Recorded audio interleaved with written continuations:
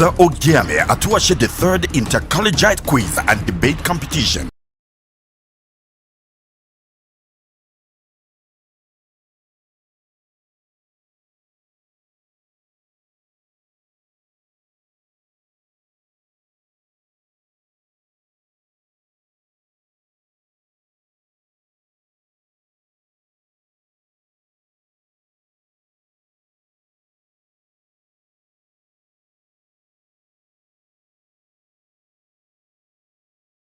I'm representative of Oyo-Ekoro, His Majesty Ogiame Atuwatse, Chief Engineer Dr. Ole, recognize you. I want to recognize all facilitators, panelists, and welcome all guests, parents, and every worried child present here, especially our students. The vision of the future of the world child started in 2002 while I was at the University of Ibadan.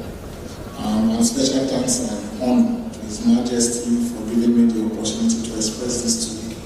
Our vision is to build a world where every child is inspired to pursue their passion, reach their full potential, and contribute meaningfully to their community.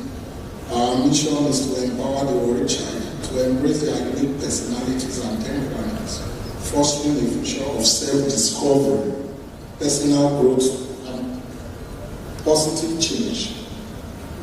What is your shape?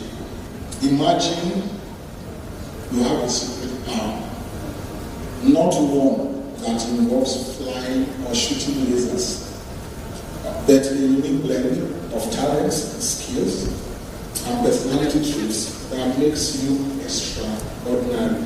I want all of us here seated, especially our children from SS1 to SS3, to know you are special. I'm not just saying it to motivate you, but that is who you are.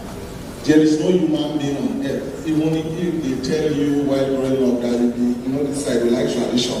Say now your grandpapa when you die before I come back, you can never be like your grandfather. You are you, even if you are identical twin, you are unique, you are special. God has molded to be who we have a particular space in humanity that no other human being can do. You have special abilities. It is not that every human being possesses over 50 abilities, but probably before we live to 80, 90 years, whatever, and die, we are most likely not to be aware of more than 5 of our abilities. Even geniuses don't use more than 4% of their brain. So for you to discover your abilities, we've listed a lot of them. For you to actually discover your abilities, you need to follow your heart. You need to follow your passion. You need to really, really, really be sure that this is what you love to do. While growing up, you won't go read engineering. If you never born doctor, you never born better people.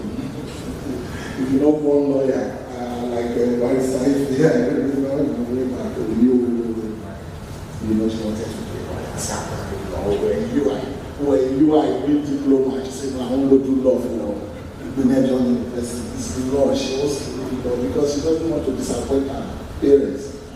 One of my lecturers pushed her daughter to read medicine. Professor Oyo-Ekoro pushed his daughter to read medicine. While we were in 300, we walked into our class one day. He was teaching us physical chemistry. Walked into our class and said, I'm sad today. I said, why?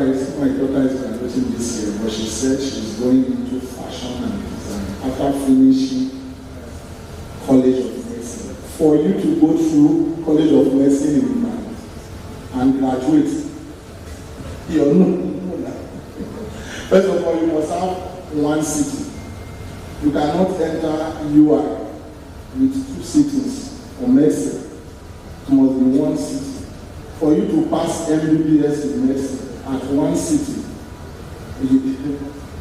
So for somebody to have got through all that, got to 600 level and walk to a professor father to face him and said, Daddy, I have done your own. You wanted a daughter that is a medical doctor.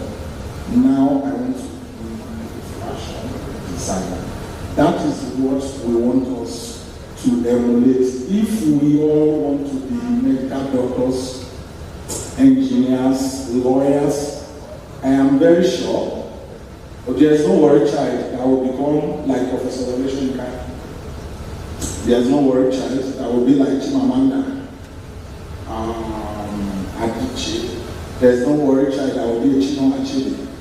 But when we follow our passion, when we follow what motivates us best, we'll be able to pursue that which will make us excel, that which will bring the world to us, not us to the world. Now, what is your personality? Most times we often misconstrue personality and temperament. Temperament refers to how people behave, while personality refers to why people behave in a certain way.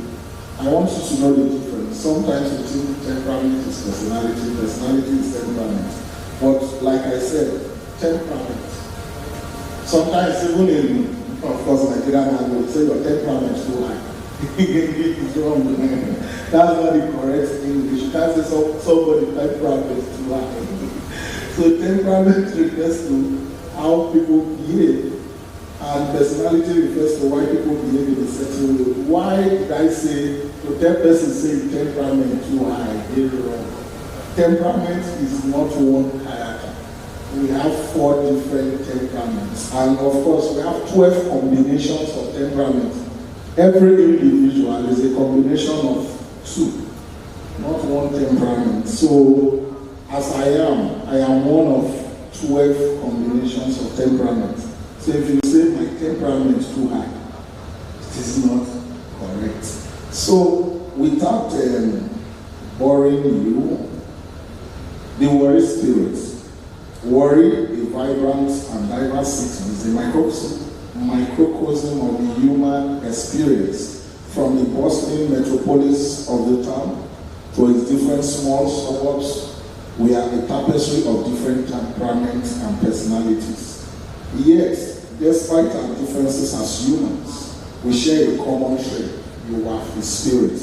What has brought you here today is the Wafi spirit. This spirit is characterized by resilience, creativity, and a deep-rooted sense of community.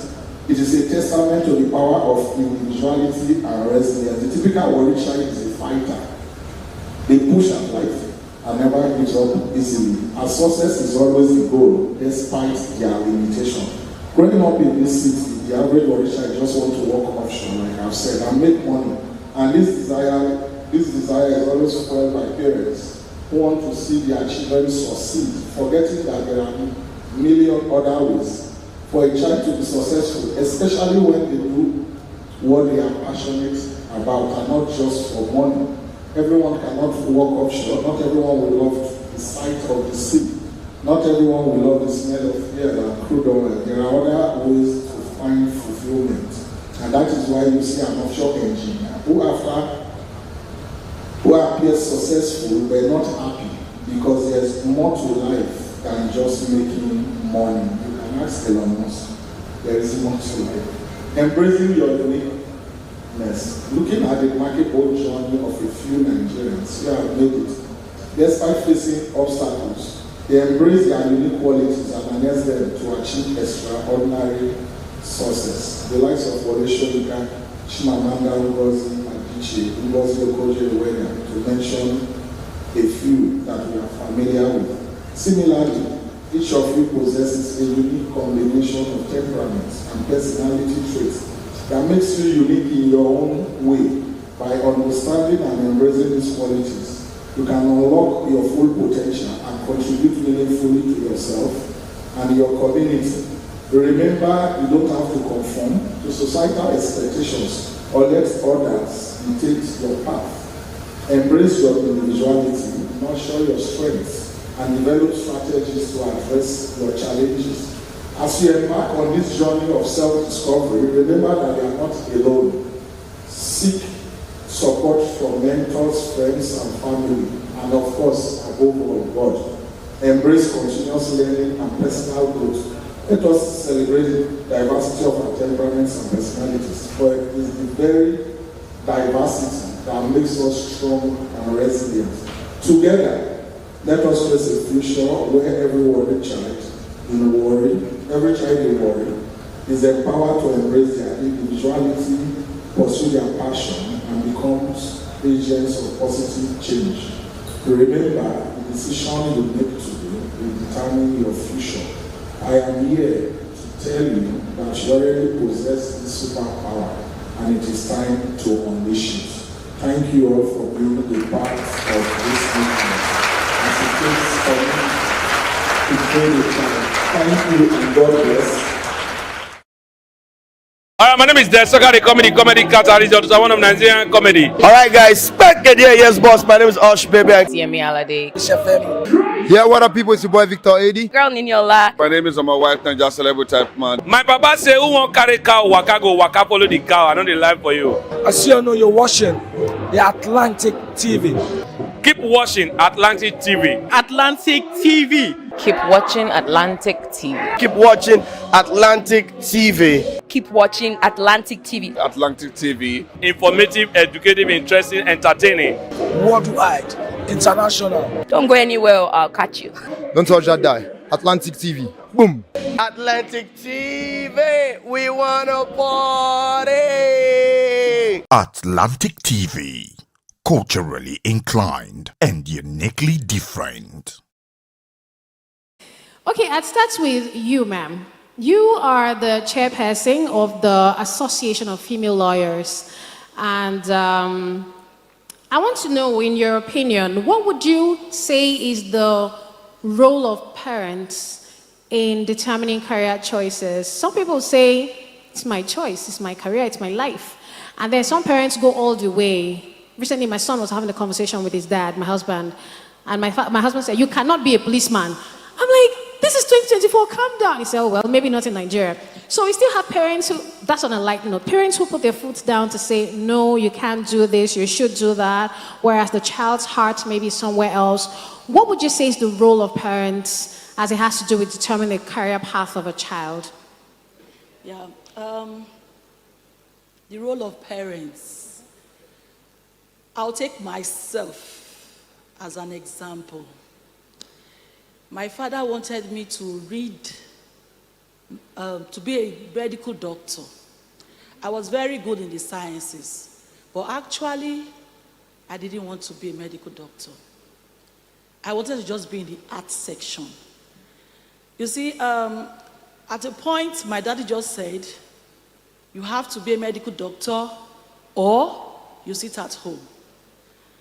I finished well as a science student, but I wasn't determined to go in as a medical doctor.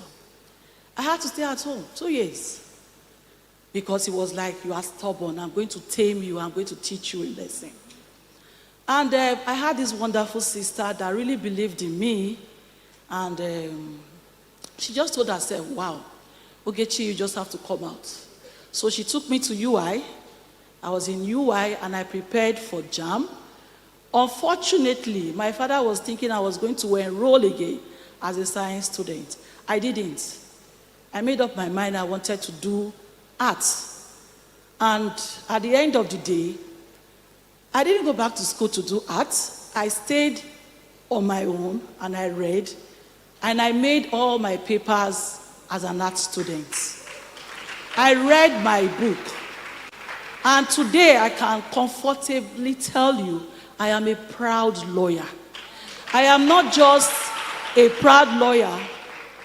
I like what I do. I'm an advocate for women and children. Now, assuming I didn't do what I really wanted to do, honestly, it would have been a boring life for me now. So you see, parents, I have 4 boys. And at a point in their life, I always call them and tell them, okay, what do you want to be? And they will tell me. And once it's SS1, I begin to prepare you based on what the child wants to be. You see, you cannot put yourself as a parent in the child. The child has to develop, find out what he or she likes most. And in doing what he or she likes most, he's going to excel. She's going to excel. But when you make the child do what you want, at the end of the day, you find out that, okay, let's take Davido, for example. The father wanted him to be a lawyer. Let's take Faz, for example. The father also wanted him to be a lawyer. But today he's great. Everybody's hearing about Faz. Did he do law? Yes. But is he practicing law? No. So he was determined. He just told himself, this is what I want to be. And he's excelling and he's doing great. So as parents, yes, we are to mentor them, guide them, but please, let's guide them based on what they want to be. And when they begin to do that which they want to be, they will excel. Thank you very much. Beautifully put. Well done. I love the sound of that. I have a few things to say about that, but I'll dash on to... Hello, ma'am. What can I call you? Tosa? I'm trying to preserve my tongue. I'm sorry. No offense. My name has more syllables than yours, so don't even feel like your name is the longest, but just to keep it quick. What did you really want to become growing up? I say this because, so let me quickly say this. In Warri, we say, na first thing God did take, right? Growing up, I said I wanted to be a teacher, but as a child. And then I grew up, I wanted to do law, I wanted to do mass communication. Eventually, I studied what I studied. We're going to get there. But as an adult, I went into mass communication and did all of that. But guess what? Now I'm a teacher. I'm a speech coach. Yeah, I'm not teaching right now, but I'm a speech coach. Have you always wanted to be a teacher? What did you want to become as a child? Before I continue, shout out to Oyo-Ekoro College. Are they still here? Oyo-Ekoro College. That's my secondary school, and I especially want to acknowledge two of my teachers here, Auntie Julie, Auntie Fombo. This is the product of the girl you groomed. I love you. Okay. Growing up, I wanted to be a medical doctor. I gained admission for it, but after writing JAM and all that 2 years, the third year I gained admission, and as I was running through the admission process and all, I had an accident that almost cost me my right leg. I used crutches for over a year with this leg. So after going through that, then my mom now said, what do you want? Should we start the process all over, or what do you want? I said, no, I don't want to go to school again. I want to learn a skill. She said, is that it? I said, I want to learn a skill, and she allowed me. I did 1 year and 6 months learning fashion design. So most of the things you see me wear, I make it, including what I'm wearing. So after that, when I was about rounding up, my mom said, you can't stop there. You need to go back to school. And I said, okay, let me just do anyone, whatever course they give me, anything I would do. She be in school, anything. She now said, there is College of Education somewhere. They said you don't need to go through JAM and all that. Just start from there. That was how I found myself in College of Education, Warri. Not like I really wanted to be a teacher. And while I was there, I met some persons that made my stay there very interesting, and I began to see reasons why I should be a teacher, but not without a challenge. While I was in College of Education, Warri, I wouldn't want to go into details, but I want to say this here, because that's part of what's bettered. I'll talk about that later. While I was in College of Education, Warri, some persons that are familiar with me in Cocoa, I'm seeing Mr. Mino Esetegiwa there. Maybe you must have heard of the story. I had a problem with a lecturer, and he looked at me and said, you will not graduate from this school, except I'm not a lecturer in this school. And I told my mother, I said, I don't want to even go before. She was enough for just stairs. My mommy said, what will I do? And she began to pray. Just women who are widows. Every night she will pray and say, God of widow, show up for my daughter. God of the widows, show up for my daughter. And And God came through. I have a book I wrote on that. I'm a writer, by God's grace. I'm not just a teacher. I have 3 books I've written. I have a book I wrote that really talks about that says a lot about that. So while growing up, I didn't want to be a teacher, but now I say it anywhere. I'm a proud teacher. Like, I'm a very proud teacher. Most of the times when I see students I've taught and they'll be like, Auntie, with this my stature. At times I'll be looking at them up, I'll be like, did I teach you where? I've forgotten. They'll say, so and so school. So I'm a proud teacher. Everywhere I find myself, I always look for the opportunity to teach. Even in church, I work as a junior church teacher. I'm proud of it, and I'm happy I took that decision. She talked about someone who kind of made her stay in school a bit unpleasant. And I'm putting it mildly, even though I don't have all the details. Now tell me, you are the head of the medical CDS in the Warri South local government area. And in your work so far, do you think that kindness has any role to play in whatever career path you choose to follow? Maybe only doctors need to be kind, only teachers need to be kind. Do you think kindness has any role to play for like a politician right now? For example, just come out, dish out laws, tell the people, all of you over there. Is there any career path that, we really don't need to be kind? Because I'm asking this specifically because we've had issues of mental health being talked about lately. And somewhere we think, is it that we're not kind enough? Is it that if we have a little more kindness, we can have a little less of these issues? What are your thoughts on that? Thank you very much. My name is Onoane Shedrack. I find it a very rare privilege to sit in front of this crowd to speak. So, pertaining to the question, kindness. For me, I feel kindness is a virtue. Kindness is something we all should possess. And I'm a Christian boy, so I'll make reference to Jesus, I'll make reference to God. God himself was kind enough to give his only son to us at salvation, to bring us to salvation. So speaking about us as humans, as people, kindness is something that should flow. It's not just about a particular job. It's not just about a particular job description. Doctors should be kind. Nurses should be kind. I can remember in school, I used to have issues with non-teaching staffs. Try the people that change receipts in school. The non-teaching staff, they are always eating. Please leave my office, leave my office, leave my office. I'm eating, please. Please, you people should go and queue in that place. I'm eating. They are always eating. You want to see my mouth as I'm eating? You go and start us like. So I feel we should relate to people. How would we relate to ourselves? We should do to people what we expect to be done to us. So I feel if we do that, the world will be a better place. If you know you won't be able to take this particular thing from a certain person, you wouldn't want to do it to somebody. So human sympathy, empathy, if it's in us, if it's embedded in us, I feel we would be better people. Teachers would be better teachers to their students. Politicians to be better politicians to their subordinates.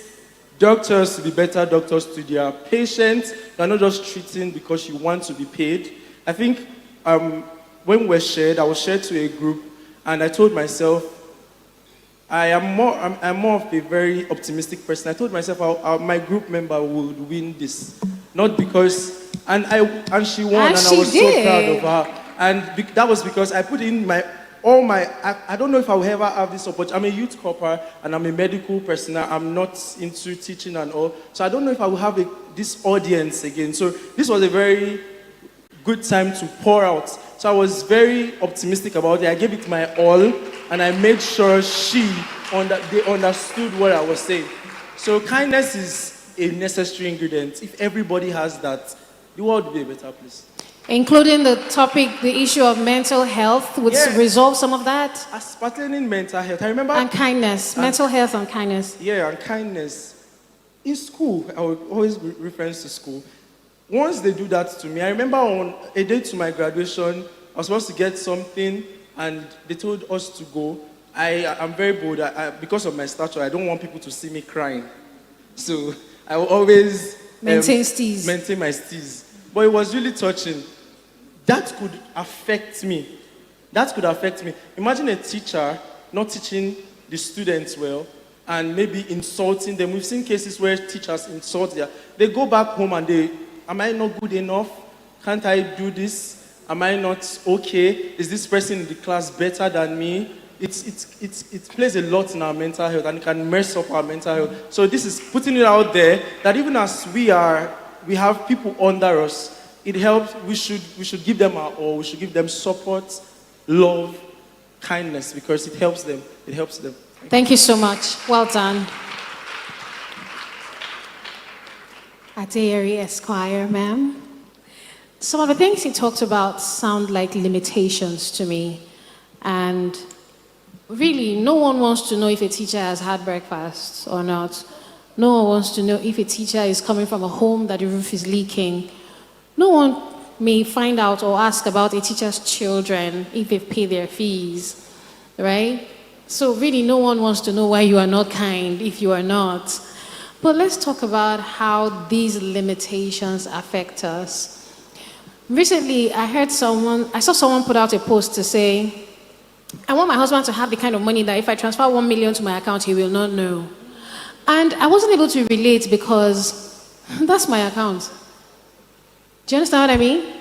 I hear people saying, oh, I pray I become the first lady, and I'm looking at that head. Can that head not be the president's head?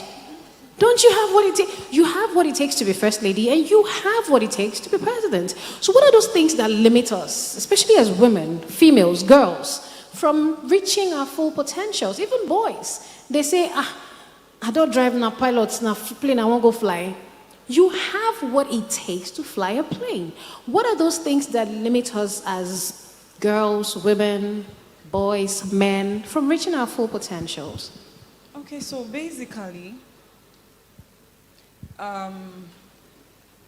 as human beings, we must understand that limitations are a part of life, okay? Limitations are a part of life, but do not dwell on it. Do not dwell on it. Our mindset, first and foremost, is where all our limitations start from. And if you're able to break it, then you can move. You can only be as good as, like they say, everything first happens in the spirit. Okay? I'm a believer, so I would always. And then your mind, everything you want to be, everything you want to do starts from here. You have to tell yourself that I can be anything that I want to be. If I look at our convener today, we go like really way back from when we were in school and the kind of things. If I look at us now, we didn't allow anything get to us. Keep your eyes on the mark and press. There will always be limitations. Ask inventors. Ask the people who make things. Okay? You'll start. You may not succeed the first time. But do you stay down because you fall? The answer is no. You keep moving until you get it right. Okay? For females, there is a stereotyping. They make us feel like because you're a woman, you can't do this. The weaker vessel. But I'm thankful for the kind of women we have these days. Okay? We have strong women. You can be absolutely anything you want to be. Whether you are a male, whether you're a female. You know the saying that what a man can do, a woman can do as well. Okay? It's a fact. It's a fact. All you need to do is to put aside all the... Forget about what people say. Okay? Put in the work. Be outstanding. Most often at times, because we're women, more is expected of us. Okay? For you to be able to... But just give it your best and push, because really you can be anything you want to be. Just if you can think it, you can be it. Yeah. Thank you. Indeed, if you can conceive it, you can birth it. That sounds cliche, but it's very true. Sometimes we think about certain things and we dismiss it. Stop. But really, if you can think it, you can do it. I'll also ask you the next question. So I organize a spelling bee for children in primary schools. A lot of people here know it's a free spelling bee. And one of the questions I get asked a lot is, what's in it for you? Why are you doing this? And we've grown so used to people doing things because they want to get something. And yes, I want to get something. I want other children to be as smart as my children. I want other children to speak as well as my children. Ladies and gentlemen, can I tell you that the young girl who won the first prize just now was a little genius? Yes, she was. Congratulations once more, Ella. So it's a spelling bee, right? But children learn much more than spelling. They do. And that's why we'll talk about kindness, because putting things like this together, ask Mr. Edema, what is profit in this? You see a lot of people coming together, and there's so much that goes into it, but if you've never been there, you may never understand. So I want to ask you, between being a problem solver and being a money maker, how do we reconcile these two? This question is actually for me. I worked on the radio for about 10 years, and I don't want to go into my financial state at the time I was coming out of radio. Someone asked me, are you sure you're still going to be popular? You're still going to be relevant? I said, leave that one first. Let's go after the things of the Lord. Between being a problem solver and being a money maker, is it possible to achieve both? To say, yes, I don't just want to make all the money, I also want to solve problems. Can we? Yes. Find a balance for both. Be in the affirmative, okay? Because the truth is, if you can solve problems, you definitely make money. Ask the people who started making pure water, okay? Not everybody can have access to bottled water.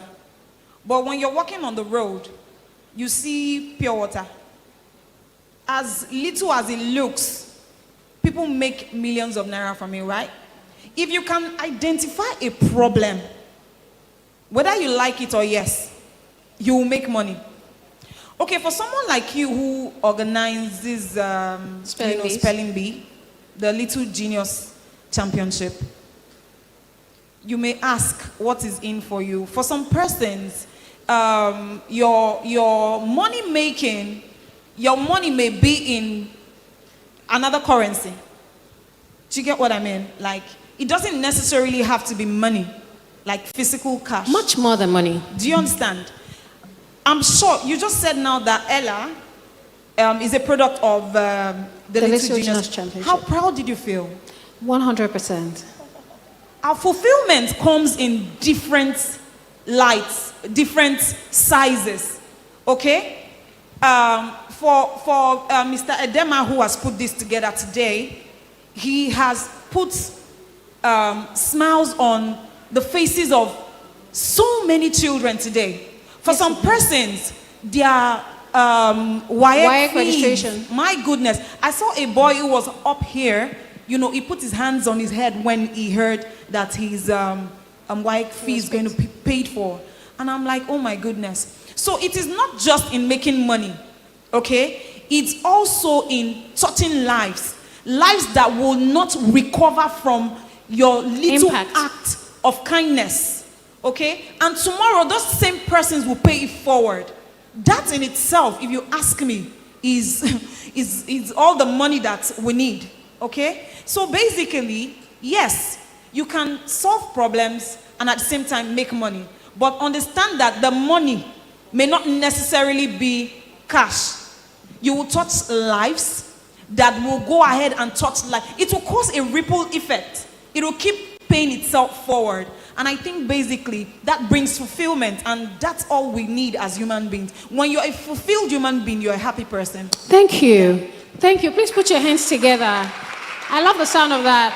And I asked that question because these days a lot of people tend to focus on money, and it tends to change the values of certain people. And I think if we can focus on things that are much more than money, we can grow and improve as a society. I heard this saying, some people are so poor, all they have is money. That should never be you. Ma'am, I'm going to ask you the next question. How does confidence affect how we turn out? So for some people, their title, their nicknames are, maybe when they come into the class, everybody goes, maybe because they have a smell, right? And odor. How does our confidence level, how we smell, how we look? In school, I had a name. I'm not even going to go into that. But how does that affect our growth, success, and how we eventually turn out? Because some people here could have come out and in their heads, they speak better than Ella. But for some reason, they won't just come out. So it's not that they're not smart. It's that something is missing somewhere. How can that affect anyone? And what can we do about it? Okay. You see, I keep telling people, because sometimes we go to schools and we talk to learners. Look, you just have to be bold. You just have to be you. It's in everybody. The confidence is in you, but you need to understand first yourself. You see, some of the students came out and they were talking about peer pressure. Yes, we understand that. Sometimes in classrooms, you find that a particular person, maybe out of peer pressure, maybe out of, friends, when the person is coming into the class, and the friends will be like, wow, see that one is smelling and all that. You see, I always tell students, in any circumstance you find yourself, just know that you are just unique on your own. No matter how it is, you have to build that confidence in yourself. Sometimes the class teacher comes to the class and they will ask questions. Some are shy to talk. When you don't stand up and talk, you won't even know if what you have is even wrong. And at the end of the day, when you go to the exam hall, you write rubbish because that is what you know. You've not been able to stand up and talk. Now, when you stand up and talk, you express yourself. When you are wrong, you get one or two persons that will correct you. Okay. And then you now know that, okay, this idea I have is very wrong. Okay. And you develop yourself. So, in all, students, you just need to learn to be bold. Be bold to speak. Be bold to encounter or face any situation you find yourself. Awesome. And when you build that courage, you will be bold to face the larger world, the society. Because right now, you are just in a very small space. When you go outside, you are going to be facing a large crowd. If you decide to keep to yourself and you are shy and you don't talk and you don't, stand up bold and talk, you will live to regret that. Thank you. All right, thank you so much, ma'am. So as we wrap up, I'm just going to throw two questions to you both, and that's going to be it. Maybe in 30 seconds. We're not having final words. We're just going to wrap up with those questions from you both. How can anyone handle peer pressure? Yes, please. The fear of being laughed at is real. It is real. I don't even want. The ground should open. Don't worry. It's not school fees they should take. I don't want. How can anyone handle not just peer pressure, the fear of being laughed at? Let's leave peer pressure now. Let's narrow it down. How can anyone handle that? You don't want to come out because you feel you're going to be laughed at. Your skirt is too long. Your trouser is too short. Your tie is too this. Your head is too big. Your ear is too small. There's always that. And Shadrach, I'm going to ask you, how can we avoid and overcome addictions? When we talk about addictions, we're looking at food, screen usage, drugs, you name it. So can you do that in 30 seconds? Is possible? Thank you. How can anyone the fear of being laughed overcome the fear of being laughed at? Okay. Part of what Flourishing Seeds Initiative I've been doing recently is that I, as a person and a body, we've been able to create awareness against sexual, I'm trying to answer your question, against sexual molestation, sexual abuse, because that is something that is gradually eating up a lot of our teens and children. So, and one of the things we talk about is stigma. Have been there. I've been there. I've been there. I understand what it means to be laughed at. I understand what it means to be talked about. It was so bad that to even go out for lectures, I was unable to. I will leave my house, that I'm going to school, but I'll not be able to enter the class. And how did you overcome that? Good. Number one is, what helped me is the Holy Spirit I had. That was one thing that helped me, the fear of God that I had. And another thing was the friends I had around me. That's why the friends you keep matters a lot. I had friends then that were telling me, forget it. Anything they want to talk, forget it. I know you are not this type. I know you are not like this. I'm talking about stigma, not just from peers, not just from my classmates, even from lecturers. Even from lecturers that should stand up for what is right. Mm-hmm. It was that bad. But my friends and the godly training I had were part of the things that helped me. And another thing was book. I read a book. I'm trying to remember the book, but that book really helped. It was somebody that gifted me. Awesome. And said this would help. Beautiful. Thank you. Wonderful. Sir, addictions. How can we avoid and how can we overcome? Okay, very quickly. Thank you. My mom used to tell me something. She used to say, there are three parts of life: the good, the bad, and the ugly. Growing up with that. And she always tell me this. She always says, do not let your background put your back on the ground. So you might be addicted to something. There's a difference between a fact and the truth. So you might be addicted, that is a fact. The truth, can you leave that addiction? That is the truth. So it all has to do with what I want. I went to one of the worst universities in Nigeria. When I was even going there, my dad was telling me, you are going to Ekpoma, courtesan, Ekpoma. But I knew that I was going there for something. You should be determined. I want to change. I want to be this. I told them, I said, the future you do not picture, you cannot future in. So I have to picture what I want, where I'm heading. Before I can future in it, I have to picture it. I have to know this is where I'm going to. When you know that obstacles that just come will just be like, you just dust them off. So dealing with addiction, you are addicted, but I know, and you can change, you can come out. There's discipline. There is, if it's about screen time, you can discipline yourself. I don't want to use my phone, I want to read. It's about drugs. Many secondary school students now, we even hear of cultism in secondary school. But what stands you out, what brings you among your peers, what brings you out is you. You should love yourself before others will love you. So you have to do it for yourself. Thank you. Thank you. Thank you so much. I sincerely appreciate every one of you. And to wrap up, I'm going to say this. This is a task for all of you. When you get home, you're probably 20 or below.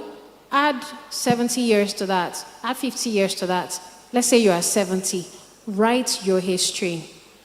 Oyo-Ekoro was an extraordinary speech coach who was also an electrifying compere. She organized spelling bees that gave children the opportunity to travel around the world. Write your history. Look at it. Man, know thyself. All right? How do you see yourself? That would help you write that. And then ask yourself, if you're scared, if you have confidence issues, ask yourself, what's the worst that can happen? They laugh. And then what? And then stop laughing at others. Even when others are not laughing at you, if you laugh at people normally, you will feel like everyone is laughing at you. Ladies and gentlemen, I'm the only Omo of Ekoro called Oyo-Ekoro. It's been such a pleasure and an honor doing this. I've had the amazing the chairperson of FIDA here as well. I've had the State Council from the Delta State Internal Revenue Service. I've had the founder of Flourishing Seeds, and Wane Hayes. Thank you so much for sharing these gems with us. We appreciate it. And thank you, Reggie. Atlantic TV, culturally inclined and uniquely different. Don't miss out on exciting news, events, and more. Stay connected by following us on Facebook, YouTube, and Instagram at Atlantic Media and TV. I have here empowering adolescents for sustainable future. Empowering adolescent for a sustainable future. Who is an adolescent? You, right? So, according to the dictionary, it is a transitional phase of growth and development between childhood and adulthood. While the WHO defines it as any person between the ages of 10 and 19. The word adolescent is used to describe young people who are no longer children, but who have not yet become adults. Adolescent is also called a teen age, which is the stage which you people are now. Now, one thing that can affect an adolescent from achieving a sustainable, bright future is what? Is drug. Like Ifemena said, if you can think it, you can achieve it. And if you are into drugs and the brain is affected, can you still do anything? No. And so, drug has hindered so many people's dream. It is something you should not toy with. You may think that when you start it, you'll be able to stop it. No. Once you are hooked, coming out becomes very, very difficult. This is something we see often at time. We see them practically. It is easier to start, but pulling out becomes very difficult. So what I tell students is, flee from drugs. You don't run away, flee from it. Flee from it. If you're in a gathering where they are discussing drugs, and you know you cannot change it, and you know you don't have a say, you cannot do anything, just take a step away from there. Disengage from that gathering. Please, next slide. To continue, say drug abuse can significantly hinder an adolescent's ability to achieving a sustainable future in several ways. One is the physical health. Like I said earlier on, it can cause brain damage. Psychologically, it can give you low self-esteem. And socially, it strains relationships. That is, it separates you from friends and family. While economically, it makes you a burden to yourself and to everyone around you. So what is drug? We all know what is drug. I believe you must have been taught in your school. What is drug? So to everyone, it means different things. But for this gathering, he said the term drug is a broad word that has no single or specific definition. Its meaning changes with time and from place to place. It could mean different things to different people. If you go to the streets and ask, what is drug? Some people will tell you it's medicine. Are they correct? Yes. Drug, it's a medicine. Depends on how you see it, on how you take it. So, he said decades ago, the only known drugs of abuse were tobacco, alcohol, and cannabis, which is marijuana. But today, opiates and other substances have gradually joined the list. Yes, when we were growing up, we only know of tobacco and alcohol. But these days, even as an officer, there are some drugs I don't know. Because every day, new drug keeps emerging. So drug, for the context of this, like say, drug for us, this is how we define drugs. It's any chemical substance. It could be natural or synthetic, which when taken into the body, changes the way the body functions and also the behavior of user, which could be physical or psychological, or both. Now, talking about the stages of drugs. We have 4 stages of drugs. We have the experimentation stage, the occasional stage, the regular stage, and the dependency stage. As the name implies, experimentation is the first step to taking drugs. You want to experiment out of what? Curiosity. You want to know. So peer pressure and curiosity lead some young ones to experimenting drugs. The first experience may be unpleasant, and this could do what? Discourage them from trying it again. But others may go beyond it. Some may try it and may not want to go back. While some will start from the experimentation and just skyrocket to dependency stage. It does not follow as it is here. So you may just experiment it, you will like it, and you... The Ogiame Atuwatse the third Inter-Collegiate quiz and debate competition.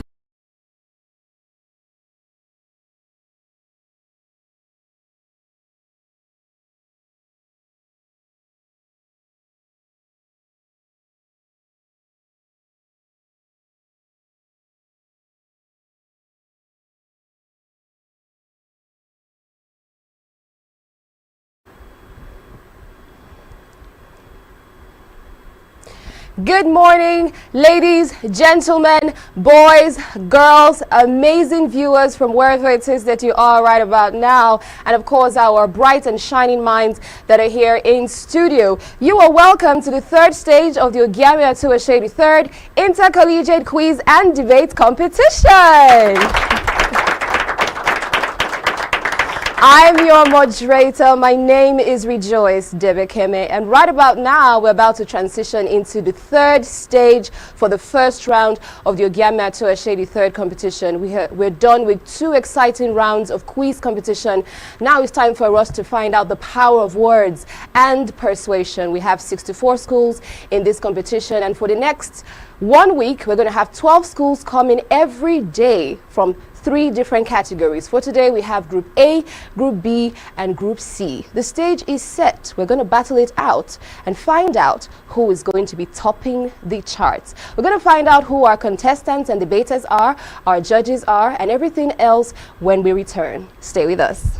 The future belongs to only those who dare to challenge. Are you brave enough to reach for the King's Prize? Set your date and time. Turn on your notification. Our 64 schools go head-to-head in the maiden Ogiame Atuwatse the third Inter-Collegiate quiz and debate competition. Brace yourself for intellectual chills and thrills. Watch secondary school students from different local government areas in Delta State battle it out for the grand prize of 10 million naira. This competition will run from the 10th of February to the 24th of June 2025. The Ogiame Atuwatse the third Inter-Collegiate quiz and debate competition is proudly presented by the Office of the Sole Representative of the Olu of Warri to the NMPCL in conjunction with Cora Care Foundation, and proudly sponsored by Rokotech Integrated Services Nigeria Limited and Ale Innovative Nigeria Limited. Media partners Atlantic Media and TV Group, Cora Radio, Prime Gossip Gazette, and Oyo-Ekòró TV.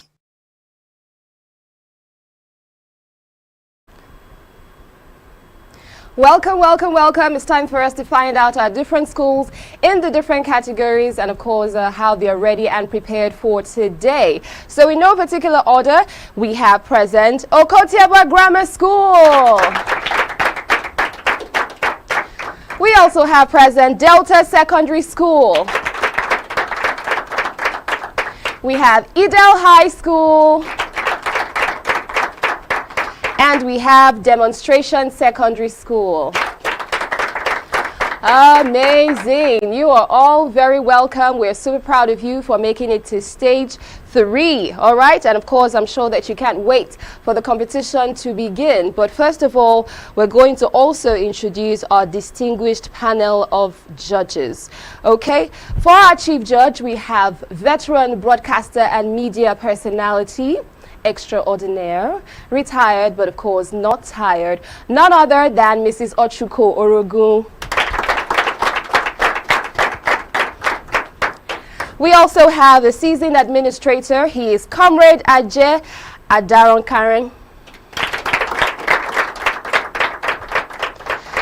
And then we also have the very beautiful Mrs. Jane Tosan Ibiayi Pribo Samuel. Alrighty then, I'm your moderator, Rejoice Debekeme is my name. Right now it's time for us to battle with the wits, and of course we're going to find out what the debaters have in store for us. But first of all, we're going to find out what some of the guidelines are from our judges. Over to you, judges.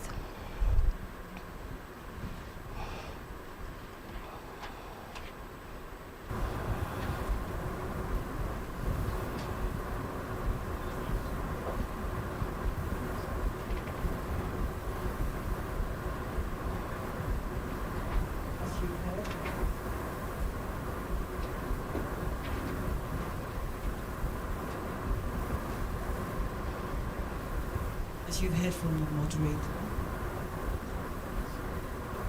Go ahead. As you've heard from the moderator, we the judges here are working together. And our debate rules, no use of mobile phones, highly prohibited. Cheating leads to immediate disqualification. Proper decorum must be maintained by participants and teachers. Specific debate topics and motion will only be sent a week before participants' session. Participants will be given 10 minutes to speak for their team, 7 minutes for lead speaker, and 3 minutes for supporting speaker. A countdown will begin 1 minute before the participant is notified to stop speaking. Exceeding of time limit by participants lead to deduction of marks. Judges are only expected to give their remark after each session alongside score points. Participants will be judged based on stage presence, confidence, accuracy, time management, neatness, intellectual ability, and public speaking. Thank you.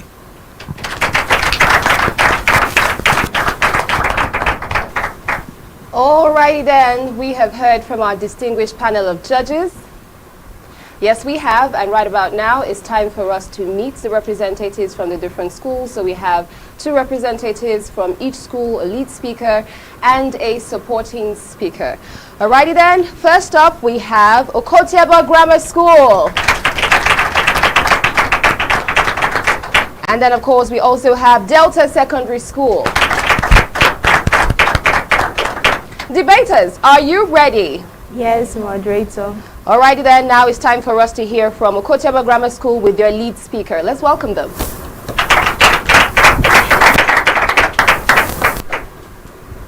Good evening, moderator, the panel judges, the accurate timekeeper, co-debaters, and my fellow students. Standing before you is Ruler Marvelous Ogiame Atuwatse. I'm a student of Okotiaba Boys Grammar School. I'm here to propose a motion which says traditional institutions are still relevant in our modern governance. But firstly, before I expatiate or explain my point, one needs to briefly understand the meaning of traditional institution. Traditional institution may be defined as an established custom, practice, and organization that is passed down through generation in a particular society or culture. These are some of the examples. 1. Cultural association, councils of elders, and traditional courts, etc. These are some of the reasons why traditional institutions are still relevant in modern governance. 1. Cultural significance. Traditional institutions are the custodians of our cultural heritage. They preserve our custom, tradition, and value, ensuring their continuation in our future generation. 2. Community development. Traditional institutions have a deep understanding of the needs and challenges of their community, such as job creations, improving education, and healthcare access, etc. 3. Conflict resolution. Traditional institutions have a proven track record of resolving conflicts and promoting peace. For example, the traditional chiefs, they play a vital role by resolving land disputes. 4.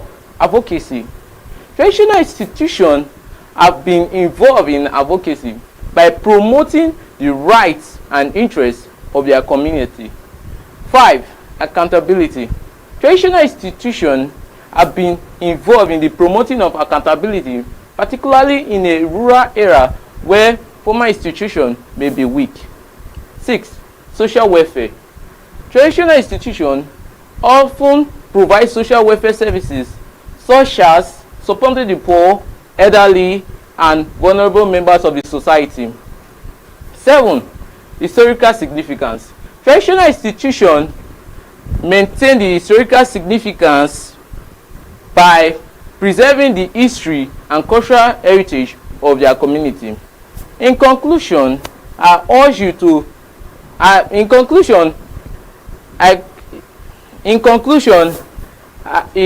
urge you to consider my overwhelming evidence that social media. In conclusion, I urge you to consider my overwhelming evidence, which says traditional institutions continue to play a vital role in our modern governance, particularly in a rural or traditional community. They provide a unique perspective and affordable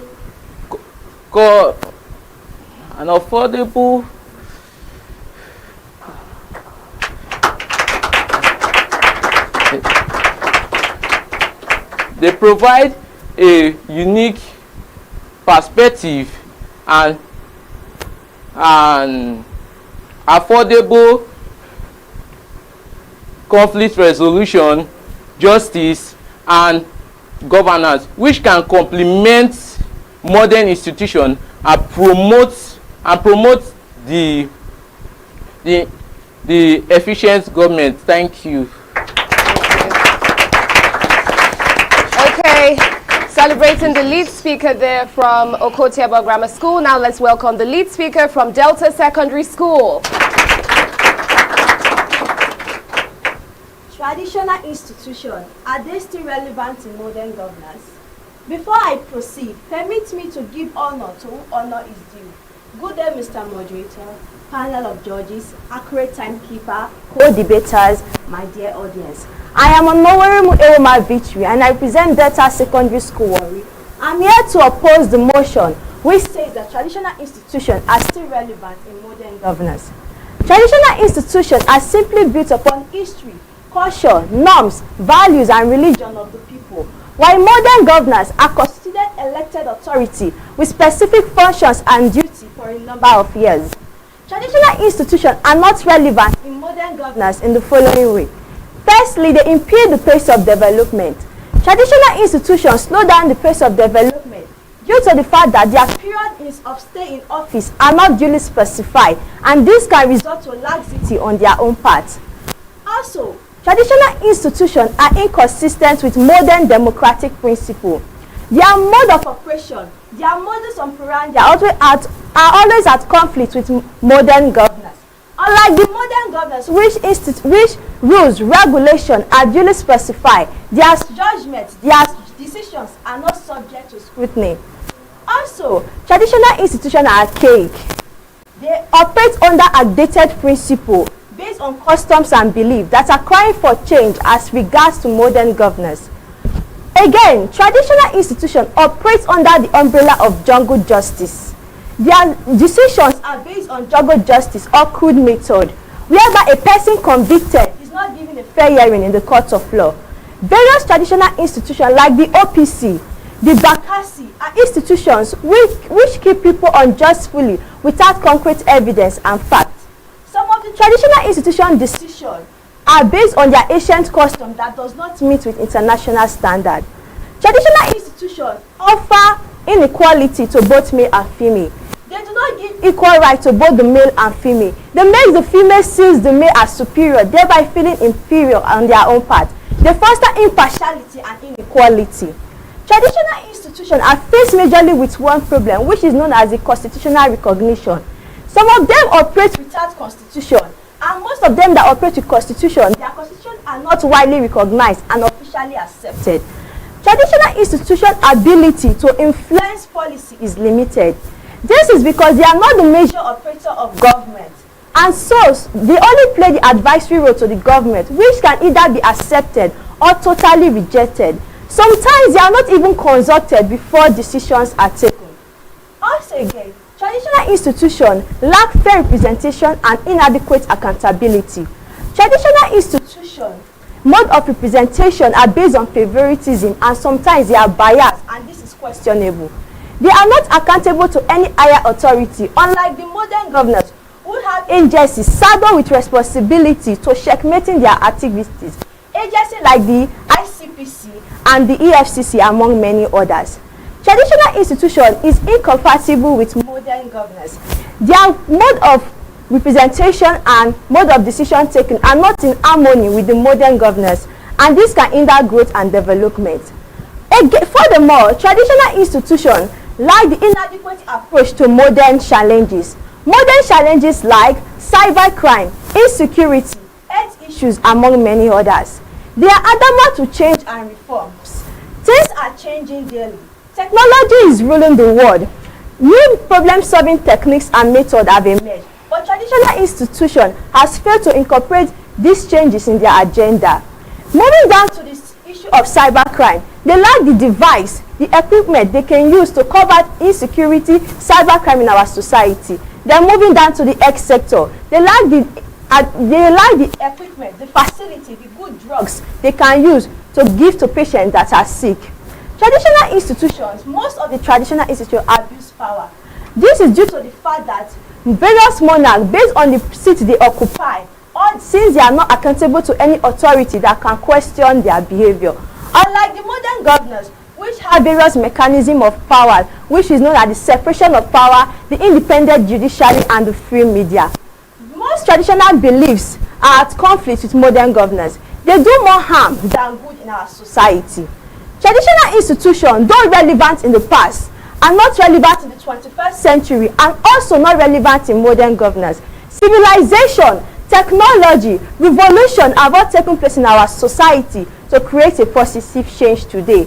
With these points of mine, it is unarguably clear, my dear judges, my dear debaters, my dear audience, that traditional institutions are not relevant in modern governance. Thank you. And now, having heard from the lead speaker for Delta Secondary School, we're going to now welcome the supporting speaker for Okotiebo Grammar School. Good day, the moderator, panel of judges, accurate timekeeper, my co-debaters, and of course my audience. My name is Sideno Destiny. I'm from Okotiebo Grammar School, Sapele, Delta State. I'm here to support the motion, which says that traditional institutions are just still relevant in modern governance. Before we proceed, I would like you to know the meaning of traditional institution. Traditional institution can be defined as established custom, practices, and organizations that have been passed down through society in a culture. Here are some points of mine. 1. Preservation of cultural heritage. Traditional institutions help to preserve cultural heritage and traditional practices, which are essential for maintaining national identity and cultural diversity. 2. Moral guidance. Traditional institutions provide moral guidance and promote ethical values, which are essential for building a just and fair society. 3. Preservation of traditional knowledge.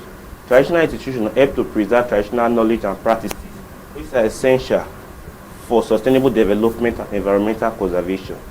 4. Providing accountability. Traditional institutions help to provide accountability in modern governance, such as identity and purpose.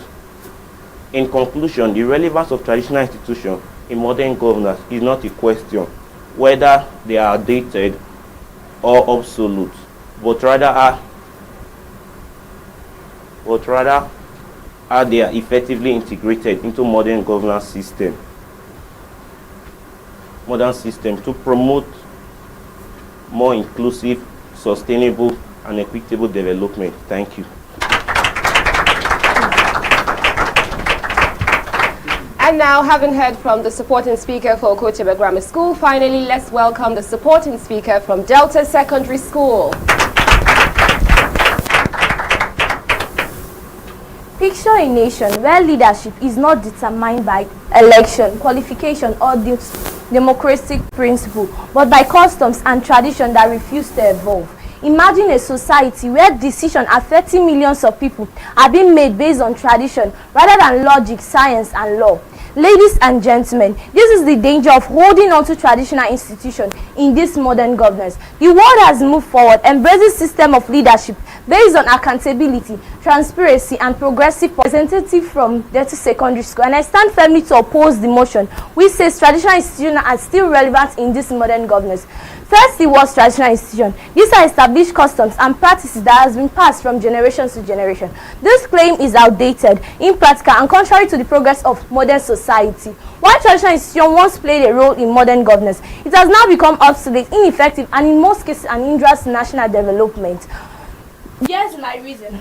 Traditional institutions lack legal and political authority. In Delta State, governance is being controlled by the state and local government, not traditional rulers. For example, laws on taxation, road construction, and educational funding are made by elected officials, not chiefs or king. Traditional institutions are undemocratic. Leadership should be based on competence, not birthright. For example, in Nigeria, presidents, senators, and governors are elected, but traditional rulers inherit their positions without public approval. In Delta State, local government chairmen are accountable to the people and can be voted at, but traditional rulers hold lifelong positions even if they fail to represent their communities effectively.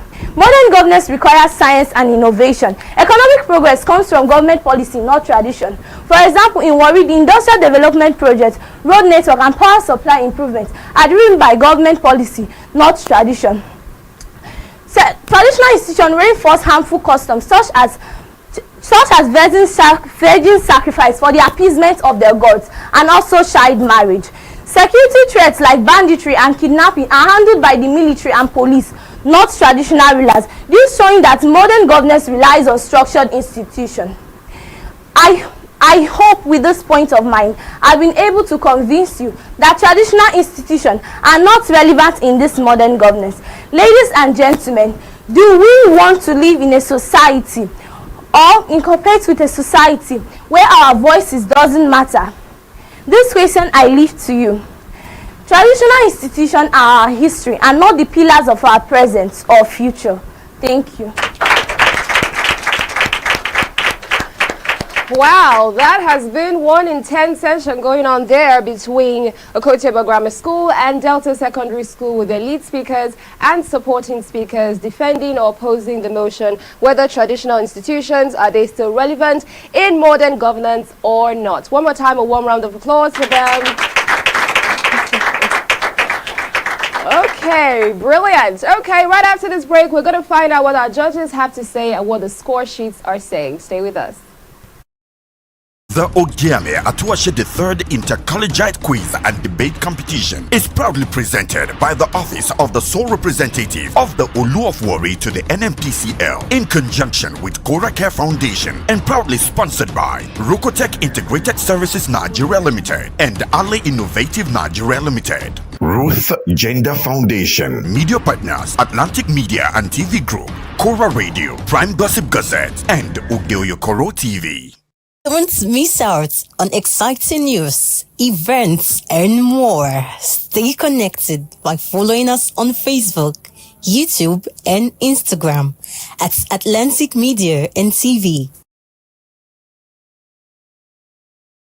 My name is Desoka, the comedy catalyst, one of Nigerian comedy. All right, guys, back again. Yes, boss. My name is Osh, baby. Ogiame Atuwatse. Yeah, what up, people? It's your boy Victor Edi. Girl Niniola. My name is my wife, Nanja Celebrity type man. My papa say, who won't carry cow, waka go, waka follow the cow. I know the life for you. I see you know you're watching the Atlantic TV. Keep watching Atlantic TV. Atlantic TV. Keep watching Atlantic TV. Keep watching Atlantic TV. Keep watching Atlantic TV. Atlantic TV. Informative, educative, interesting, entertaining. Worldwide, international. Don't go anywhere or I'll catch you. Don't touch that die. Atlantic TV. Boom. Atlantic TV. We wanna party. Atlantic TV. Culturally inclined and uniquely different.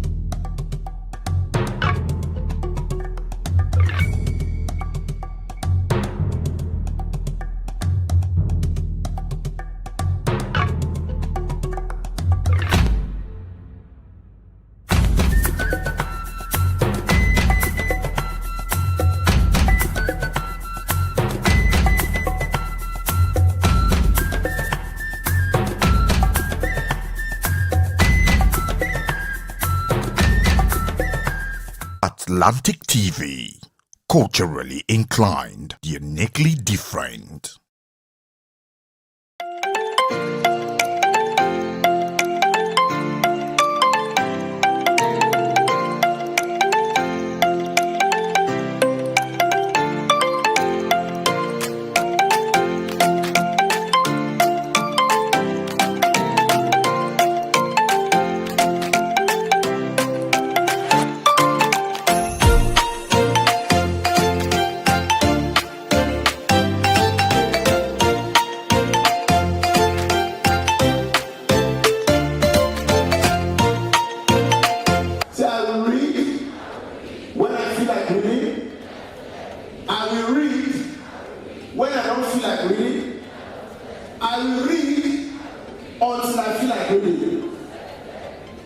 Your future is in your hand as a student, not in the hands of your parents, teacher, or anybody. Do not allow anybody to tell you that education is a scam.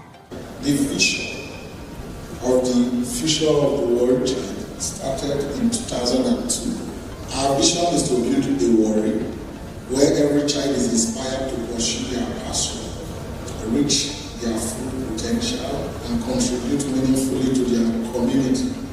Our mission is to empower the world child to embrace their unique personalities and temperaments, fostering a future of self-discovery, personal growth, and positive change. You see, you cannot put yourself as a parent in the child. The child has to develop, find out what he or she likes most. You can be absolutely anything you want to be, whether you are a male, whether you're a female. The friends you keep matters a lot. So you might be addicted, that is a fact. The truth, can you leave that addiction? That is the truth. Through the office of the sole representative of the Olu of Warri and by the Olu of Warri, we are going to be paying for 100 SS3 students. Wow. WAEC.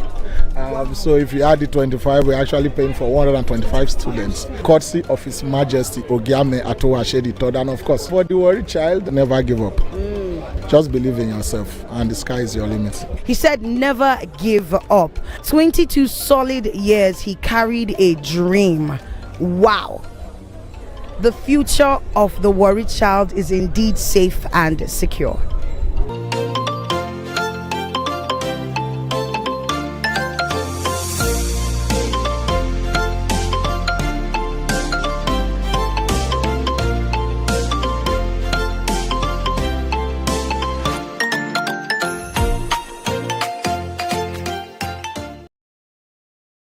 So keep watching. Keep watching. Keep watching. Keep watching. Keep watching. Keep watching. Keep watching. Atlantic TV. Atlantic TV. Atlantic TV. Atlantic TV. Atlantic TV. Atlantic TV. Atlantic TV. Atlantic TV. Keep watching Atlantic TV. Atlantic TV. Culturally inclined and uniquely different.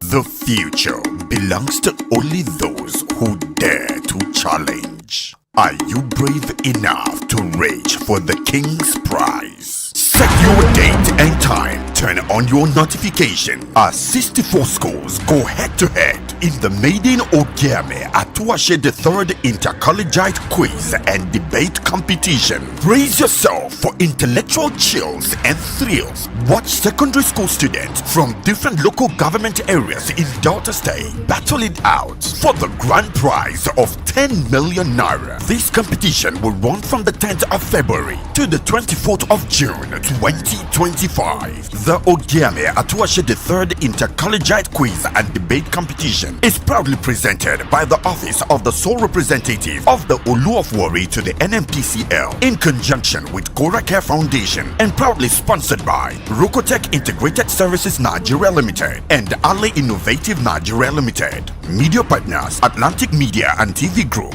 Kora Radio, Prime Gossip Gazette, and Oyo-Ekòró TV. Don't miss out on exciting news, events, and more. Stay connected by following us on Facebook, YouTube, and Instagram at Atlantic Media and TV.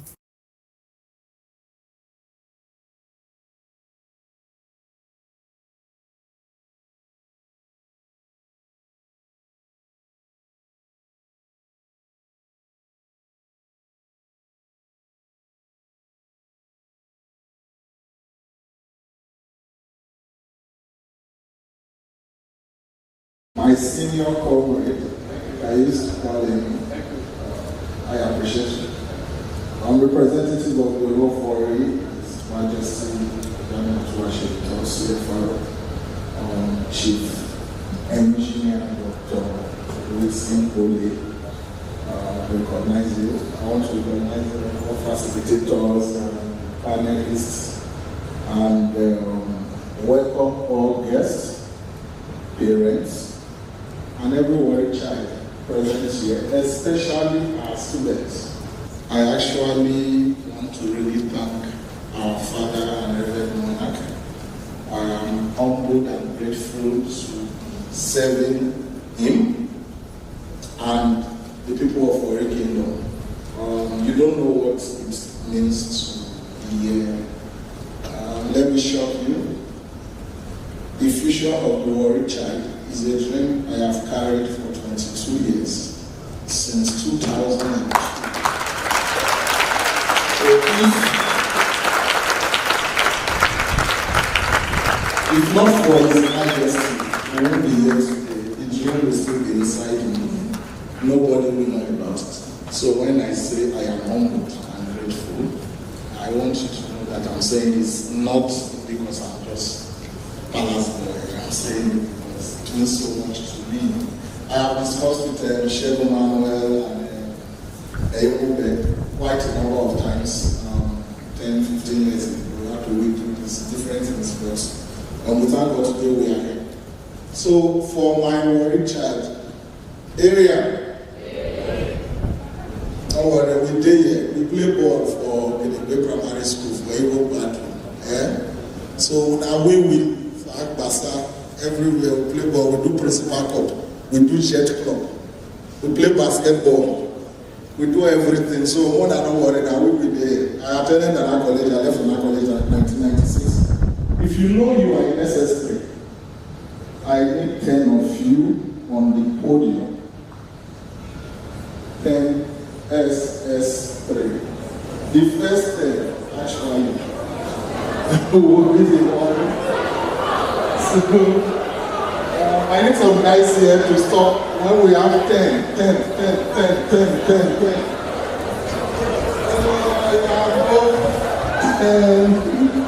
It's enough.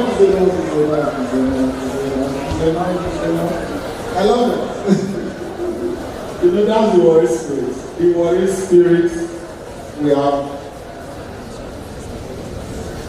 always believed in.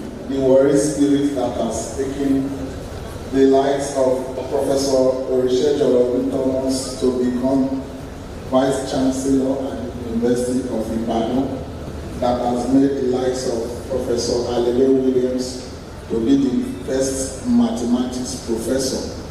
Okay, I want to isolate you. Sorry, I'm giving to analysis. I was first trained a chemist.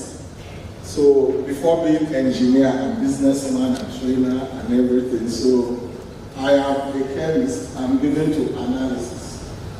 I would like to separate. You know, those of you in sciences, they say atom is an indivisible particle. But when we go to the university, we know atom can be splitted into proton, electron, and then we know that electron can be splitted into energy levels. So I want you, just, join them, taking your school, join them, you. Which other school? I think I've taken all this. Maybe today is your, are they up to 10? We have 6. Okay. And you? And you? How many do we have now? 9? 9, right? Nana College. Okay, school is done.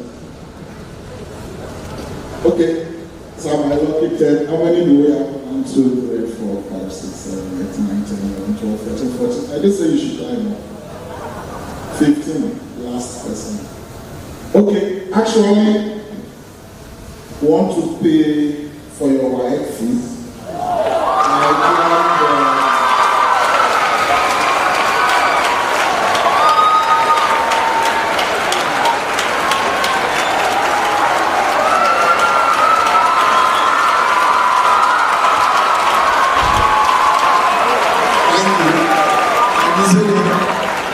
I actually wanted to pay for 10 persons, but okay, we pay for 25.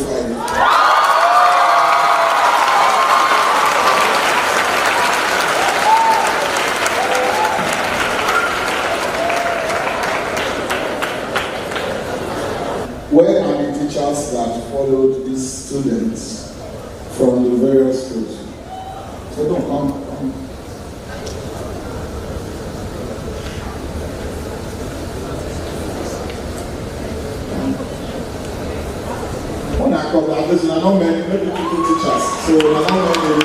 The Ogiame Atuwatse the third Inter-Collegiate quiz and debate competition.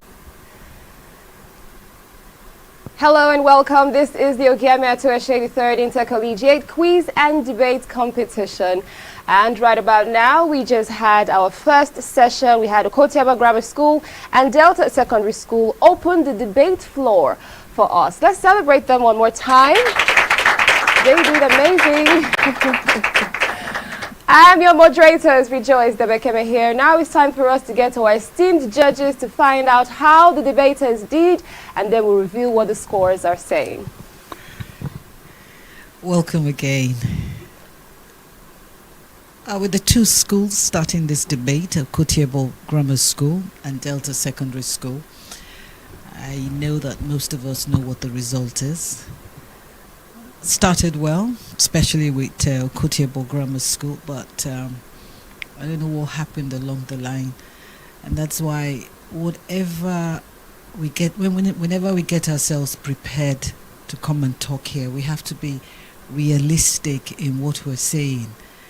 You know, we would have done a bit by trying to memorize, but after some time you feel the tension, and because you're not practical, or what you're saying is not in reality to what you're talking about, you tend to lose track. Anyway, both schools were fair, but you will know that one did better than the other, knowing what, would I say, the topic itself against and for has an advantage on a school, particular school, but they were able to marshal their points and make us understand what the traditional institutions, whether they are still relevant to government or not. One thing is making sure you're realistic in what you're saying and understanding what you're talking about. All the best to the schools. I will be handing over our results to our moderator who will announce. Thank you. Okay. Thank you. Well, just to add to what my colleague has just said, it's been a very, tough one out there, and we're in a competition. And of course, in a competition, it goes either ways.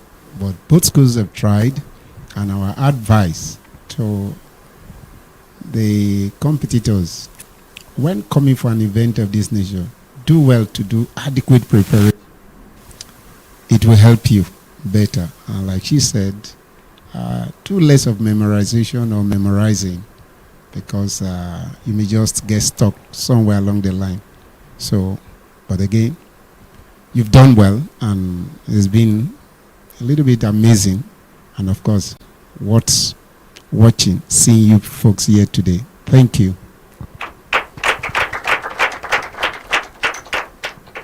Okay, also welcome everyone. once again. Like our moderator will always say, that is a learning curve for the two schools, Delta Secondary School and Okotiabo Grammar School. You've done your bit and you've done a good job, and I encourage you in subsequent parts, you do better. Thank you very much. Oh, yes, indeed. We celebrate our esteemed panel of judges. And of course, we are celebrating them for their wisdom. They have seen, they have observed, and they have told us all the observations. Now it's time for us to find out what the score sheets are saying. For Okotiabo Grammar School, they came through with a total of 34 points. And for Delta Secondary School, they delivered 45 points. Well done, well done, well done to all the representatives from the schools, that's Okotiabo Grammar School and Delta Secondary School. Remember, here for the Ogiame Atuwatse III Inter-Collegiate Quiz and Debate Competition, we don't fail, but we all learn together. We challenge ourselves to be a better version of ourselves every single time. It's a beautiful experience. Can we all agree to that? Now let's applaud. Let's applaud. Wow, so we have just hit the ground running. We have much more coming up because we have 3 categories and 3 groups of schools. We just kicked off with the first group, that's Group A, and this is just the first session. Right after the break, we are going to have Idel High School and Demonstration Secondary School. Stay with us. The Ogiame Atuwatse III Inter-Collegiate Quiz and Debate Competition is proudly presented by the Office of the Sole Representative of the Olu of Warri to the NMPCL in conjunction with Kora Care Foundation, and proudly sponsored by Rokotech Integrated Services Nigeria Limited and Ali Innovative Nigeria Limited. Ruth Gender Foundation. Media partners Atlantic Media and TV Group, Kora Radio, Prime Gossip Gazette, and Oyo-Ekoro TV.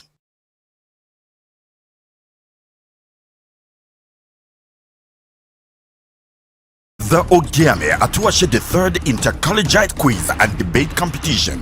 To every school in Group A right about now for Stage 2, in fact to all the groups as a matter of fact, for making it this far, that's actually an achievement, and I think that's worth celebrating. We celebrate you. Wonderful. So under the category of A, we have 2 more amazing schools who are showing forth their strength shortly as we engage them with their questions. We have Idel High School and Delta Secondary School. And from the looks of things, I can see that we all have females, they're girls, my gender. Okay, girl power. Let's see how this is going to pan out right about now. Let's meet the contestants from the different schools. From Idel High, we have... My name is Chika Kosi from Idel High School, Jedo. My name is Amor Testini from Idel High School, Jedo. Nice. And then from Delta Secondary School, we have... I am Onirai Madbamdele from Delta Secondary School, Warri. I am Onyejike Emanuela from Delta Secondary School, Warri. Beautiful. Okay. Let me quickly inform or remind you that the Root Gender Foundation is giving 2 million naira to the best female participant for the Ogiame Atuwatse III Inter-Collegiate Quiz and Debate Competition. So that indeed should have an extra boost, an extra gust to you while you're doing the competition. It's your quiz master here. This is Rejoice Debekeme. Just before we get right into it, we delve into the competition proper. A little icebreaker going on there. Aha! Idel High School. Can you say for me, Peter Piper picked a peck of pickled pepper, real quick? Peter Piper picked a peck of pickled peppers. That is slow. Can we make it faster? Peter Piper picked a peck of pickled peppers. Peter Piper picked a peck of pickled peppers. One more time. Peter Piper picked a peck of pickled peppers. Okay, nice. Alrighty then. Delta, let's do this. Peter Piper picked a peck of pickled peppers. My sister, you came ready? Okay. Alrighty then, but for you, you're going to do the sun shall soon shine. Let's see how you say that real fast. The sun shall shine. Yeah, so it shall shine. In my time, oh God, he's gonna shine. Shine, let it shine, let it shine. And I believe that you're gonna shine through beautiful damsels going on here. We're going to see how you do for the competition. But you know, it's not just about speed. It's also about accuracy, knowledge, and intelligence. Strategy is also there. So there's a couple of things going on there. There's a whole sum of different things. We're going to see how they put all of these to good use. Contenders, are you ready? Yes, Quiz Master. One more time, are you ready? Yes, Quiz Master. We're going to kick it off and hit the ground running with Edel High School. Question 1. Which of these sugars is found in milk? A, fructose, B, lactose, C, sucrose, D, maltose.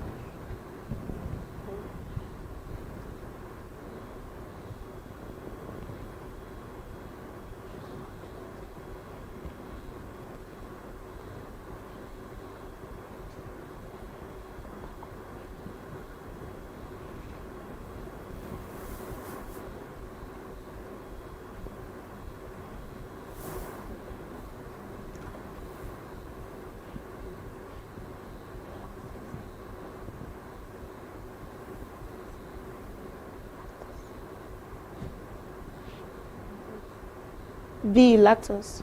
That is correct. Oh, come on, we can do better than that to encourage the contenders going on here.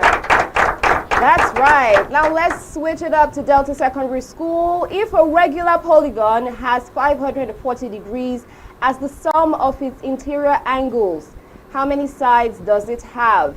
A4, B5, C6, D7.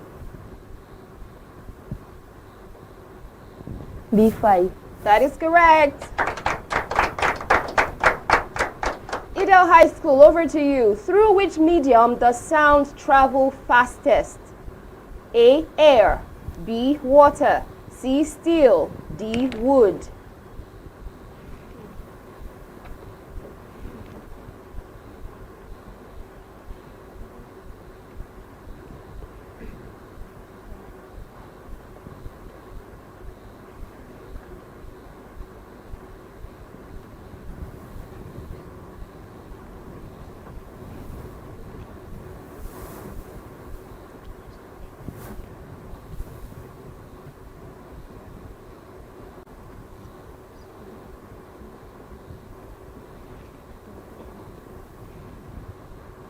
B, water.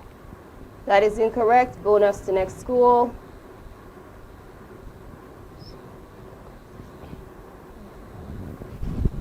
C, steel. That is correct. All right, Delta Secondary School, your question. Which Nigerian festival was recently added to UNESCO's Cultural Heritage List? A, Oshun Oshogbo, B, Agungu Fishing, C, Eyo Festival, D, Durbar Festival.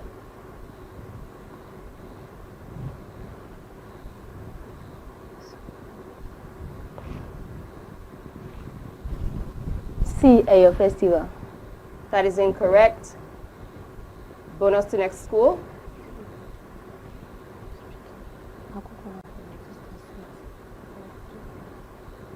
A, Oshun Oshogbo. That is correct. Please, let's try as much as possible to be audible while we answer a question so everyone can hear. Now your question. In the sentence, the dog, which was brown, chased the cat. What are the commas called? Pay attention to your screens. A, Oxford commas. B, listing commas.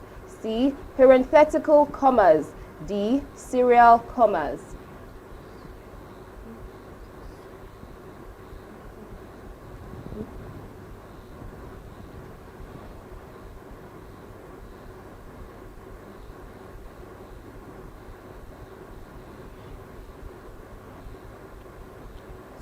D, serial commas.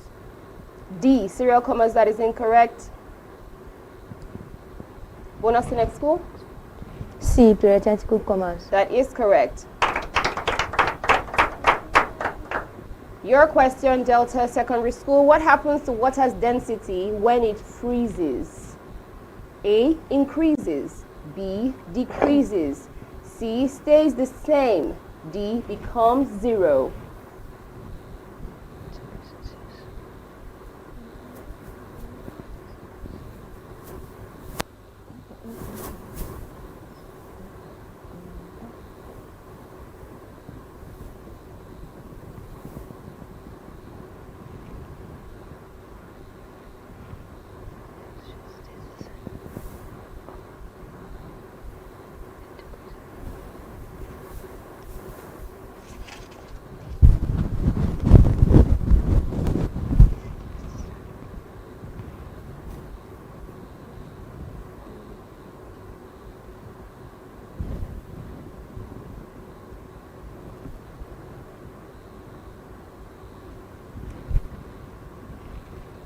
A increases.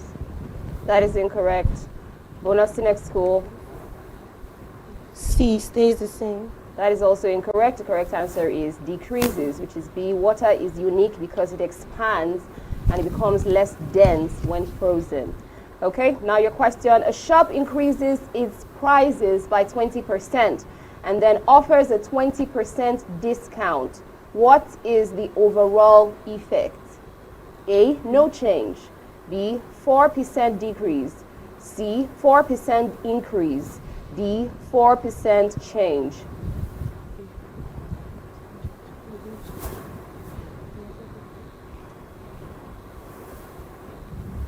A, no change. That is incorrect. Bonus to next school.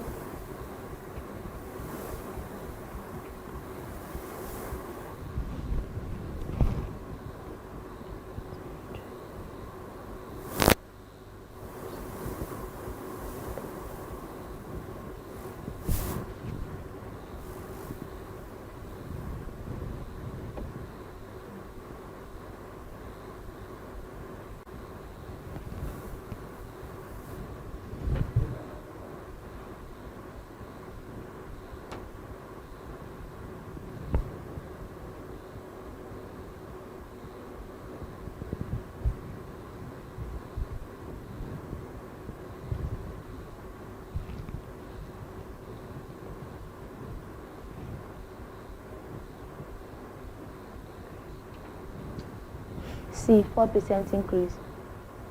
That is incorrect. Correct answer is 4% decrease, which is B. Okay. Alrighty then. Next question. What property of waves allows radio signals to travel around obstacles? A, reflection. B, refraction. C, diffraction. D, polarization.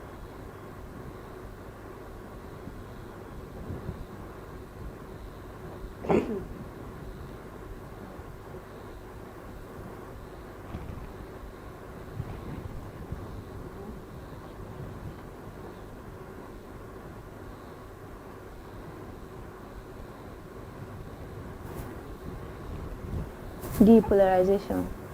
That is incorrect. Bonus to next school.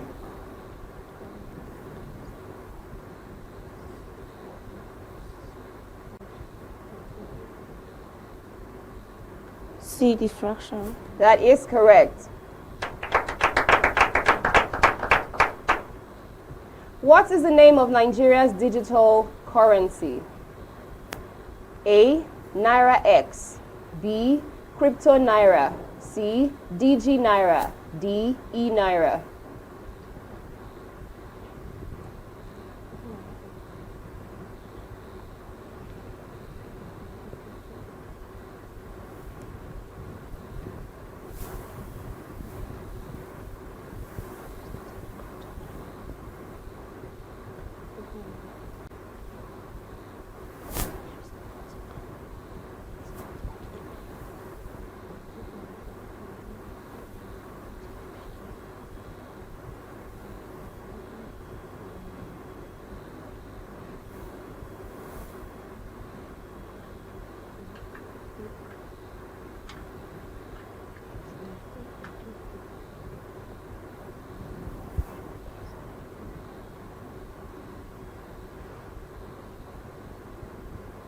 A, Naira X.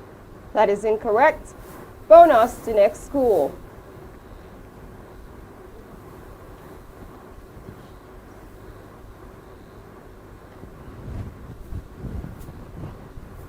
D. Inera. That is correct. Alrighty then, your question. What is the term for words borrowed from another language? A. Cognates. B. Loan words. C. Derivatives. D. Compounds. C. Derivatives. That is incorrect. Bonus to Edel High School.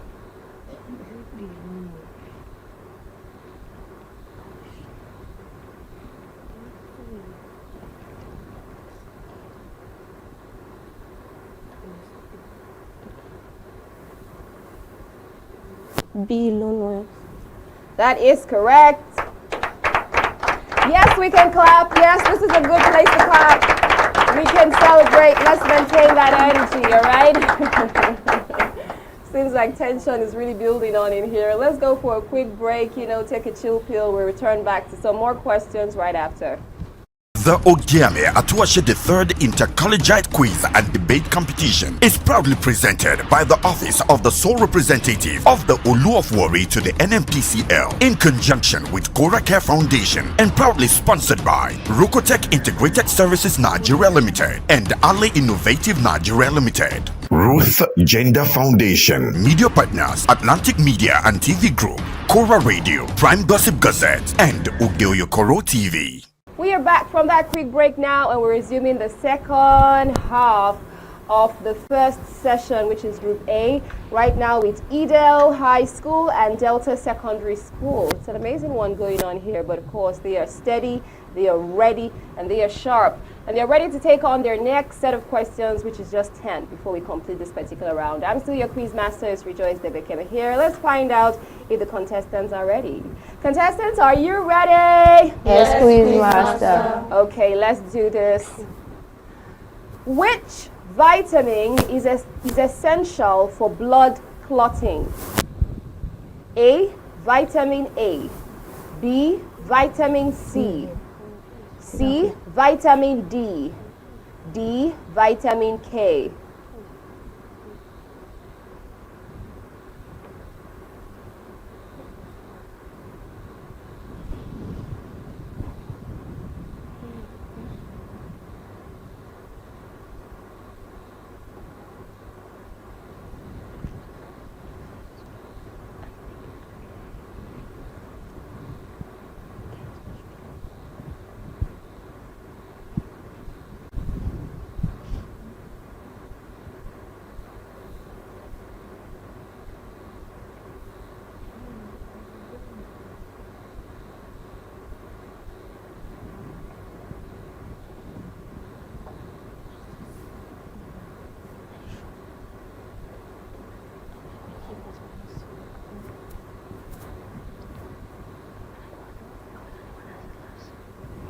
B. Vitamin C. That is incorrect. Bonus to next school.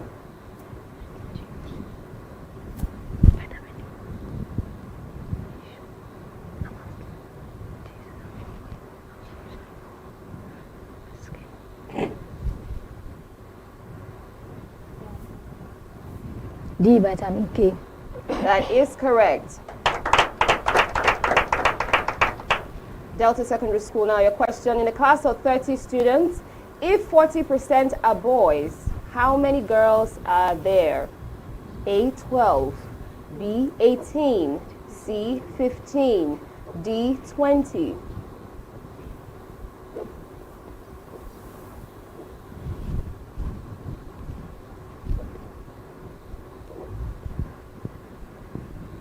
B. 18. That is correct.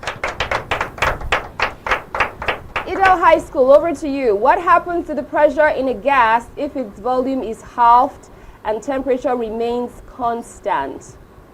A. Doubles. B. Halves. C. Stays the same. D. Quadruples.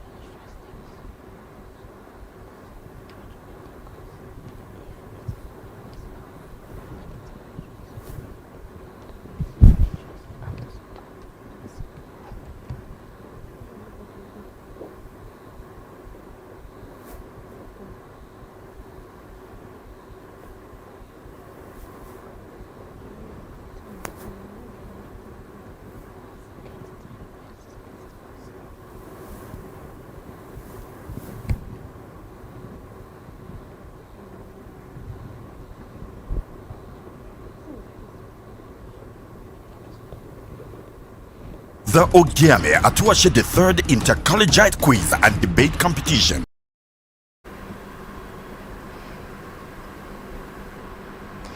This is still the Ogiame Atuwatse third Intercollegiate Quiz and Debate Competition. Of course, this is stage 3 for round 1. Wow. We've set the ball rolling already with the first group of schools for their first session. Now it's time for us to transition into the second session, still in Group A. What schools do we have here? Let me quickly remind you that I'm your moderator and my name is Rejoice Debekeme. We have Idel High School.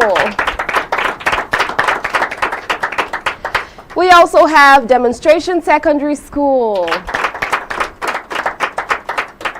And we are ready and set to find out what they're going to bring to the table. Don't forget our distinguished panel of judges. They're on standby. The audience is ready. The stage is set. Debaters, are you ready? Yes, Margaret. Alrighty then, we're going to kick off this first session with Idel High School. Keep in mind that the topic of discourse here is social media, a catalyst for academic excellence or distraction. And then we have Idel High School for the motion. Let us welcome their lead speaker.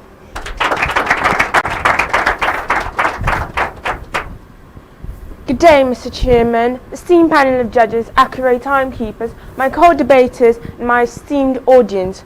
I am Morris Bassi Praise, and I represent Idel High School.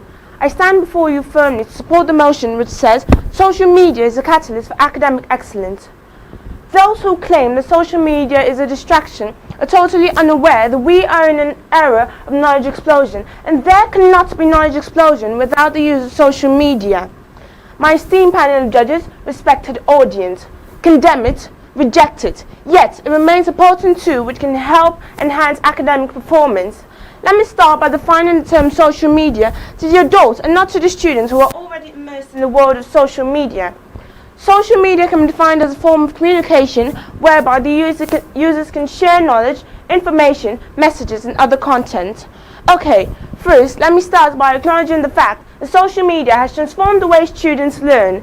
The way students of the ancient days learned compared to the way students now learn is totally different. Students of the ancient days relied on printed textbooks and face-to-face interactions with their teachers, but students of today can easily get their information through the internet.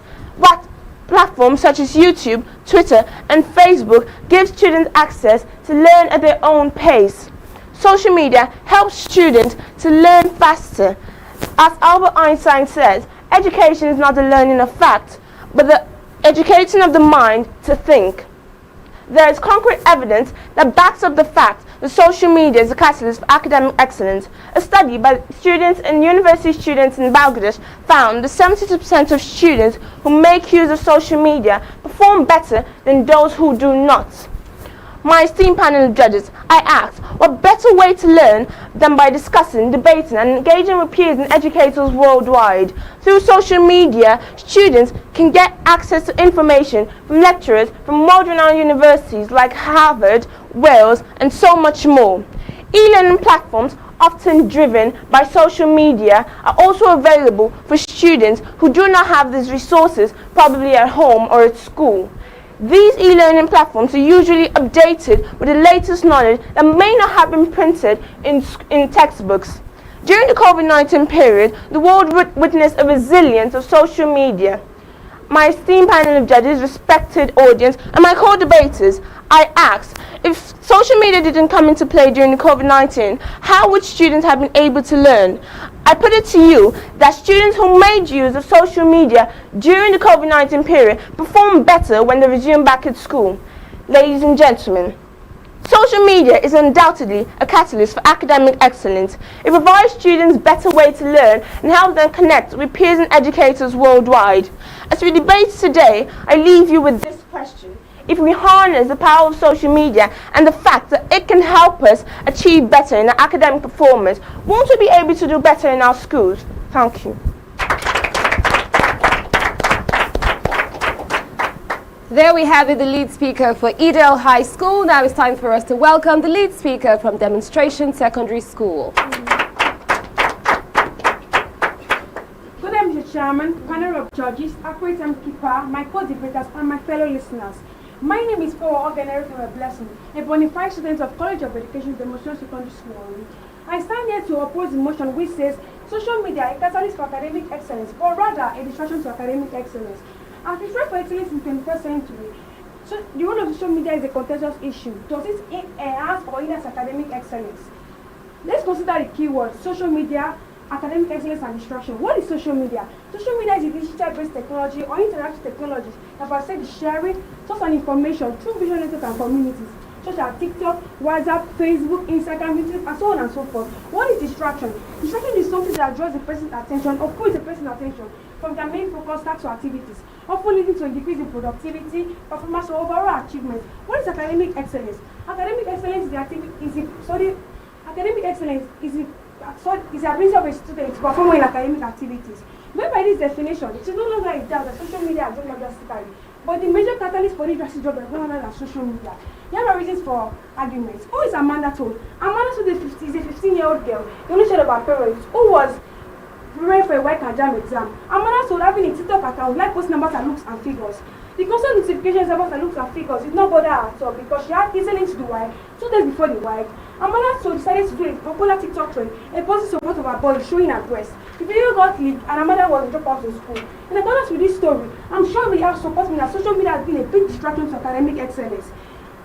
Social media has embedded in the educational space. Students no longer have time to study their books, they spend time viewing TikTok, Facebook, and viewing others' content, which will completely derail their focus on education.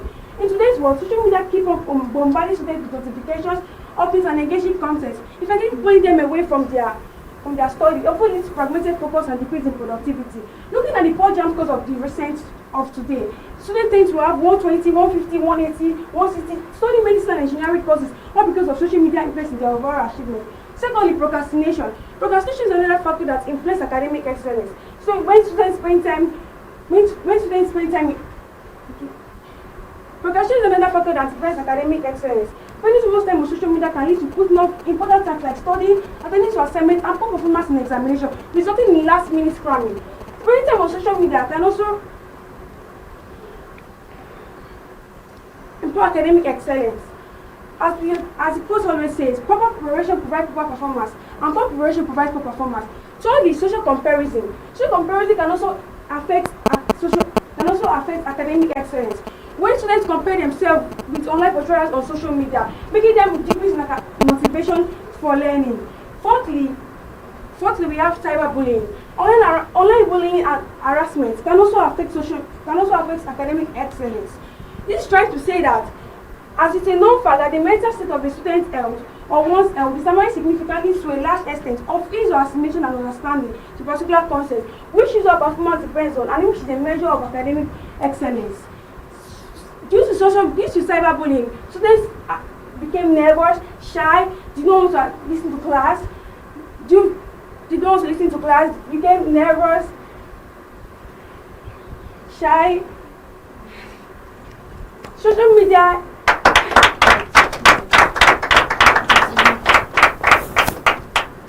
became nervous, shy, having anxiety. Social media encourages bullying. Fifthly, we have FOMO, fear of missing out. This can add to the fact that students who want to be among will tend. Oh, Jesus, I need to. Fear of missing out, FOMO. Fear of missing out. This characterized by fear of missing out. This characterized by staying connected. For example, the bubble tea trend. This is a trend that people video themselves drinking bubble tea. As a result of this trend, many people have been into medical conditions because there was a state in China that a girl having 100 undigested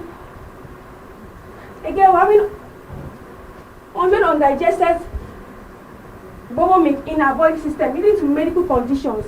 Conclusively, damage of social media and academic excellence. Damage of social media and academic excellence cannot be overemphasized. With these 2 points of mine, I hope I'll be able to compete and not to confuse you. And social media is the catalyst for distraction, not the catalyst for academic excellence. Thank you. Thank you too. Our lead speakers have set the tone. It's now time for the supporting speakers to reinforce the points that have been laid down already. Now let's welcome the supporting speaker from Edel High School. The amazing Dr. Seuss once said, "The more you read, the more you know. The more you learn, the more you grow." This quotation supports the importance of social media as a catalyst for academic excellence. The use of social media has been grossly criticized by those who see the negative effects only in teenagers and adults' life. But have they opened your mind to the knowledge exposure that was kick-started by the student explosion in 2020? Take, for instance, 50 years ago, a child in primary 1, and now take a look at the modern primary 1 child. Who is more knowledgeable? I put it to you that the 50 years ago child knows little or nothing when compared to the modern primary 1 child, and this is due to knowledge exposure thanks to social media. This clearly states that social media is a catalyst for academic excellence. Now let me give you reasons why I say that social media is a catalyst for academic excellence and you will be later convinced that it is a catalyst for academic excellence and not a distraction. My first point is, it makes the modern child more knowledgeable than the children of the olden days. Like my illustration, the 50 years ago child did not have so much resources like we have now. The modern primary 1 child is more engrossed with information that can help them know what they would not know otherwise. Our parents nowadays, we don't go meet them for assignments. We go to the social media that give us information and more, and will make us more engrossed with knowledge. My second point is that it encourages self-directed learning.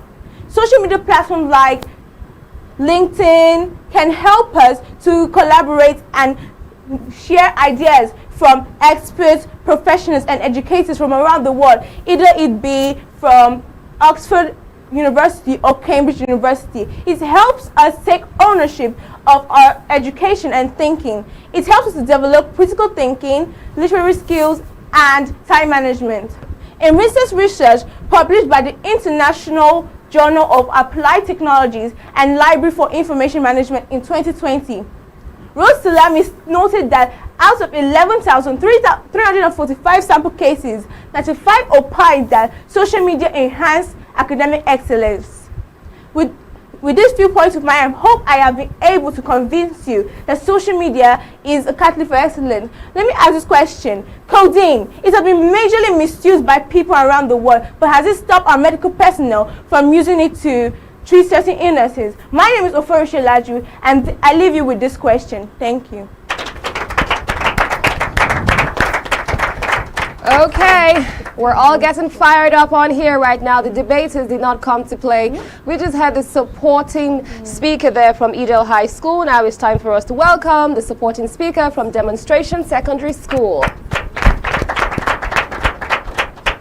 Standing on this existing protocol, my name is Giwa Fufi, a student of the College of Education Demonstration Secondary School, Warri. I'm here to strongly oppose the motion that says social media is a catalyst for academic excellence. Rather, it is a distraction to academic excellence. First and foremost, social media is a significant distractor. With the constant notifications, updates, and endless scrolling, it's easy to get sidetracked from academic responsibilities. Studies have shown that students who use social media excessively tend to have lower GPAs and poorer academic performance. Social media has also led students to distraction, spending too much time online, surfing instead of reading and studying their books, making more friends, searching and watching adult content online, and it's making them join secret societies, among others. Secondly, social media platforms have been designed to be addictive. The infinite scroll, the likes, the comments, all these features activate the brain reward system, releasing feel-good chemicals like dopamine. This can lead to a vicious cycle of distraction, where students find themselves mindlessly scrolling through their feeds instead of focusing on their studies. Thirdly, the continuous downward spiraling in academic performance, the rise in cases of dropouts, the increase in unacceptable, immoral, and antisocial behavior perpetrated by secondary school students today, which include truancy, massive failure, examination malpractices, cultism, violent behaviors, and rape, can all be attributed to the influence of the social media. Lastly, the impact of social media on students' mental health. The constant comparison to peers, the pressure to present a perfect image online can all take a toll on students' self-esteem and anxiety level. When students are struggling with mental issues, it it's unlikely that they'll be able to focus on their academic pursuits. In conclusion, while social media may have some potential benefits, I firmly believe that its drawbacks far outweigh its advantages. Social media is a distraction, a hindrance to academic excellence, and a potential threat to students' mental health. Let us not be swayed by the allure of social media. Rather, let us create an environment for learning that will promote focus, productivity, and academic success. Thank you. Oh my goodness, that has been a fireborn, energetic presentation there from our different schools, Edel High School and Demonstration Secondary School. Let's applaud them one more time. Wowza. Them girls, they've been dropping it like it's hot. Okay, let's go for a quick break now. When we return back, we'll hear what our distinguished judges have to say and what the score sheets are revealing. The Ogiame Atuwatse III Inter-Collegiate Quiz and Debate Competition is proudly presented by the Office of the Sole Representative of the Olu of Warri to the NMPCL in conjunction with Kora Care Foundation and proudly sponsored by Rokotech Integrated Services Nigeria Limited and Ali Innovative Nigeria Limited. Ruth Gender Foundation. Media partners Atlantic Media and TV Group, Kora Radio, Prime Gossip Gazette, and Oyo-Ekòró TV. Don't miss out on exciting news, events, and more. Stay connected by following us on Facebook, YouTube, and Instagram at Atlantic Media and TV. Alright, my name is Desoka, the comedy catalyst of one of Nigerian comedy. Alright guys, back again, yes boss, my name is Osh baby. Ogiame Atuwatse. Yeah, what up people, it's your boy Victor AD. Girl Ninyola. My name is my wife and just celebrity type man. My papa say, who won't carry cow, waka go, waka follow the cow, I know the life for you. I see you know you're watching the Atlantic TV. Keep watching Atlantic TV. Atlantic TV. Keep watching Atlantic TV. Keep watching Atlantic TV. Keep watching Atlantic TV. Atlantic TV. Informative, educative, interesting, entertaining. Worldwide, international. Don't go anywhere, I'll catch you. Don't touch that die. Atlantic TV. Boom. Atlantic TV, we wanna party. Atlantic TV. Culturally inclined and uniquely different.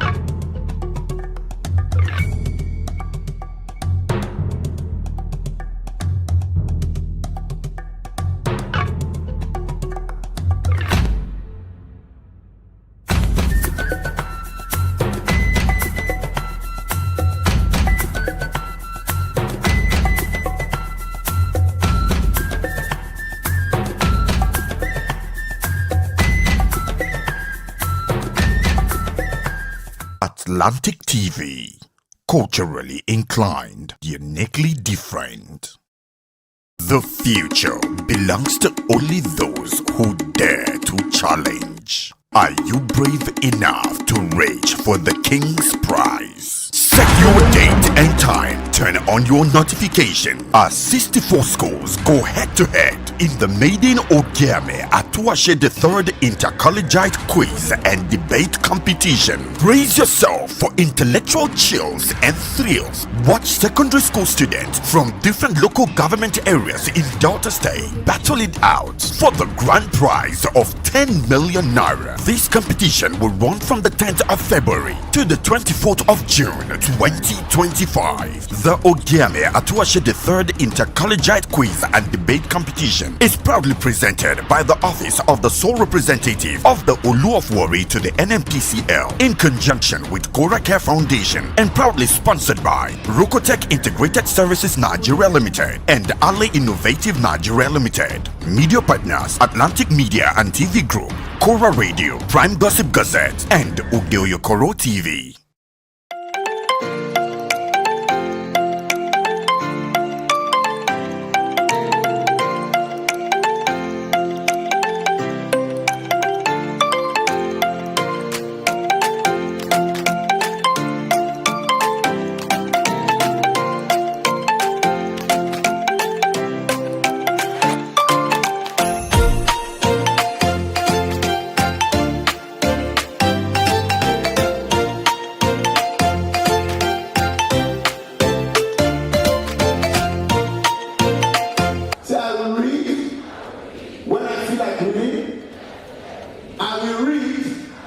When I don't feel like reading, I will read until I feel like reading. Your future is in your hand as a student, not in the hands of your parents, teacher, or anybody. Do not allow anybody to tell you that education is a scam. The vision of the future of the world started in 2002. Our vision is to build a world where every child is inspired to pursue their passion, reach their full potential, and contribute meaningfully to their community. Our mission is to empower the world child to embrace their unique personalities and temperaments, fostering a future of self-discovery, personal growth, and positive change.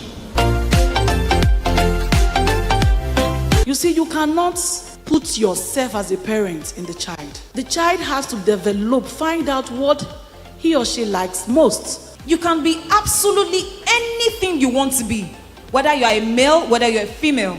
The friends you keep matters a lot. So you might be addicted, that is a fact. The truth, can you leave that addiction? That is the truth. Through the Office of the Sole Representative of the Olu of Warri and by the Olu of Warri, we are going to be paying for 100 SS3 students, WAEC. So if you add the 25, we're actually paying for 125 students, courtesy of His Majesty Ogiame Atuwatse III. And of course, for the Warri child, never give up. Just believe in yourself and the sky is your limit. He said never give up. 22 solid years he carried a dream. Wow. The future of the Warri child is indeed safe and secure.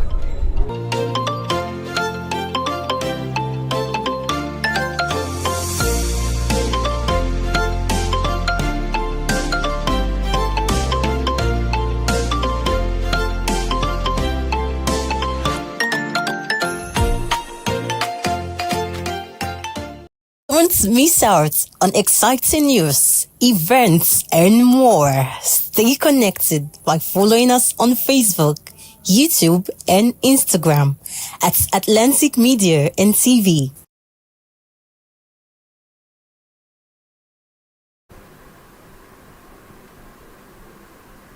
Welcome back. This is still the Ogiame Atuwatse III Inter-Collegiate Quiz and Debate Competition. We just had an interesting round between Idel High School and Demonstration Secondary School. Now it's time for us to hear from the experts in the room, our esteemed judges. Over to you. Well, I wish I was on the stand myself to do this debate, talking about social media. I've been able to give all I can because it's an opportunity to express myself about the social media. I thought questions would be asked to win your points. That's what I was expecting. You know, but anyway, good speakers from both sides. They did their best, even though some tried to forget their points and tried to get back to it. But well impressed. But I wish that they had come to reality about the social media. Does it really help, or is it a distraction? If you're given a phone, what's the first thing you'll do with the phone? Would you do your homework, or would you call your friend? Anyway, that's for us to see whether you really got your point or not.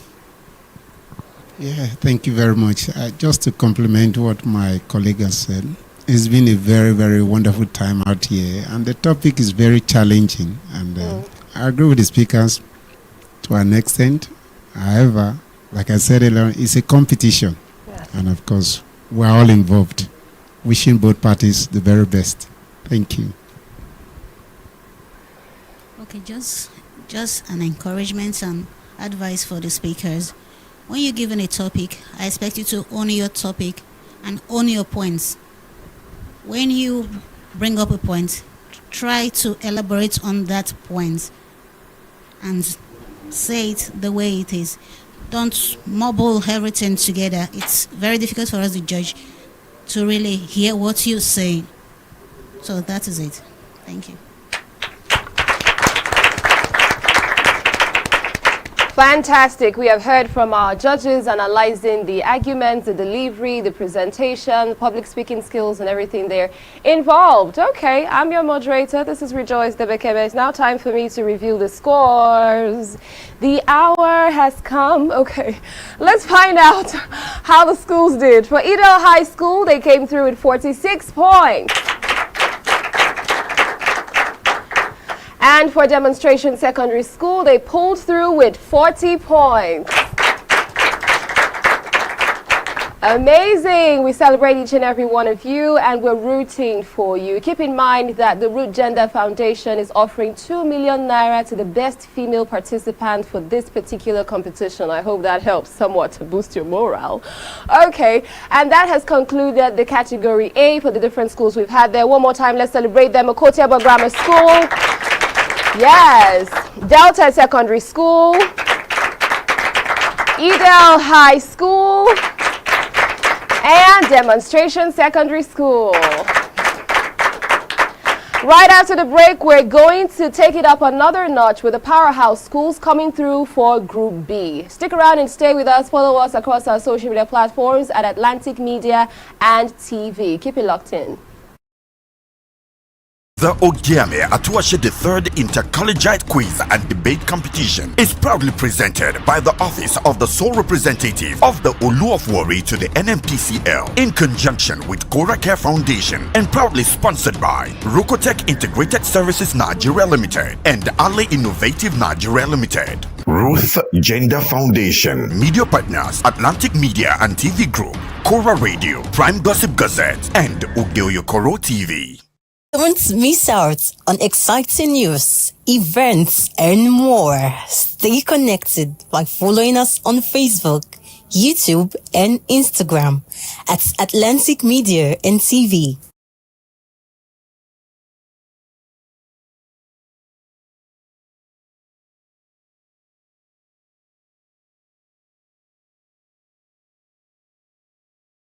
The Ogiame Atuwatse III Inter-Collegiate Quiz and Debate Competition. Come to another intellectual stage.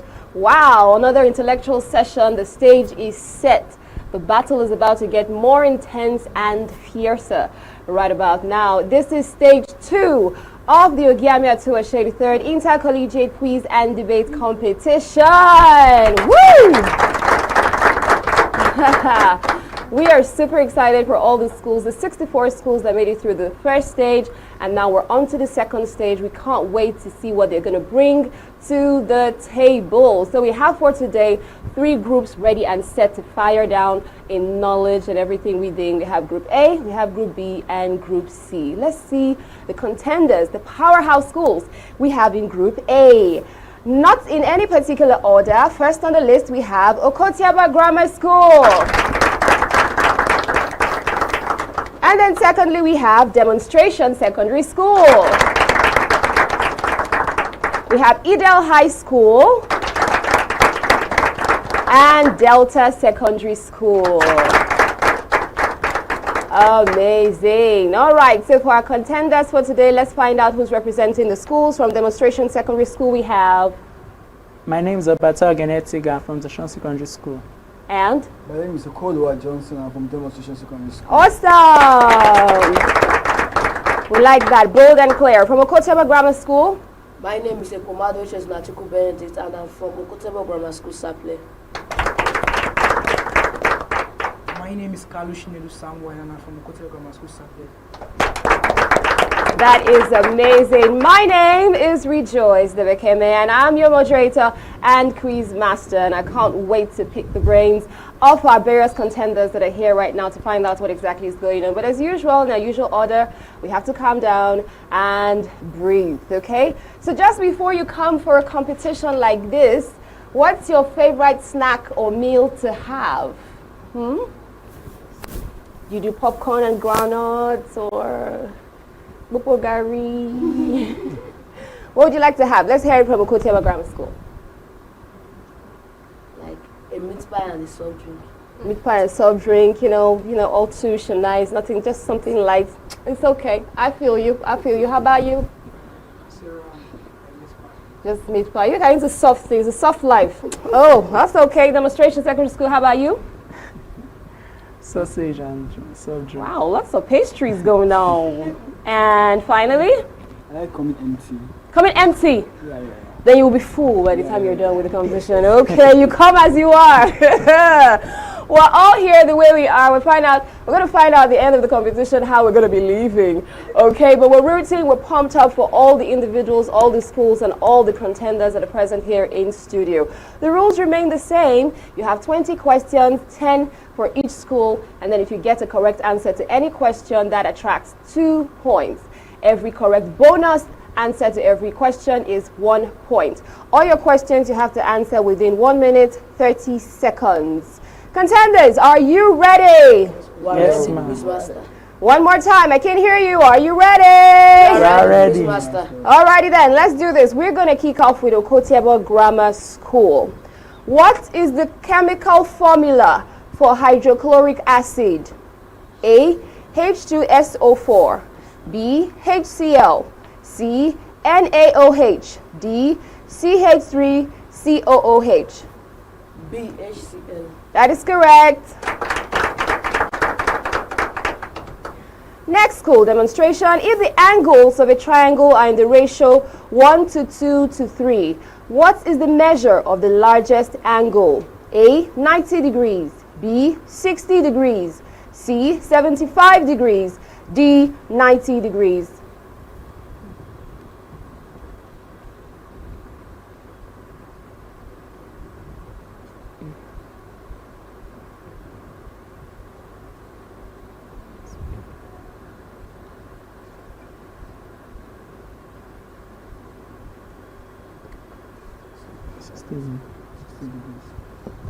B, 60 degrees.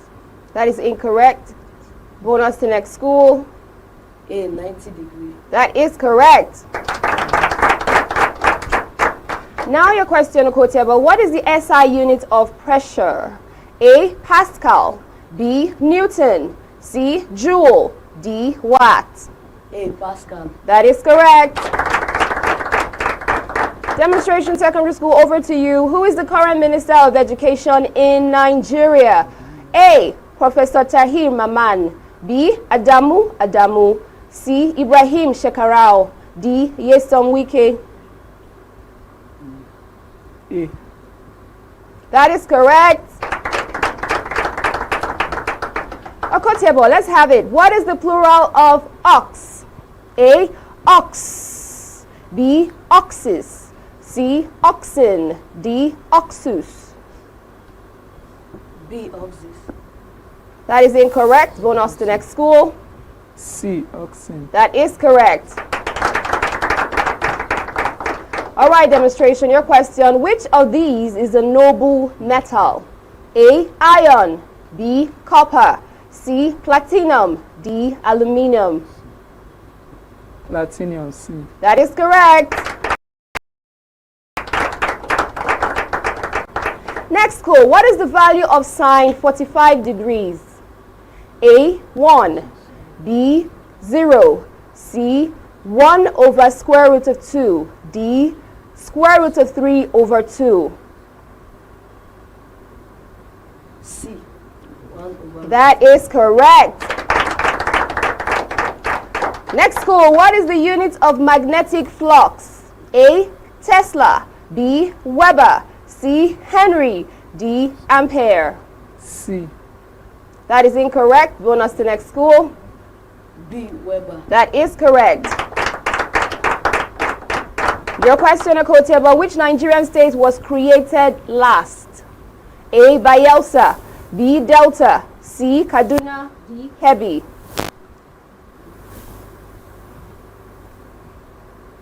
B. Delta. That is incorrect. Bonus to demonstration school. A. Bayelsa. That is correct. Now your question, demonstration. What type of word is nonetheless? A. Conjunction, B. Preposition, C. Adverb, D. Pronoun. Conjunction. A. That is incorrect. Bonus to next school. B. Preposition. That is also incorrect. The correct answer is adverb. Nonetheless is a conjunctive adverb that shows contrast. Okay, let's go for a quick break. We're going to return back and see how fired up our contestants are going to be.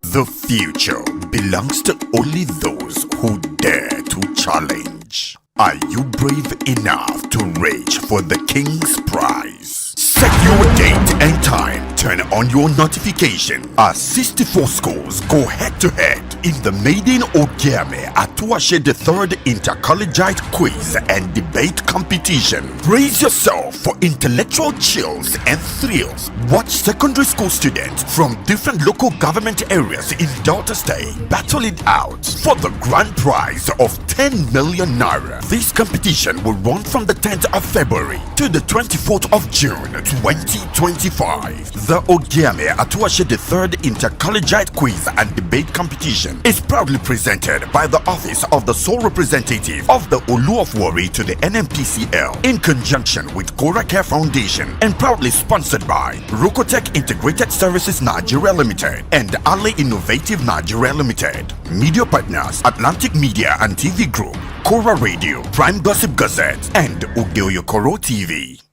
And after that quick break, we're resuming the Ogiame Atuwatse III Inter-Collegiate Quiz and Debate Competition. Thank you so much for sticking around and staying with us and following through with the competition as we're building, as the momentum is climbing, and everything else. Wowza, we finished the first half for the first session for Group A. Right about now, it's time for us to have 10 more questions for Demonstration Secondary School and Okotebo Grammar School. I remain your quiz master. It's Rejoice Debekeme here. Contestants, are you ready? Yes, quiz master. Then let's do this. We kick off with Okotebo School.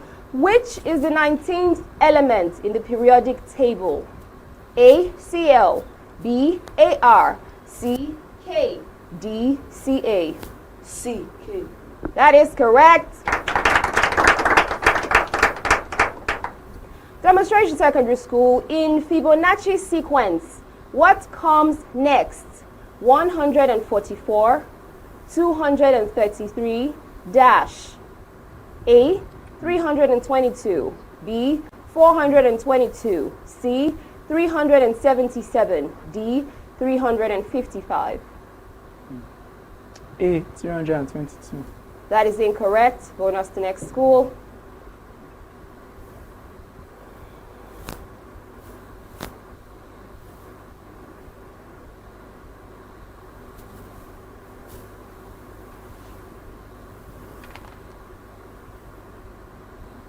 B, 422. That is also incorrect. The correct answer is 377. Now your question, what is the phenomenon where light changes speed when entering a new medium? A, reflection, B, refraction, C, diffraction, D, interference.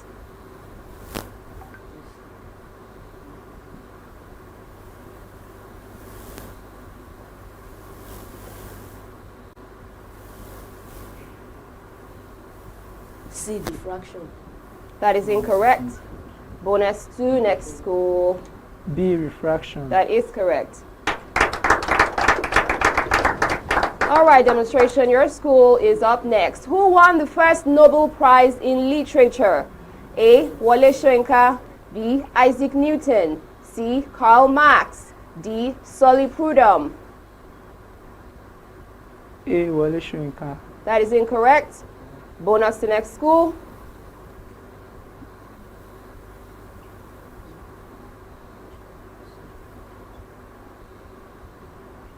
C. Karl Marx. That is also incorrect. Solly Prudhomme won the first Nobel Prize in Literature in 1901. Right, okay, now, next question. Which word is a palindrome? A. Madame. B. Mother. C. Sister. D. Father. A. Madame. That is correct. Next school, what is the pH of a neutral solution at room temperature? A. 0. B. 7. C. 14. D. 1. B. 7. That is correct. A code table, let's have it. What is the probability of rolling an odd number and getting tails on a fair coin? A. 1 over 4. B. 1 over 3. C. 1 over 2. D. 1 over 6. B. 1 over 3. That is incorrect. A. 1 over 4. That is correct. Demonstration, your question. Which color of light has the shortest wavelength? A. Blue. B. Green. C. Violet. D. Yellow. C. Violet. That is correct. All right, Okotebo, let's do this. Who is the current secretary to the government of the Federation? A. Boss Mustafa. B. George Akume. C. Babachir Lawal. D. Ayim Pius Ayim.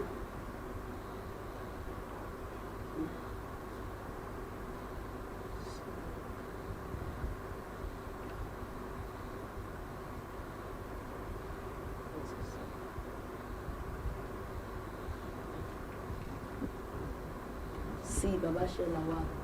That is incorrect. Bonus to next school. A. That is also incorrect. The correct answer is B. George Akume. He was appointed as SGF in 2023. Alrighty then, now your question. What is the correct plural form of crisis? A. Crises. B. Crisis. C. Crisis. D. Crisi. C. Crisis. That is incorrect. B. Crisis. That is correct. I'm sure we can do better than that. You're not standing behind the podium, sitting down relaxed. Woo! We can celebrate them. Okay, you have done very well, but we're going to find out what the score sheets are saying right after this break. Don't miss out on exciting news, events, and more. Stay connected by following us on Facebook, YouTube, and Instagram at Atlantic Media and TV. And right about now is the moment of truth. It's time for us to reveal what the score sheets are saying for our very remarkable schools that are represented here right now, Okotebe Grammar School and Demonstration Secondary School. Let's celebrate them one more time. They're awesome. Okotebe Grammar School came through with a total of 12 points. And Demonstration Secondary School rounded up with a total of 14 points. Indeed, they have done well and they have done brilliant. The competition continues. It's getting more intense going on here. So this is just the first session for Group A. We're moving straight up to the second session. Still in Group A, we have Edel High School and Delta Secondary School. I can't wait to find out how that's going to pan out. But you can only find out when you keep it locked in. The Ogiame Atuwatse III Inter-Collegiate Quiz and Debate Competition is proudly presented by the Office of the Sole Representative of the Olu of Warri to the NMPCL in conjunction with Gora Care Foundation and proudly sponsored by Rokotech Integrated Services Nigeria Limited and Ali Innovative Nigeria Limited. Ruth Gender Foundation. Media partners Atlantic Media and TV Group, Cora Radio, Prime Gossip Gazette, and Oyo-Ekòró TV. Alright, my name is Desoka, the comedy catalyst of one of Nigerian comedy. Alright, guys, back again. Yes, boss. My name is Osh, baby. Ogiame Atuwatse. Yeah, what up, people? It's your boy Victor AD. Girl Ninyola. My name is my wife, and just celebrity type man. My papa say, who won't carry cow, waka go, waka follow the cow. I know the life for you. I see you know you're watching the Atlantic TV. Keep watching Atlantic TV. Atlantic TV. Keep watching Atlantic TV. Keep watching Atlantic TV. Keep watching Atlantic TV. Atlantic TV. Informative, educative, interesting, entertaining. Worldwide, international. Don't go anywhere, I'll catch you. Don't touch that die. Atlantic TV. Boom. Atlantic TV. We wanna party. Atlantic TV. Culturally inclined and uniquely different. Don't miss out on exciting news, events, and more. Stay connected by following us on Facebook, YouTube, and Instagram at Atlantic Media and TV. Ruth Gender Foundation. I'm Ruth Edema Collins.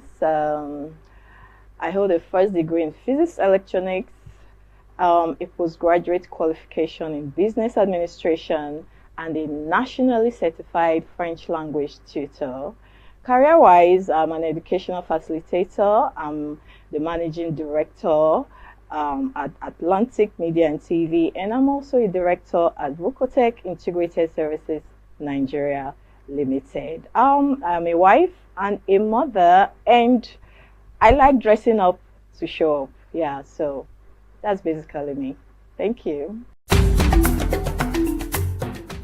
Root Gender Foundation was inspired from my personal experiences growing up as a young girl in a typical Nigerian environment. For me, it was being different. It made people bully me, abuse me, and harass me. I was always misunderstood and underrated. Root Gender is a foundation that is dedicated to building confidence in the Nigerian girl child through educational and inspirational programs, like supporting programs that promote girl child education. We also organize physical exercises for our young girls for the overall well-being of their mental and physical states, and also for the acquisition of self-defense skills. We also sensitize girls on laws that protect them. In our constitution, a lot of girls do not know that they have rights, that there are laws that protect their interests in Nigeria. Hence, they are vulnerable, they are living in fear, which is stopping them from reaching their full potentials. So we sensitize them on the laws that protect their interests. This, like I said, is visioned towards building confidence in the Nigerian girl child. So that is just a wrap-up of what we do at Root Gender Foundation. I would say I resonate with the struggles and the challenges of the girl child, particularly the Warri girl child. I happen to grow up in the heart of Warri. From an average background. My family is an average one, but I experienced a lot. Like I said, I was bullied, I was overlooked, I was harassed for being a different child, for daring to be different, and nobody was taking note and tapping into my potentials. So my interest for the girl child is I would love to be a voice for the girl child. They need people to believe in them. They need people to speak for them. I also want the Warri girl child to know that there is hope beyond the reef. I want them to see the bigger picture. I want them to know that they can compete on global platforms. They can compete on international platforms, and they can do very well. We have the likes of Ada Gold, or Maumi, and the rest of them. They are all competing very well on international platforms, and I know that you too can do that, and I want you to know that is why we are here. Root Gender Foundation is here to make you understand that you can actually be what you want to be.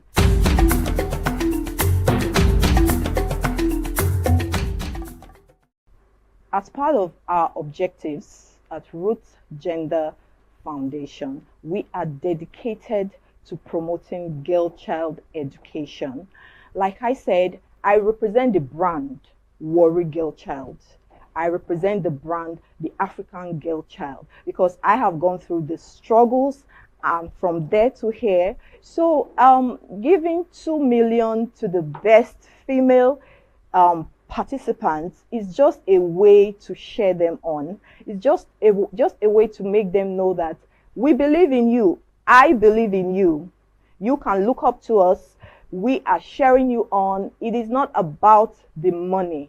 We believe in your potential. We want our girls to know that you are doing the right thing at the right time. You are in the right place, and this is what you should be doing. That's why we are supporting you, and we will always be here to support you. Girl-child empowerment to me is enforcing laws that protect our girl child. You know, my NGO, we've been pursuing a bill that we will see to be passed. We are asking that our girls should be allowed to carry pepper spray as weapons of self-defense. Because if you look at it, our women have nothing to protect themselves. They are just there by the grace of God. So we are pursuing laws that will protect the girl child. So empowerment, girl child empowerment to me is enforcing laws that protect the girl child, educating the girl child on time and money management, financial literacy, and equipping them with self-defense skills. Also, access to quality education. This to me is girl child empowerment and nothing more. A girl child must possess effective communication skills. They should be able to communicate effectively. A girl child should be financially literate. She should know how to manage her finances, and she should also know how to manage her time. Yes. Also, most importantly, another skill is self-awareness. It's important for our girls to know who they are, to believe in themselves. That's the vision of our NGO, building confident girls that can achieve their full potentials in Nigeria. That is our NGO's vision. So yeah, those are some of the skills I believe that the girl child should possess.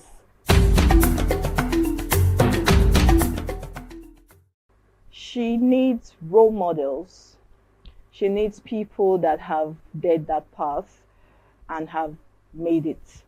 Our young girls need role models. That's why we have to do better. We have to do the work. We have to bridge the gap.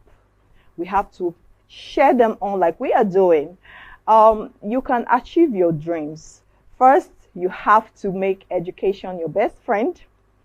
Every effort you put into learning will always be there for you to never fail you. Boys will break your heart, people will break your heart, but every effort you put towards learning anything, everything will always come through for you. So for you to achieve your dreams, look towards the right people, look towards the right direction. There are people that have achieved in that route. I will encourage you to look up to them, learn from them. That is just the way to achieve your dreams. My message to the Warri child, like I said, I represent the brand Warri Girl Child. We are letting the world know that we are not vile, we are not roused, we are educated, we compete intellectually, we have good things ahead of us. We can do it on the global platform, we can do it on the national platform, and we are everything there is to be a woman. I would encourage you, Warri girl child, make education your best friend. Make education your best friend. Learn new things. Learn new languages. Okay? And the sky will be your starting point. We are always here to cheer you up. Don't forget that my name is Ruth Edema Collins from Root Gender Foundation, and from all of us wishing you the best, we say keep watching Atlantic TV. Ruth Gender Foundation. Don't miss out on exciting news, events, and more. Stay connected by following us on Facebook, YouTube, and Instagram at Atlantic Media and TV. Reply, great Nigerian student. Are you sure you want to be great? If you are sure, say great. Now, I want to say this. I'm a proud product of Nana College. I left Nana College 2003. I love you guys. And also, I'm also in the teaching profession. I also taught in Don Domingos College from 2017. To date, I'm still doing the job. Kudos to you guys. Now, life now sense. When I don't say you talk about drugs. Building your career in worry. Wisdom. So mothers, how you go tell your own picking? You don't begin to spray picking hair. You want to tell your picking hair to green for this age. And you want me to picking get better career. Now your picking don't wear bone shorts. You deliver. You say na fashion. I career want it bright. Now between Nigeria police and Nigeria army, who na like pass? Which one? Nigeria army, Nigeria police, Nigeria army. Army never slapped it before. Now army nice slap my brother. My brother won't buy orange. He could go mistake. Mash army. Army. God tell us, say, young man, you just step on me. My brother don't know say the army. When my brother go say sorry, if they follow army, they rake. Unknowing to them. So who are you? Who are you? What can you do? As he direct the next way, see now. As I be slap as he talk, he leave on range. Because say yo ice cream, yeah. Army nice slap on guy. The guy walk out at filling station. He join queue. They motor back. Oh, gallon, he did there. As I said for motor, he go throw one step. As I said for the next motor, he go throw one step. As he's reach where the pop attendant read, they say, oh yeah, gallon. He say, sell like here. Army don't slap it before. Not try ammo. Nigerian army. Now talk about Nigerian police. Nigerian police now fear pass.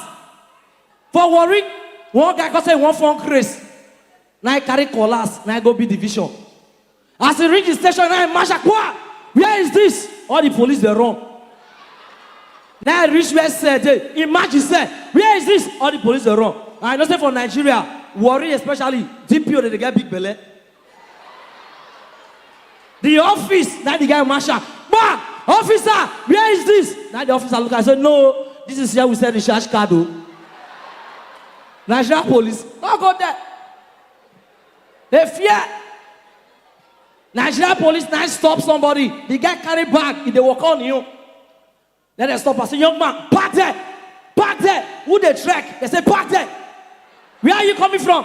The guy said, I'm coming from my friend's place. Your friend's place? So where are you going to? I'm going to my friend's place. Come back. Come back. You are coming from your friend's place. You are going to your friend's place. Show us your bag. They open the bag. Nothing in the bag. Nothing to hold the guy. As the guy, they go, they call her, come back. Young man, you are going to your friend's place. Thief there, your eye. You won't go thief. How you go come off your friend's place? They go your friend's place with empty bag. Now you say you want thief. Nigeria police. Now I tell people, life now says, not take drugs. One man take drugs. Now I go climb mango tree.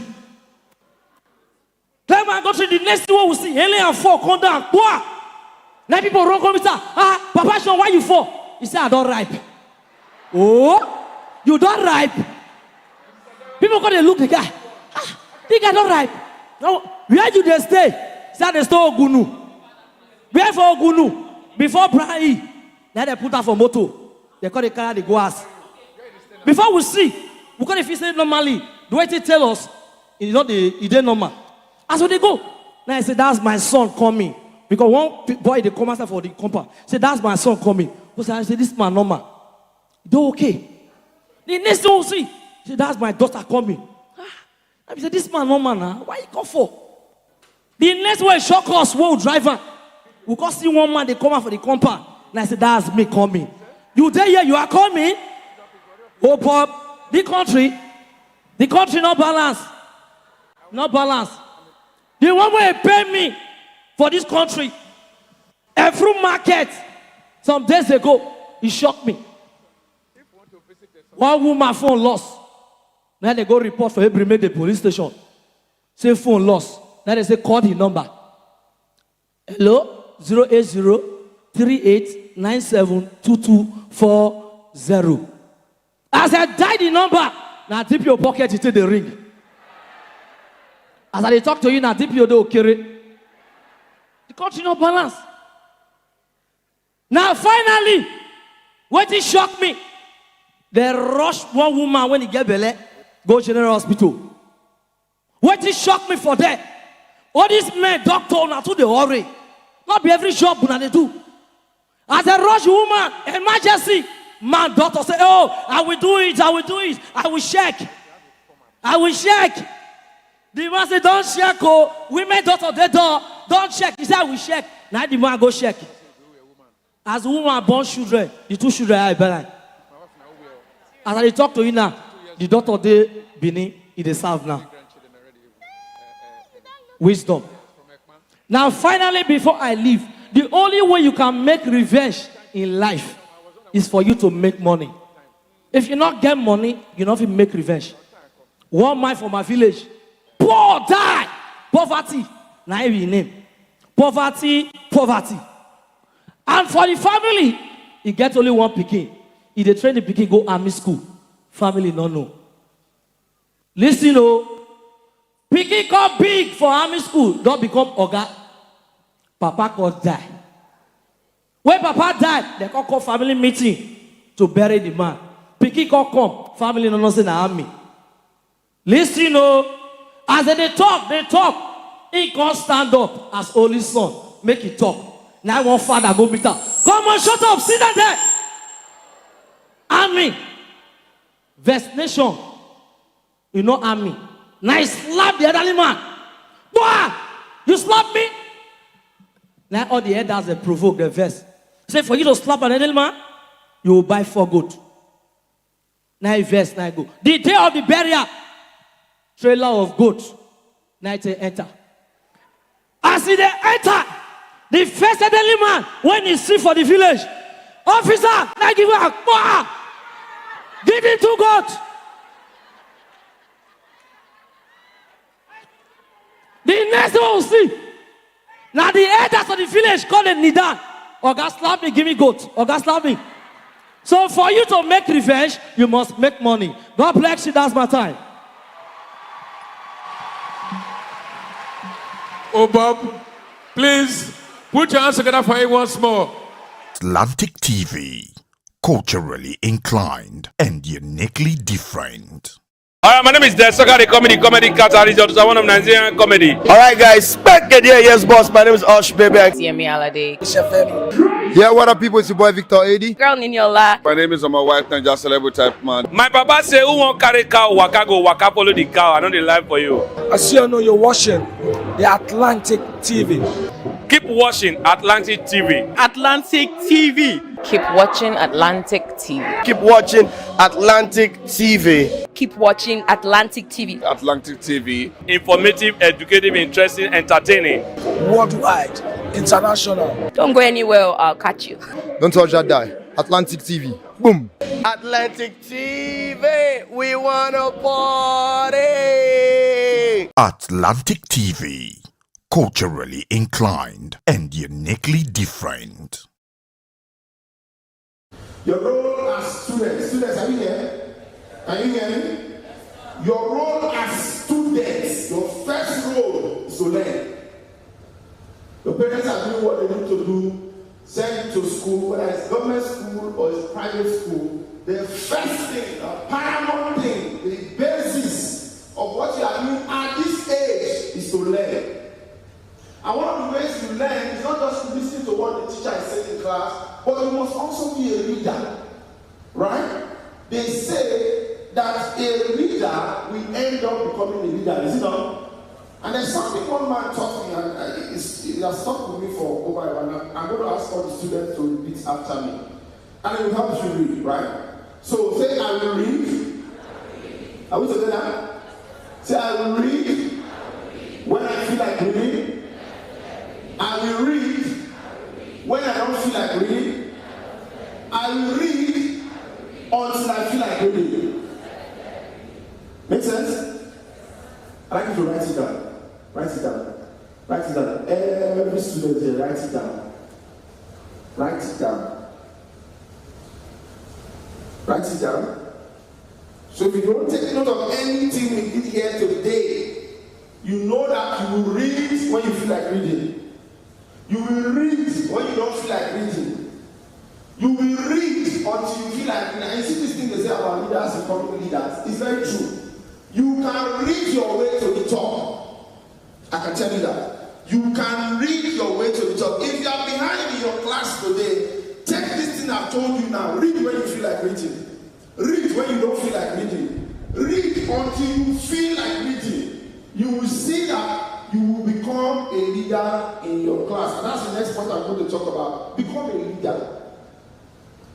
The thing you are worried that your parents are not doing, if you don't lead, take leadership today, in that tomorrow that we are looking at, this future, you will still repeat those same things again until you take responsibility. Right? So every young child here, one of the problems of our nation today is the problem of leadership. And we cannot solve that problem at the top. To solve that problem, we need to start from the root. The root is you. So from now, it brings me to my third point. To become a leader means that you are responsible. Is it not? So start to take responsibility. Take initiative. This thing is not here. It's not supposed to be here. Don't wait for the next person to come and do it. Do it.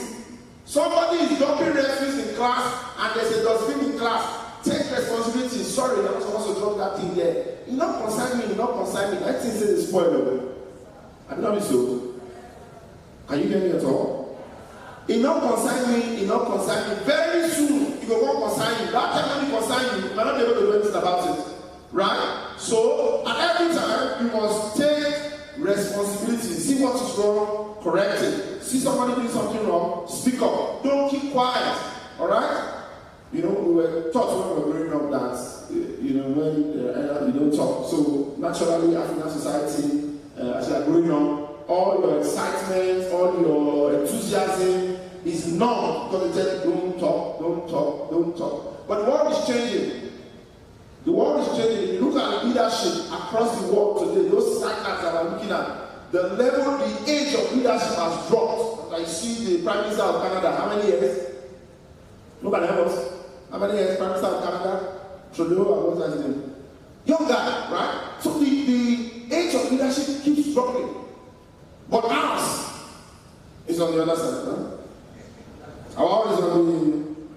But that needs to change. For us to be able to compete in the Committee of Nations, we need you to begin to get into leadership. And you cannot get into leadership until you take responsibility. And that happens everywhere that you are in your home, in the school, in your environment. The Ogiame Atuwatse the third Inter-Collegiate quiz and debate competition.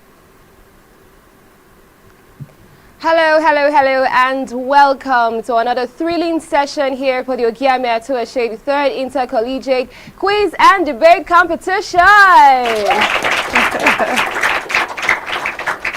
Amazing. This is the third stage, right, where we separate the good from the great, as it were. And then we have fantastic schools that are represented here. My name is Rejoice Debekeme. I'm your moderator, and I can't wait to find out what the contestants, what the debaters have to offer for this particular category. So we're done with category A. Now is on to the powerhouse schools in category B. Let's welcome the schools in that category. No particular order. We have Cambridge International School. We also have Bumi School. Represented here we have St. Michael High School. And then we have First Baptist College. Okay, now to every competition, we need great minds to evaluate and to analyze, and of course to score. Now it's time for us to meet our distinguished judges. Okay, we have as our chief judge none other than veteran media and personality and broadcaster, retired but not tired, Mrs. Oyo-Ekòró. We also have a seasoned administrator on here on that panel, Comrade Ajay Adaro Karen. And business administrator extraordinaire, we have Mrs. Jane Tosan Ibiayi Pribo Samuel. Okay, now we have to get back to our judges so they can let us know what the guidelines are for our debate competition. Over to you, judges. Hello. While you're here, our debate rules: use of mobile phones are highly prohibited. Cheating leads to immediate disqualification. Proper decorum must be maintained by participants and teachers. Specific debate topics and motions will only be sent a week before participants' session. Participants will be given 10 minutes to speak for their team, 7 minutes for lead speaker, and 3 minutes for supporting speaker. A countdown will begin 1 minute before the participant is notified to stop speaking. Exceeding of time limit by participants lead to deduction of marks. Judges are only expected to give their remark after each session alongside score points. Participants will be judged based on stage presence, confidence, accuracy, time management, neatness, intellectual ability, and public speaking. All the best to all of you. Let's celebrate our distinguished judges one more time. Okay, let's get this ball rolling. Our first matchup is between Cambridge International School and Bumi School. Right now, it's time for us to welcome our first leading speaker from Cambridge International School.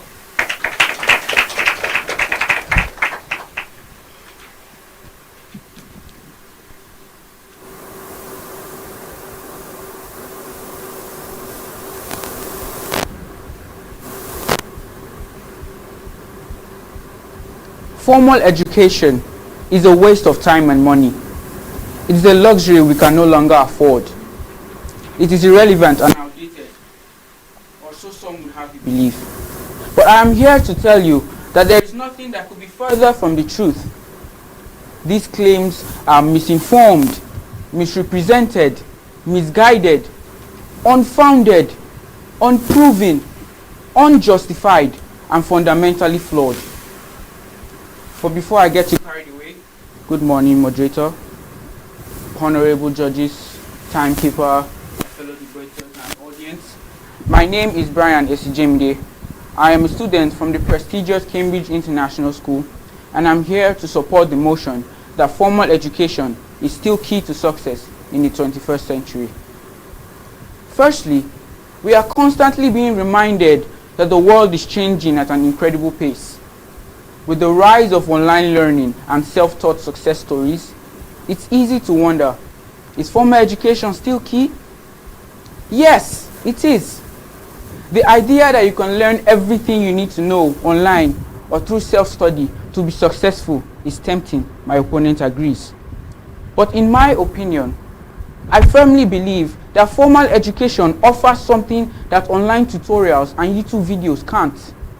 A supportive community, expert guidance, and a structured learning environment. This is minus the distractions that come with using an online platform, which make it less effective than formal education. In addition, while it is true that some successful people dropped out of school, they often had advantages like a privileged background, access to resources, or natural talent. Formal education helps level the playing field for those without these advantages. Furthermore, formal education has many economic benefits. It increases our earning potential and reduces the risk of unemployment. For those who argue against formal education, those with good educational background have better businesses. You cannot deny the impact of formal education. Lastly, formal education provides us with connections and valuable networks. Everyone here knows the importance of connections, especially in a country like ours. Formal education helps us to meet with people who can help in our future careers. People like professors, mentors, or peers. These connections can lead to job opportunities, internships, or valuable advice. In conclusion, while some may argue that formal education is no longer necessary, I firmly believe that formal education is still key to success. In the end, formal education is not just a stepping stone to success, it is a catapult. It is not just a degree, it is key. It is the key to unlocking our passions. It is the key to fueling our potential. It is the key to harnessing our future. It is the spark that lights the flame of success. Let's choose formal education and make our futures bright. Thank you.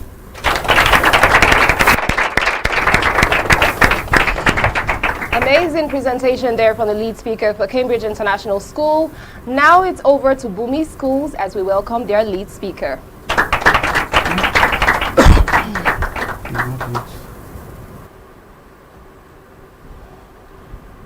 Do the grades still hold the key to success, or skills, talent, and perseverance? The roots of education are bitter, but its fruits are sweet. Yet, the sweetest fruit of them all remains that which did not grow in a garden of formal learning. These are the very words of the Greek philosopher Aristotle. I know of a man who did not go to college, but still made great achievements. He owns no degrees, but he's still a billionaire. He is one of the highest employer of labor in the world today. This man needs no further introduction, ladies and gentlemen. His name is Elon Musk. I know of a man who dropped out of college. Conventional, enthusiasts, narrow-minded individuals, argumentators like micro-debaters, thought he would fail. It has proven beyond exceptional iota of doubt that formal education is the key, has never been the key to success, and will never be the key to success in the 21st century. With this, I can boldly say, good day, moderator, panel of judges, accurate timekeeper, and micro-debaters. I remain who I am. I am Annabelle Saidi, a bona fide student of Bumi School, who fully opposes the motion strongly and vehemently that formal education is the key to success in the 21st century. It disgusts me to see people betray the truth just for the sake of an argument. Oh, I wish my parents were here, so they see what I do on this great platform today. I'll dish out the truth, and they'll stop spending money. They'll stop spending millions of naira for formal education. With this, I can boldly and confidently say that the future of the worried child cannot be any way determined by formal education, but by informal learning. And these are my reasons why. Firstly, successful dropouts. Many individuals in the world today became successful though they drop out of schools. These individuals have proven to us that success can be possible without formal education. Dropping out of school made them open their minds to creativity, all sorts of passion, constantly helping them become successful in this life. People include Mark Zuckerberg, Elon Musk, Steve Jobs, our very own Nigerian, Aliko Dangote, Mercy Johnson, and many others, with a few. Secondly, just like a puzzle with a missing piece, so is a mismatch between education and job market needs. Formal education do not align with job market needs, leaving graduates with irrelevant skills. These graduates spend time, money, and effort put into these schools, only to come out with no jobs. They are underemployed, unemployment everywhere in this case, and yet you still tell me that formal education is the key to success. You are bluffing. Thirdly, alternative career paths. Professions such as skilled trades like carpenters, artists, athletes, influencers, bloggers today have made it possible to attain success without traditional learning.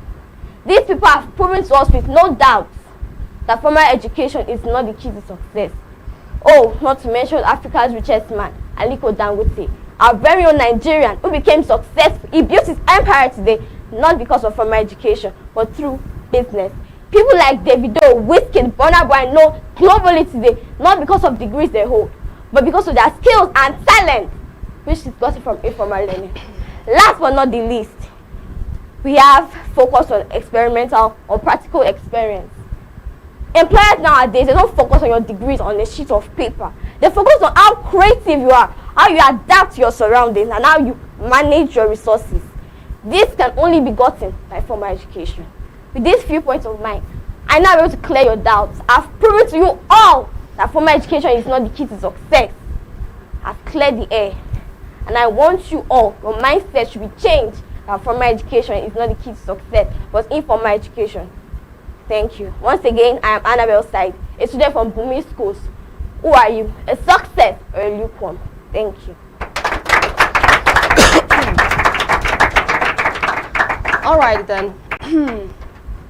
Amazing. So you can call that cool, calm and collected, or kind of outspoken and dramatic, whatever you're going to call it. We have our debaters bringing their A game and spitting fire. On the debate floor right about now, we've just seen the lead speakers for the two schools here, Cambridge International School and Bumi Schools. Now it's time for us to see the supporting speaker. Now let's welcome supporting speaker from Cambridge International School. Can we truly expect individuals to thrive in this increasingly complex and interconnected world without the solid foundation provided by formal education? Of course not. As we navigate through the complexities of the 21st century,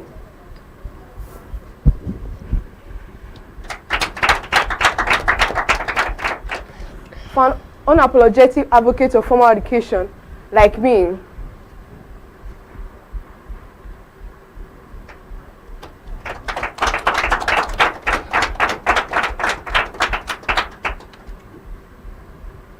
for an advocate of formal education like me, formal education is still indispensably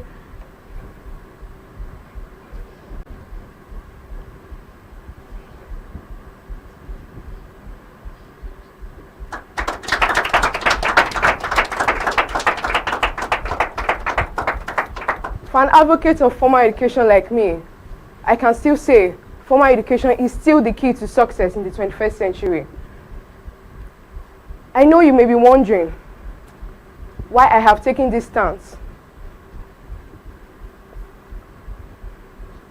I know you may be wondering why I have taken this stance that may be unpopularly known to my fellow opponents. No worries, sit back as I dish out convincing points for you to savour. But before then, good day my moderator, panel of judges, accurate timekeeper, co-debaters, ladies and gentlemen. My name is Oyo-Ekòró Faith, a student of the very prestigious Cambridge International School. And I am here supporting the motion that states formal education is still the key to success in the 21st century. Firstly, formal education Provide foundational knowledge and skills for individuals in various subjects, including mathematics, English, language, and social studies. Think of it. Can a doctor diagnose a patient of sickle cell anemia?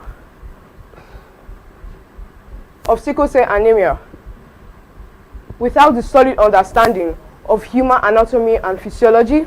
Of course not. Picture the third mainland bridge in Lagos. Could the engineers have designed and developed it without the study of mathematics and physics? No. Secondly, formal education creates an opportunity for jobs and a competitive edge in job markets. Many employers, like the Nigerian National Corporation, NNPC,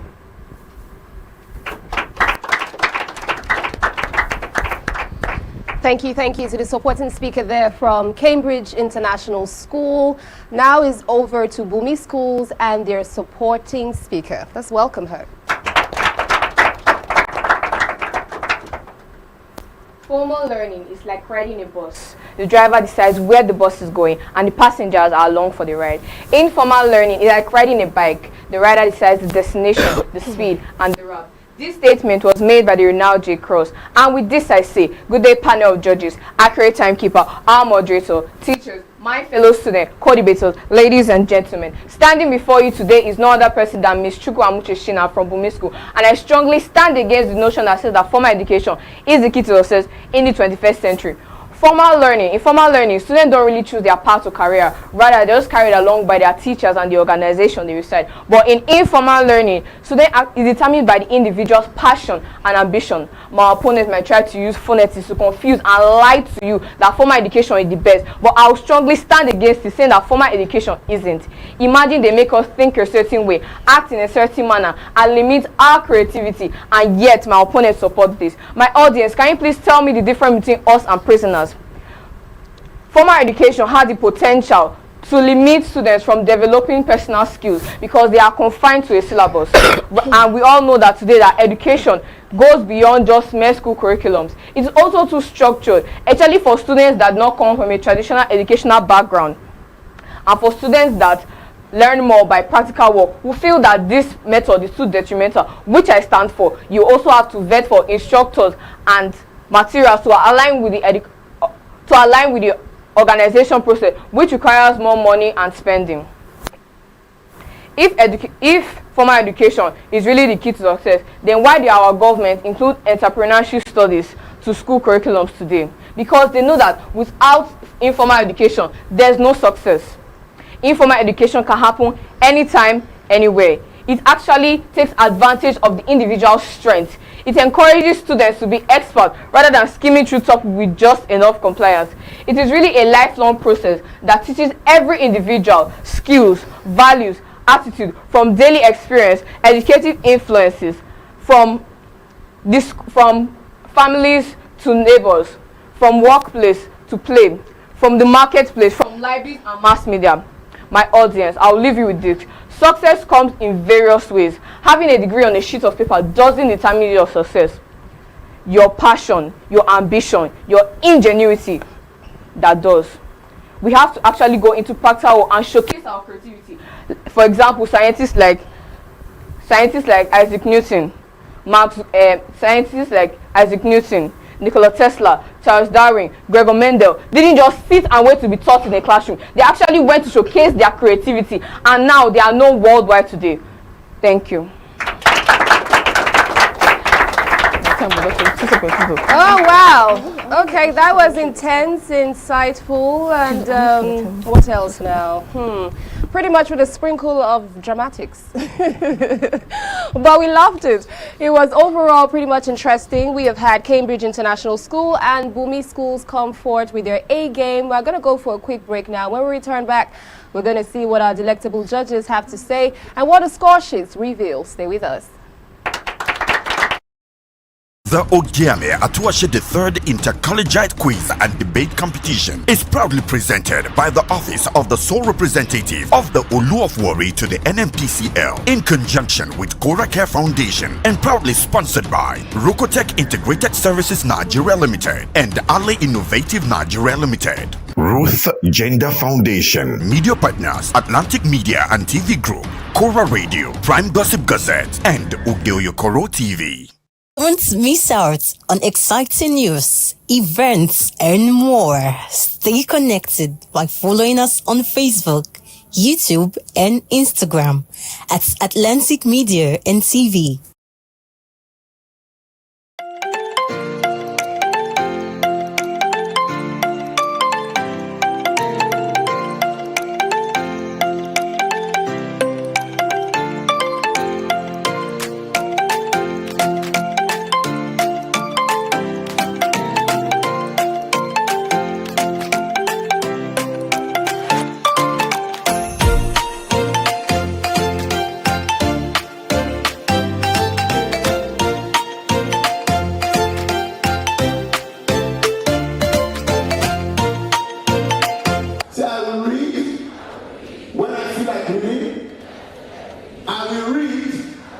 When I don't feel like reading, I will read until I feel like reading.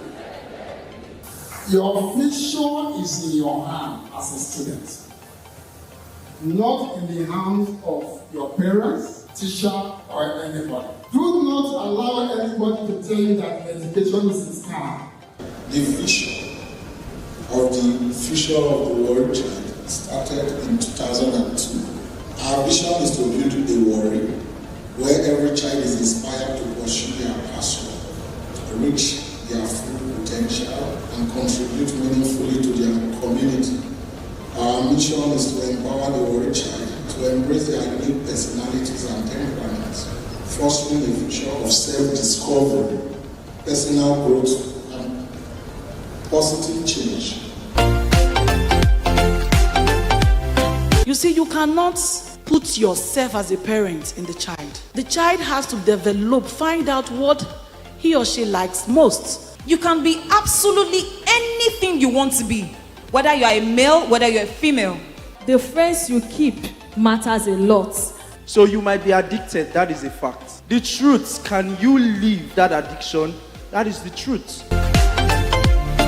Through the office of the sole representative of the Olu of Warri and by the Olu of Warri, we are going to be paying for 100 SS3 students. Wow. WAEC. So if you add the 25, we're actually paying for 125 students, courtesy of His Majesty Ogiame Atuwatse III. And of course, for the Warri child, never give up. Just believe in yourself, and the sky is your limit. He said never give up. 22 solid years he carried a dream. Wow. The future of the Warri child is indeed safe and secure.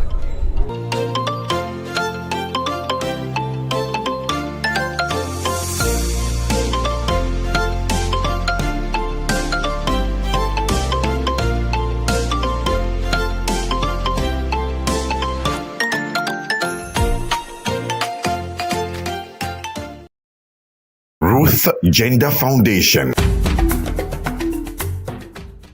I'm Ruth Edema Collins. I hold a first degree in physics electronics, a postgraduate qualification in business administration, and a nationally certified French language tutor. Career-wise, I'm an educational facilitator. I'm the managing director at Atlantic Media and TV, and I'm also a director at Rokotech Integrated Services Nigeria Limited. I'm a wife and a mother, and I like dressing up to show up. Yeah, so that's basically me. Thank you. Root Gender Foundation was inspired from my personal experiences growing up as a young girl in a typical Nigerian environment. For me, it was being different. It made people bully me, abuse me, and harass me. I was always misunderstood and underrated.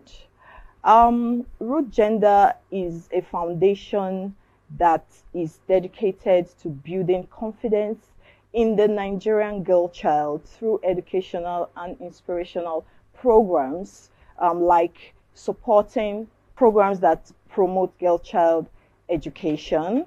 We also organize physical exercises for our young girls for the overall well-being of their mental and physical states, and also for the acquisition of self-defense skills. We also sensitize girls on laws that protect them. In our constitution, a lot of girls do not know that they have rights, that there are laws that protect their interests in Nigeria. Hence, they are vulnerable, they are living in fear, which is stopping them from reaching their full potentials. So we sensitize them on the laws that protect their interests. This, like I said, is visioned towards building confidence in the Nigerian girl child. So that is just a wrap up of what we do at Root Gender Foundation. I would say I resonate with the struggles and the challenges of the girl child, particularly the Warri girl child. I happen to grow up in the heart of Warri. I'm from an average background. My family is an average one, but I experienced a lot. Like I said, I was bullied, I was overlooked, I was harassed for being a different child, for daring to be different, and nobody was taking note and tapping into my potentials. So my interest for the girl child is I would love to be a voice for the girl child. They need people to believe in them. They need people to speak for them. I also want the Warri girl child to know that there is hope beyond the reef. I want them to see the bigger picture. I want them to know that they can compete on global platforms. They can compete on international platforms, and they can do very well. We have the likes of Ada Gold, or Maumi, and the rest of them. They are all competing very well on international platforms, and I know that you too can do that, and I want you to know that is why we are here. Root Gender Foundation is here to make you understand that you can actually be what you want to be.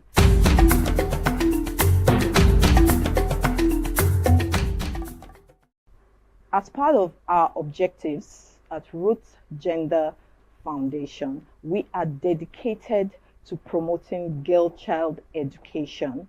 Like I said, I represent the brand Warri Girl Child.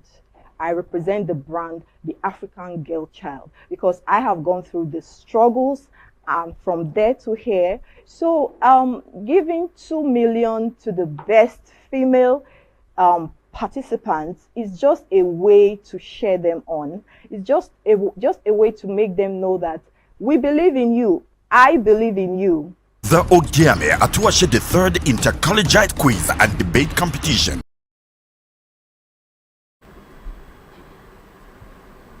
Welcome back, ladies, gentlemen, boys and girls. This is still the Ogiame Atuwatse the third Inter-Collegiate quiz and debate competition. I'm your moderator. My name is Rejoice Debekeme. We just had an intense round there from Cambridge International School and Bumi Schools. Now it's time for us to find out how our judges are feeling about these presentations. Judges, over to you. Impressive, you know, as we get into the debate, we're seeing more, you know, talk about the whole thing. One thing I noticed with this group, the calmness that started with it, especially when the lead speaker came out. I liked his calmness, and I think that's what debate is all about. Being able to be calm, calculated, and giving out your stuff. But in everything you do, just give us your point. You don't need to go round and round. It's the point we need to tell us. And like I said, it is so simple, where one school could tell the other school, if formal education is not important, why are you in school? That alone takes everything. But one thing we all have to know is to be able to present what we have. Congratulations to all of you.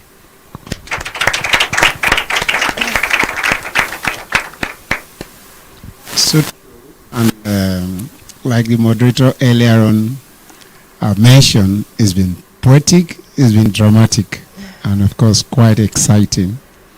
We want to advise as much as possible, let's reduce the practice of trying to memorize your delivery, what you plan to deliver. Take time to master the artistry or master the content. It will help you. And like my sister said, just be calm, be relaxed, and you'll get there. So once again, you've done well. You are blessed. Thank you. Okay. There's no victor, no vanquish. We are all winners and we are all learning. So with that, I think I'll be able to encourage our contestants that we're winning. No cause for alarm. Thank you. I like that one there from our amazing, distinguished panel of judges. There's no cause for alarm. Everything is under control. Do you hear Mayday, Mayday? No, no, no. There's nothing like that going on there. We don't fail here. We learn at the Ogiame Atuwatse, the 3rd Inter-Collegiate Quiz and Debate Competition. So our judges have spoken from their wealth of knowledge and observations. Now the results are in. Let's find out what the score sheets are saying. For Cambridge International School, they came through with 46 points. And then we have for Bumi Schools, 47 points. That was a close one now, wasn't it? I know, it's not over until it's over. Don't give up, okay? Stick around, stay put, stay close. Of course, we'd like to see your engagement on our social media platforms across, whether that's Facebook, that's YouTube, or Instagram at Atlantic Media and TV. So leave a like, a comment, a share, anything there will really, really be appreciated. So let's know who you're rooting for. Let's know how you're feeling the vibe and the energy for the Ogiame Atuwatse Debate and Quiz Competition from wherever it is that you're watching. I'm your moderator. Is Rejoice Debekeme here. This is far from over. We're done with Cambridge International Schools and Bumi Schools. Coming up next, we have St. Michael High School and First Baptist College. You want to find out how they're going to do? You're going to have to stick around. Stay close. Don't miss out on exciting news, events, and more. Stay connected by following us on Facebook, YouTube, and Instagram at Atlantic Media and TV. Ruth Gender Foundation. I'm Ruth Edema Collins. I hold a first degree in physics electronics, a postgraduate qualification in business administration, and a nationally certified French language tutor. Career-wise, I'm an educational facilitator. I'm the managing director at Atlantic Media and TV, and I'm also a director at Rukotech Integrated Services Nigeria Limited. I'm a wife and a mother, and I like dressing up to show up. Yeah, so that's basically me. Thank you. Root Gender Foundation was inspired from my personal experiences growing up as a young girl in a typical Nigerian environment. For me, it was being different. It made people bully me, abuse me, and harass me. I was always misunderstood and underrated. Root Gender is a foundation that is dedicated to building confidence in the Nigerian girl child through educational and inspirational programs, like supporting programs that promote girl child education. We also organize physical exercises for our young girls for the overall well-being of their mental and physical states, and also for the acquisition of self-defense skills. We also sensitize girls on laws that protect them in our constitution. A lot of girls do not know that they have rights. that there are laws that protect their interest in Nigeria. Hence, they are vulnerable, they are living in fear, which is stopping them from reaching their full potentials. So we sensitize them on the laws that protect their interest.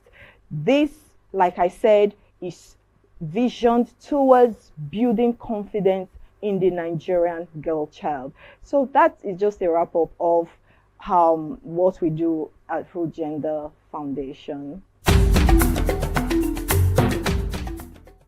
I would say I resonate with the struggles and the challenges of the girl child, particularly the Warri girl child. I happen to grow up in the heart of Warri. From an average background. My family is an average one, but I experienced a lot. Like I said, I was bullied, I was overlooked, I was harassed for being a different child, for daring to be different, and nobody was taking note and tapping into my potentials. So my interest for the girl child is I would love to be a voice for the girl child. They need people to believe in them. They need people to speak for them. I also want the Warri girl child to know that there is hope beyond the reef.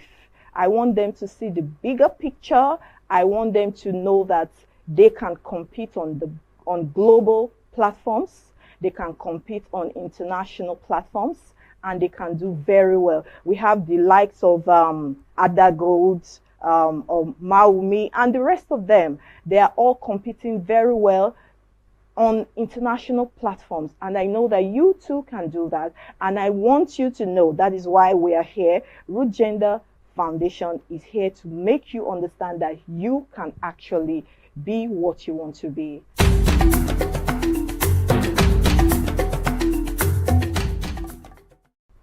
As part of our objectives at Root Gender Foundation, we are dedicated to promoting girl child education.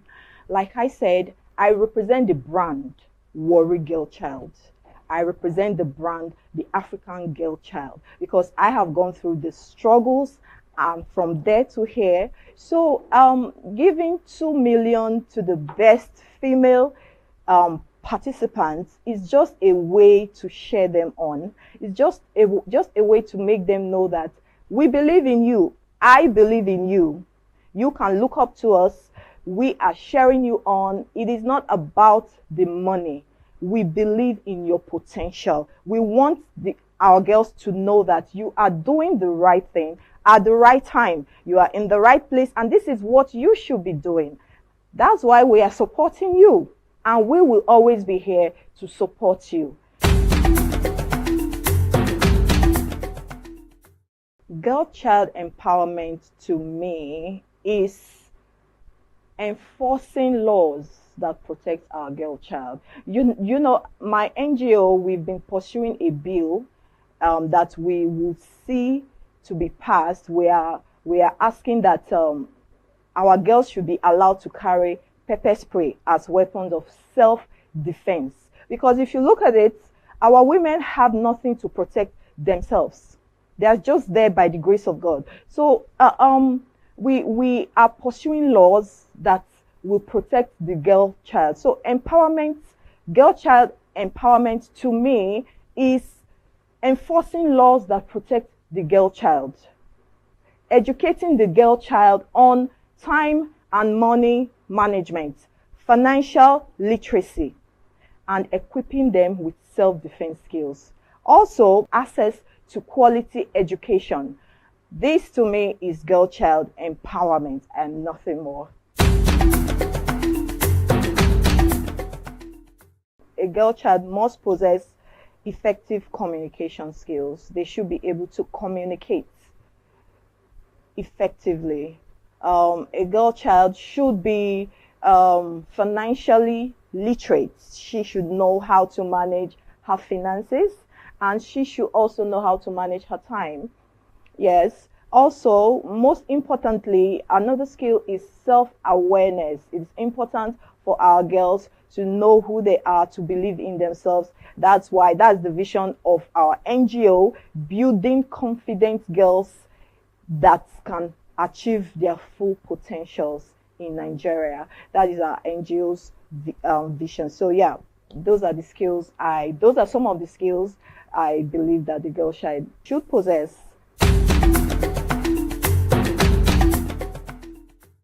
She needs role models.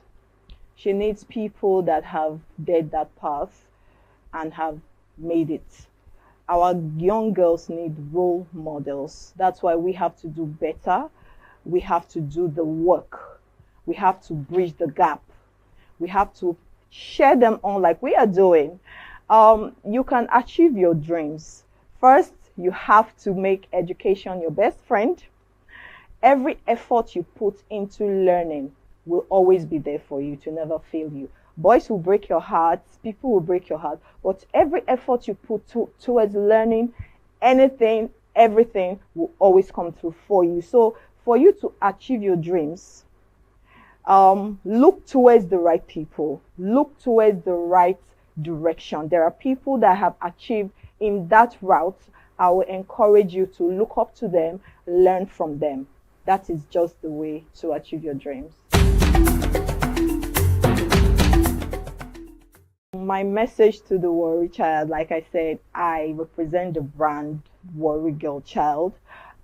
We are letting the world know that we are not vile, we are not roused, we are educated, we compete intellectually, we have good things ahead of us. We can do it on the global platform, we can do it on the national platform, and we are everything there is to be a woman. I would encourage you, Warri Girl Child, make education your best friend. Make education your best friend. Learn new things. Learn new languages. Okay? And the sky will be your starting point. We are always here to cheer you up. Don't forget that my name is Ruth Edema Collins from Root Gender Foundation, and from all of us wishing you the best, we say keep watching Atlantic TV. Ruth Gender Foundation. The future belongs to only those who dare to challenge. Are you brave enough to reach for the King's Prize? Set your date and time, turn on your notification. Our 64 schools go head-to-head in the maiden Ogiame Atuwatse III Inter-Collegiate quiz and debate competition. Brace yourself for intellectual chills and thrills. Watch secondary school students from different local government areas in Delta State battle it out for the grand prize of 10 million naira. This competition will run from the 10th of February to the 24th of June 2025. You're welcome back to the Ogiame Atuwatse III Inter-Collegiate quiz and debate competition. We're super excited that you have stayed or you're just joining us. Welcome, welcome. Better late than never. We've just had an exciting round from amazing group of schools going on there, talking about Cambridge International School and Bumi Schools. Now it's time for us to welcome another powerful set of schools here in studio, getting ready and set for their debate. We have St. Michael High School, and we have First Baptist Secondary School. So the rules of engagement pretty much remain the same. I'm your moderator, it's Rejoice Debekeme here. Now quickly, the stage is ready and set. Let's take our first school. The lead speaker for St. Michael High School.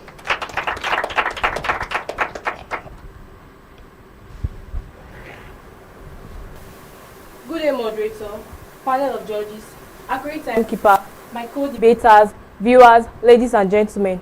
My name is Ilobi Destiny, a student and a representative of St. Michael All Secondary School, Saple. I am here to strongly support the motion which states that entrepreneurship education is the future of Nigerian secondary schools. Before I delve into the intricacies of this motion, I would like to define entrepreneurship education. Entrepreneurship education can be defined as a systematic approach to instilling in students creative skills, knowledge, and mindset necessary to identify opportunities, innovate within various sectors, and create sustainable businesses. Having defined entrepreneurship education, here are some few points why I say that entrepreneurship education is the future of Nigeria's secondary schools. Point number 1, it fosters economic diversification and innovation. Nigeria's economy today remains overly reliant on oil, making it vulnerable to global market fluctuations. To build a resilient economy, there is an urgent need to foster innovation across various sectors, such as agriculture, technology, and other creative industries. A notable example is the increase in technology startups like the Flutterwave, which have emerged as a successful alternative to traditional industries. Their growth signifies the untapped potential within Nigeria youths who, when educated in entrepreneurship, can lead the change in diversifying the economy. Point number 2, it enhances financial literacy and business acumen. In today's economy, understanding financial concepts and business practices is very crucial, regardless of whether an individual aims to become an entrepreneur or pursue traditional employment. Entrepreneurship education teaches students financial literacy, the ability to manage personal finance, comprehend investment principles, and conduct basic market analysis. According to the research conducted by the Lagos State Employment Trust Fund, youths who have received financial education has demonstrated significantly improved business management techniques, leading to higher success rates in startup ventures. Point number 3, entrepreneurship education teaches students crucial life skills, such as how to collaborate and work with a team, how to use the social media as an advocacy tool, how to solve real and complex problems that does not have definite answer, how to collect and analyze data. Point number 4, it makes the world a better place. Entrepreneurs, they seek to solve problems, meet needs, and ease pain points with the help of their products and services. By engaging in entrepreneurship education, students don't only become prepared and ready for their future, they also become ready to change the world and make it a better place for all of us. Considering the high level of financial mismanagement among small businesses in Nigeria, wouldn't you agree that it is important to equip our students with financial literacy before they go into the workforce? I leave this question for my opponent to answer. In conclusion, entrepreneurship education is very important, not only important, but crucial and essential in our economy.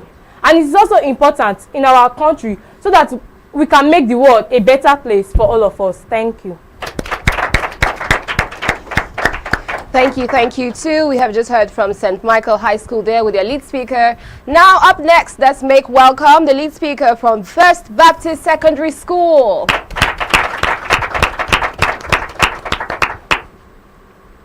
While I argue that acknowledging the importance of equipping students with entrepreneurial skills, I argue that making it the sole focus of secondary education would be a detrimental oversimplification. With that, I will say good day, moderator, panel of judges, accurate timekeeper, co-debaters, distinguished ladies and gentlemen. I'm Elkanah Sarah, a student of First Baptist School Warri, and I'm here to oppose the proposition that says entrepreneurship education. Is this the future of Nigeria's secondary schools? I would like to start by defining the terms entrepreneurship and entrepreneurship education. Entrepreneurship is the concept of developing and managing a business venture in order to gain profits by making several risks in the corporate world, while entrepreneurship education is the process of teaching and learning that focuses on developing the skills, knowledge, and mindset necessary to create and manage a successful business. Firstly, Nigeria's secondary education system faces numerous challenges such as inadequate infrastructure, shortage of teachers, and unequal access to quality education. Focusing solely on entrepreneurship risks neglecting the fundamental academic skills and knowledge necessary for a well-rounded education regardless of a career path. Also, a strong foundation in mathematics, science, literature, and the humanities is crucial for critical thinking, problem solving, and informed citizenship skills. Equally vital for entrepreneurship success and a broader societal contribution. And furthermore, a curriculum may inadvertently exacerbate existing inequalities. Students from disadvantaged backgrounds may lack the resources and support networks necessary to thrive in an entrepreneurial environment, thus widening the gap between the privileged and unprivileged. Moreover, entrepreneurship, while valuable, is not a guaranteed path to success. Many entrepreneurial ventures fail, and a narrow focus on this single skill set leaves students ill-prepared for further education. Instead of replacing the existing curriculum, entrepreneurship should be integrated as a supplementary subject, allowing students to explore their interests while maintaining a strong foundation in core academic areas. Furthermore, entrepreneurship education may not provide students with the valuable skills and qualifications necessary to gain employment after graduation. Many employers require qualifications necessary, while entrepreneurship cannot provide. In addition, entrepreneurship education is often broad and general, rather than specialized or focused on a specific industry or field. This lack of specialization can make it difficult for students to stand out in a competitive job market. My opponents may argue that entrepreneurship education may provide students with various skills like innovation, creativity, and risk-taking. However, these skills can be discovered in other subjects like economics and extracurricular activities. In conclusion, while entrepreneurship education has its own benefit, no doubt, it should not be the future of Nigeria's secondary schools. I hope that with this point I've mentioned, I've been able to convince you that entrepreneurship education is not the future of Nigeria's secondary schools. Thank you. Speaking there for about 5 minutes, we had the lead speaker from First Baptist Secondary School. Now it's time for us to have the supporting speaker from St. Michael High School.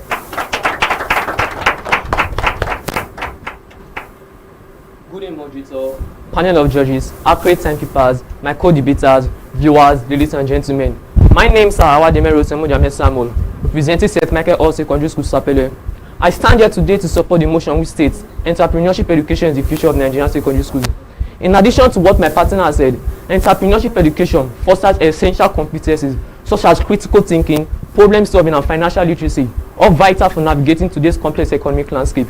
As it stands now, Nigeria, a nation rich in resources and cultural diversity, is simultaneously grappling with significant challenges, including alarming youth unemployment rates, a troubling over-dependence on oil revenues, and a dire need for economic diversification.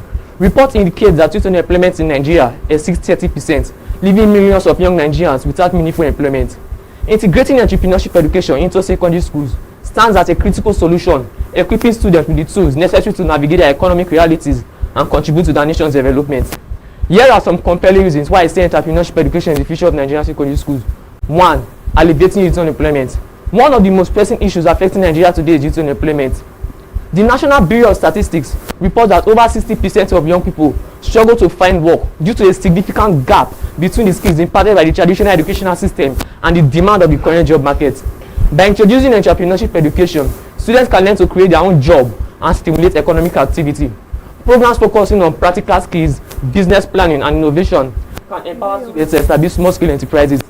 Ladies and gentlemen, if our traditional system of education continues to yield high rates of unemployment among graduates, what feasible alternatives do you propose would empower our youth in securing sustainable employment? I leave this question for my opponents to answer. Secondly, cultivating a culture of enterprising and risk-taking. Embedding entrepreneurship education within Nigerian secondary schools is going to encourage students to embrace risk-taking and resilience qualities inherently essential for fostering economic growth. A cultural shift towards viewing entrepreneurship as a viable career path can invigorate local economies. Students will learn that failure is part of the entrepreneurial journey and not a deterrent to success.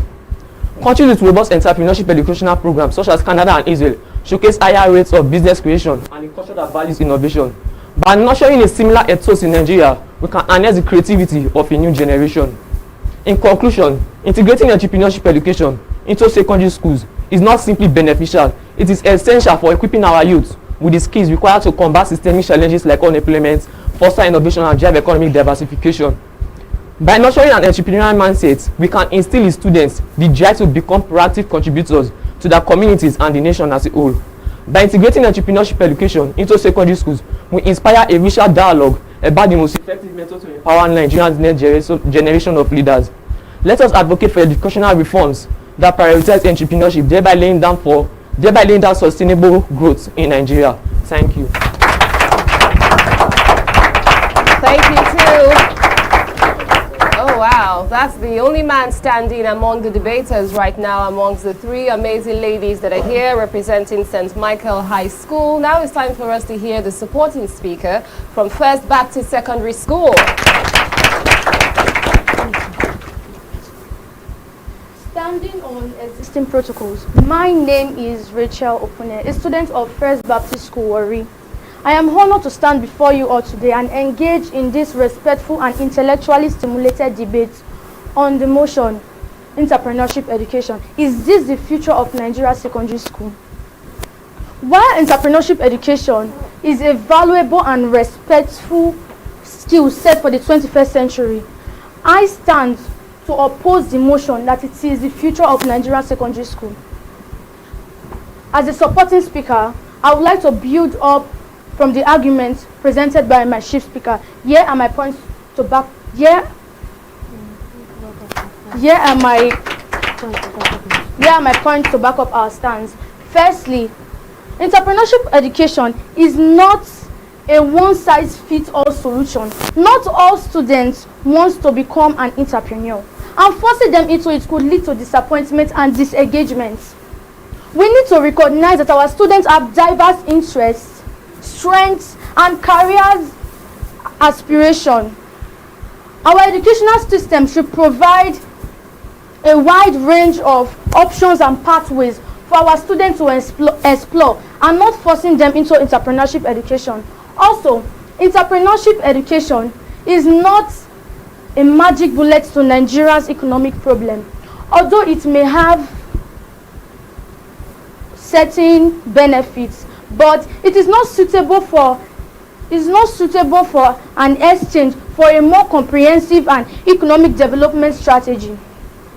We need to address the underlying structural issues that are affecting our economic growth, such as corruption, poor infrastructure, and inadequate governance. Not forcing children into entrepreneurship education. Furthermore, lack of infrastructure and resources. Many Nigerian schools lack resource and infrastructure to effectively implement entrepreneurship education.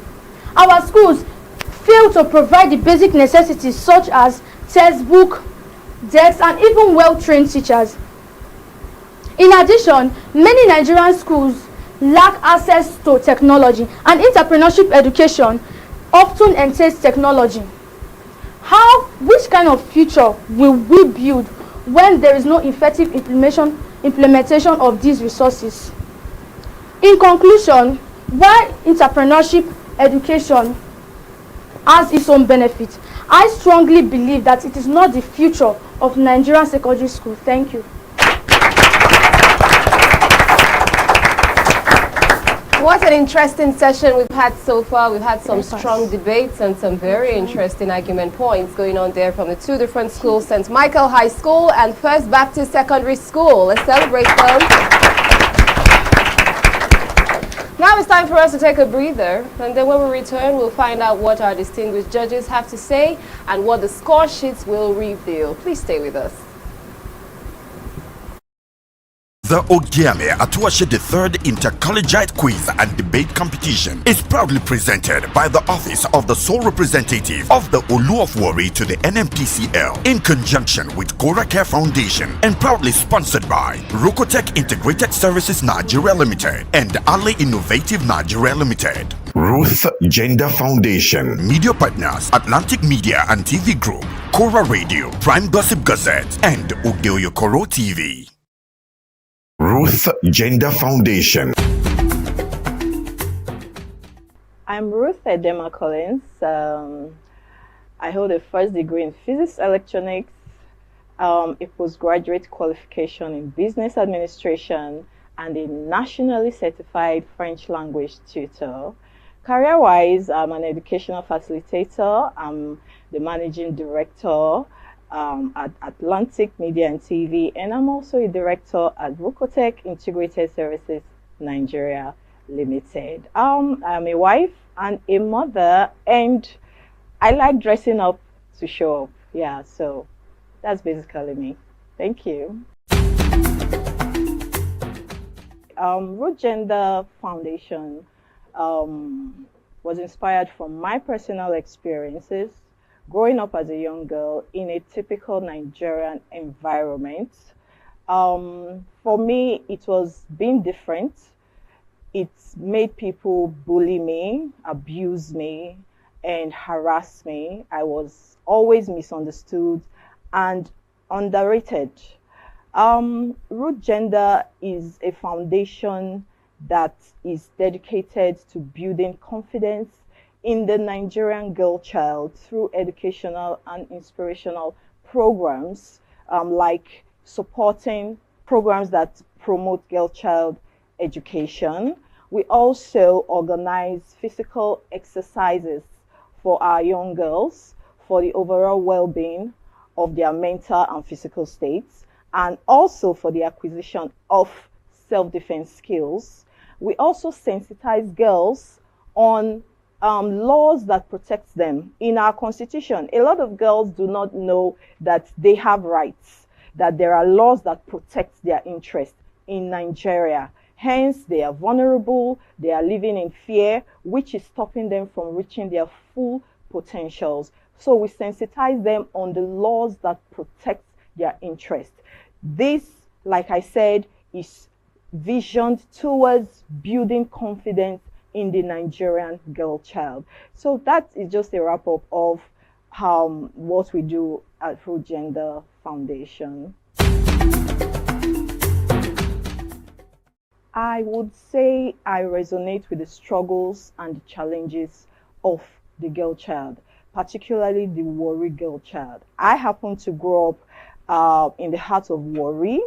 From an average background. My family is an average one, but I experienced a lot. Like I said, I was bullied, I was overlooked, I was harassed for being a different child, for daring to be different, and nobody was taking note and tapping into my potentials. So my interest for the girl child is I would love to be a voice for the girl child. They need people to believe in them. They need people to speak for them. I also want the Warri girl child to know that there is hope beyond the reef. I want them to see the bigger picture.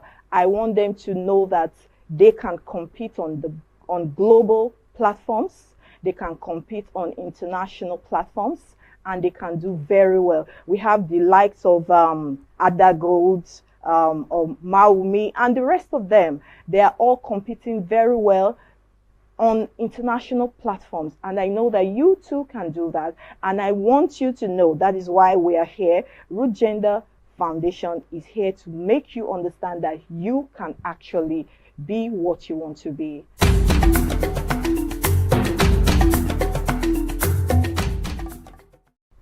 As part of our objectives at Root Gender Foundation, we are dedicated to promoting girl child education. Like I said, I represent the brand Warri Girl Child. I represent the brand the African Girl Child, because I have gone through the struggles and from there to here. So giving 2 million to the best female participants is just a way to share them on. The Ogiame Atuwatse the third Inter-Collegiate quiz and debate competition.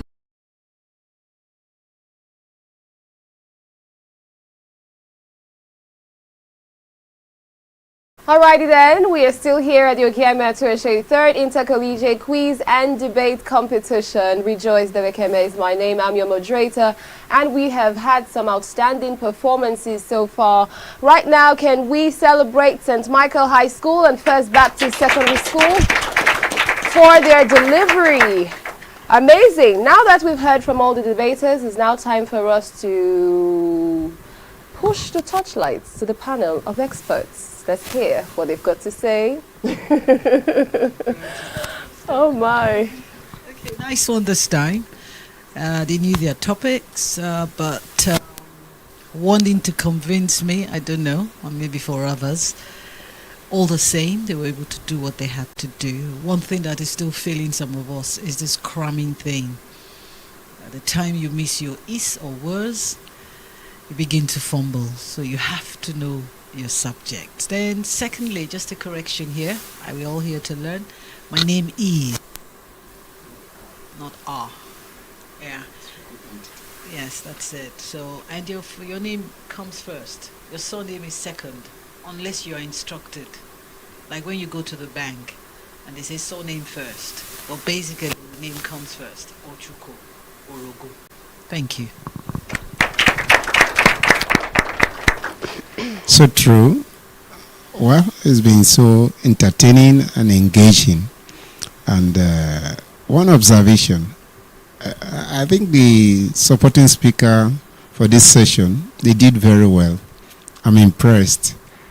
In a sense, like a match for the lead speaker. It's a personal opinion. Yeah. For the game, you've done well. Thanks for coming. In addendum, I've always been the proponent of calmness, and I think we saw that in this group. Both teams were calm and they were able to deliver the points. Thank you. Let's celebrate our panel of judges. Yes, indeed. Wow. Okay, I think the moment of truth is here. This is the part where we breathe in, out. Whew. Okay. Even though my chest is still doing giddy giddy bang bang, and I'm sure it's the same for you, but it's okay. Everybody calm down. We have for St. Michael High School a total of 47 points. And for First Baptist Secondary School, they came through with a total of 37 points. Well done, everybody. Doing really good. And I like that here, we're not just about the competition or about winning, even though we have 10 million naira grand prize at stake. But we're also about learning. We're also about proving to ourselves that we can. Right, so thank everyone for showing up. Thank you for being there, representing your schools. We're rooting for each and every one of you. This is stage 3 of the Ogiame Atuwatse 3rd Inter-Collegiate Quiz and Debate Competition. Now we're done with Group A, and then of course we've also wrapped up Group B. After the break, we're going to find out what the powerhouse junior schools in Group C have got to offer, but only if you stay with us. The future belongs to only those who dare to challenge. Are you brave enough to reach for the King's Prize? Set your date and time, turn on your notification. Our 64 schools go head-to-head in the maiden Ogiame Atuwatse the 3rd Inter-Collegiate Quiz and Debate Competition. Brace yourself for intellectual chills and thrills. Watch secondary school students from different local government areas in Delta State battle it out for the grand prize of 10 million naira. This competition will run from the 10th of February to the 24th of June 2025. The Ogiame Atuwatse the 3rd Inter-Collegiate Quiz and Debate Competition is proudly presented by the Office of the Sole Representative representative of the Olu of Warri to the NMPCL in conjunction with Kora Care Foundation and proudly sponsored by Rokotech Integrated Services Nigeria Limited and Ale Innovative Nigeria Limited. Media partners Atlantic Media and TV Group, Kora Radio, Prime Gossip Gazette, and Oyo-Ekoro TV. Ruth Gender Foundation. I'm Ruth Edema Collins. I hold a first degree in physics electronics, a postgraduate qualification in business administration, and a nationally certified French language tutor. Career-wise, I'm an educational facilitator. I'm the managing director at Atlantic Media and TV, and I'm also a director at Rokotech Integrated Services Nigeria Limited. I'm a wife and a mother, and I like dressing up to show up. Yeah, so that's basically me. Thank you. Root Gender Foundation was inspired from my personal experiences growing up as a young girl in a typical Nigerian environment. For me, it was being different. It made people bully me, abuse me, and harass me. I was always misunderstood and underrated. Root Gender is a foundation that is dedicated to building confidence in the Nigerian girl child through educational and inspirational programs, like supporting programs that promote girl child education. We also organize physical exercises for our young girls for the overall well-being of their mental and physical states, and also for the acquisition of self-defense skills. We also sensitize girls on laws that protect them. In our constitution, a lot of girls do not know that they have rights, that there are laws that protect their interests in Nigeria. Hence, they are vulnerable, they are living in fear, which is stopping them from reaching their full potentials. So we sensitize them on the laws that protect their interests. This, like I said, is visioned towards building confidence in the Nigerian girl child. So that is just a wrap-up of what we do at Root Gender Foundation. I would say I resonate with the struggles and the challenges of the girl child, particularly the Warri girl child. I happen to grow up in the heart of Warri. From an average background. My family is an average one, but I experienced a lot. Like I said, I was bullied, I was overlooked, I was harassed for being a different child, for daring to be different, and nobody was taking note and tapping into my potentials. So my interest for the girl child is I would love to be a voice for the girl child. They need people to believe in them. They need people to speak for them. I also want the Warri girl child to know that there is hope beyond the reef. I want them to see the bigger picture. I want them to know that they can compete on global platforms. They can compete on international platforms, and they can do very well. We have the likes of Ada Gold, or Maumi, and the rest of them. They are all competing very well on international platforms, and I know that you too can do that, and I want you to know that is why we are here. Root Gender Foundation is here to make you understand that you can actually be what you want to be.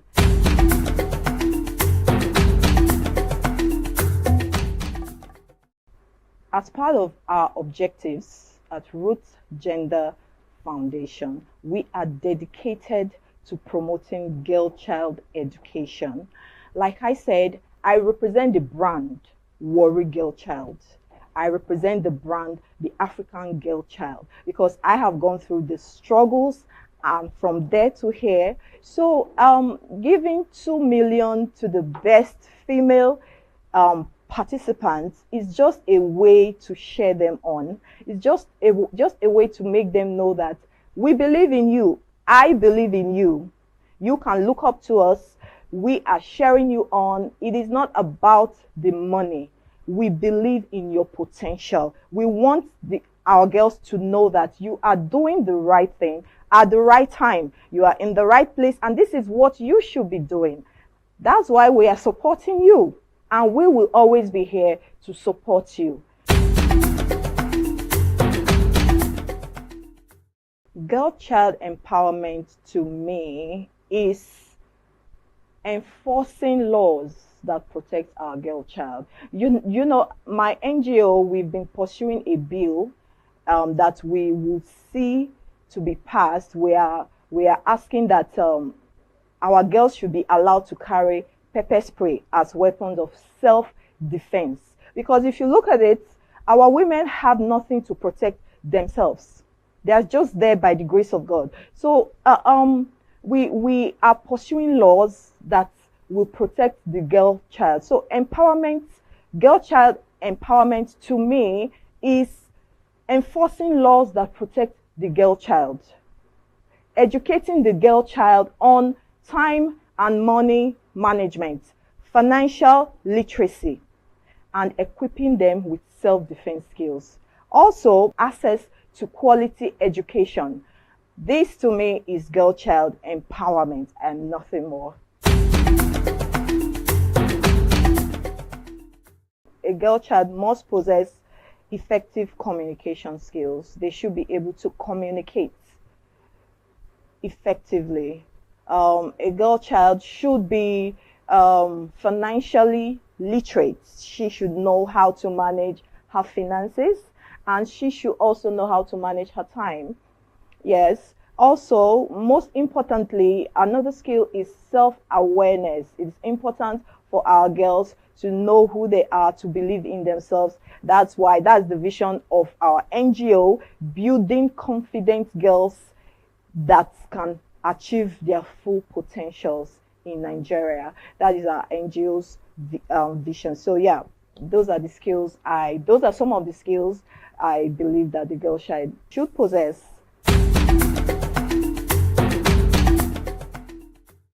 She needs role models. She needs people that have led that path and have made it. Our young girls need role models. That's why we have to do better. We have to do the work.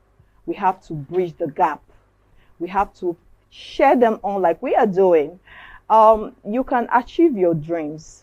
First, you have to make education your best friend. Every effort you put into learning will always be there for you to never fail you.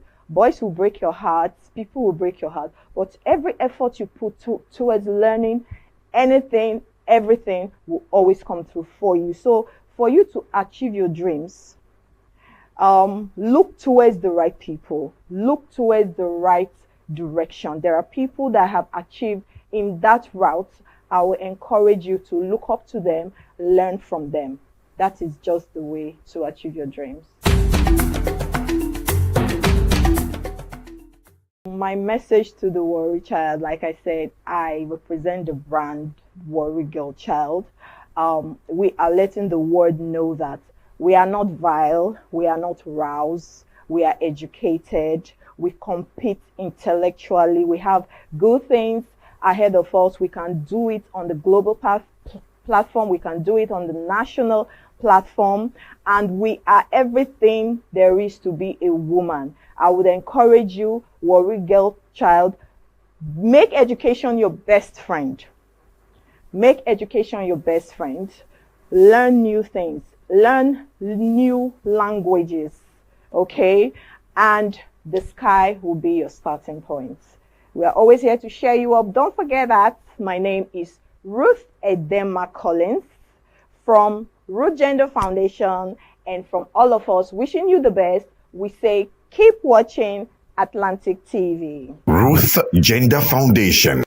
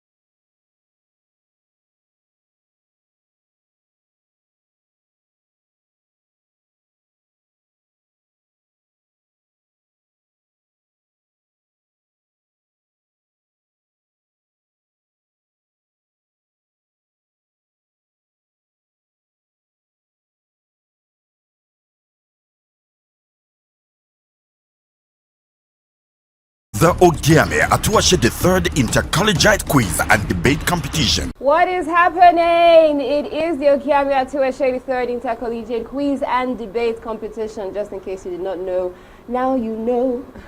you know. You're very much informed, or maybe reminded. Let's put it that way. And right now, we have kicked off stage 2 officially already with Group A. It's now time for us to transition nicely into Group B, and we have 4 genius schools who are ready and set to test their knowledge right about now. I'm talking about none other than Cambridge International School. Wow. We also have First Baptist College. Wowza. Also coming through is St. Michael High School. Nice. And last but not the least, we have Bumi School. All right, you can feel the energy already. Everybody ready and set to drop it like it's HOT. But just before we get into that space, let's find out how the schools in the B category did for stage 1. Let's find out how did they do from Cambridge to First Baptist to St. Michael's and Bumi schools. What were their scores like? So for First Baptist Secondary School, for first stage, we had 20 points.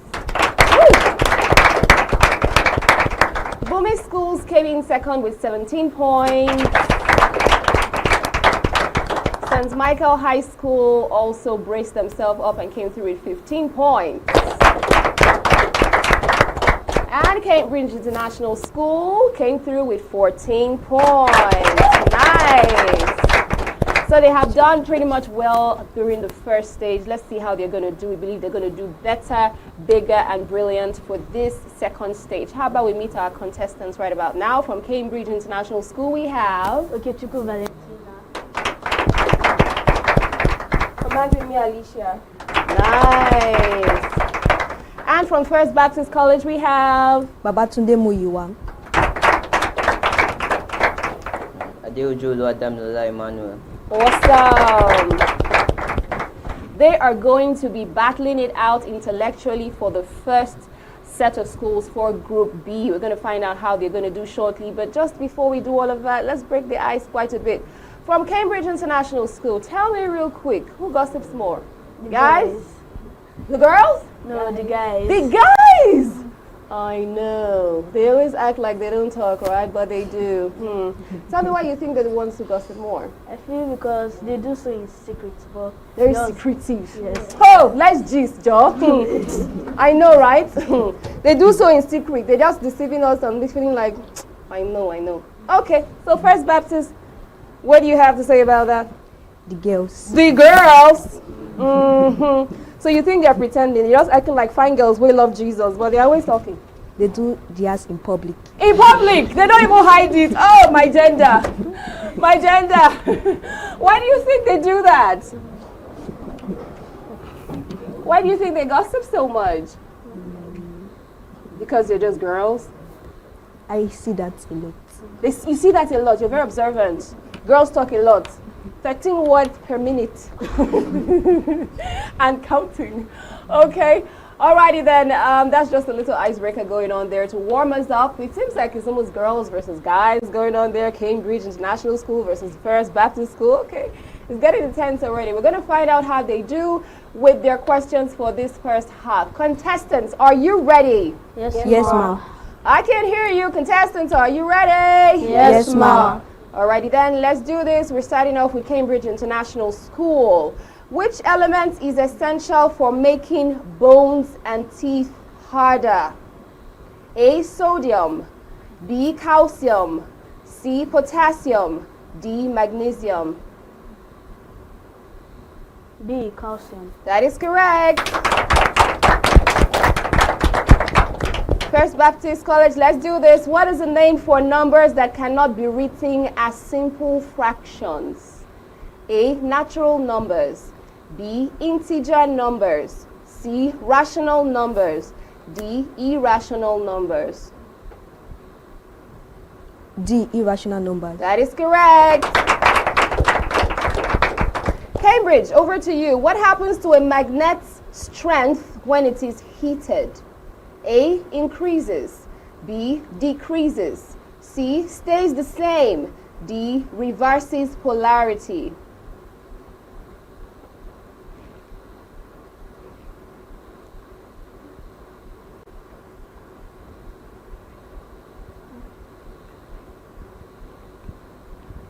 D. Reverses polarity. D. Reverses polarity is incorrect. Bonus to the next school.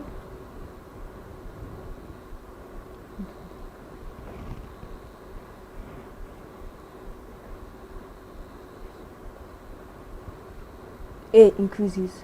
That is also incorrect. The correct answer is decreases. Hitting a magnet causes its atom to vibrate more, reducing its magnetic properties. Okay? Well, you're doing good. Let's keep it up. Let's keep it up. Now your question, First Baptist. Which Nigerian state first implemented the use of drones for medical deliveries?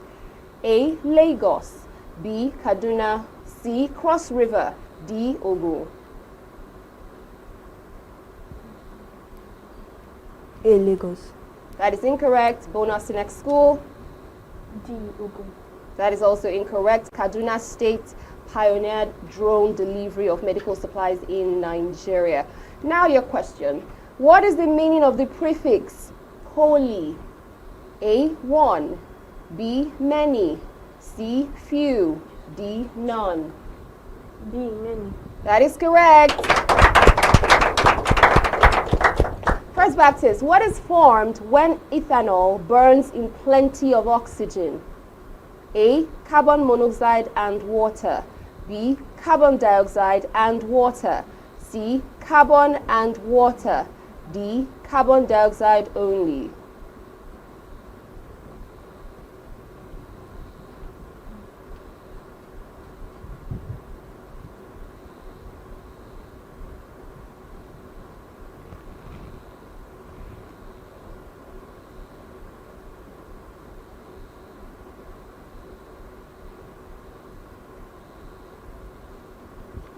Carbon dioxide and water.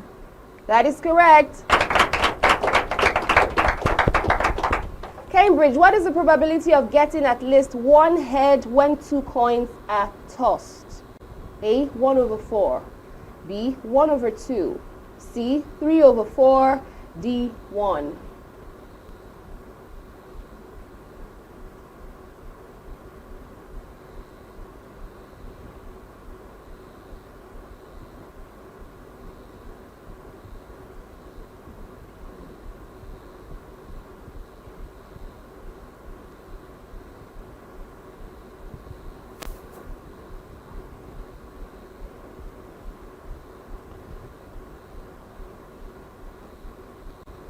D. 1. That is incorrect. Bonus to First Baptist. B. 1/2. That is also incorrect. The correct answer is 3/4. All right. First Baptist, let's do this. What causes a mirage in a desert?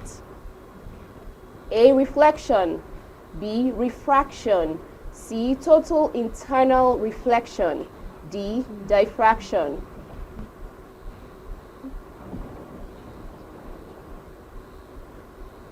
C. Total internal reflection.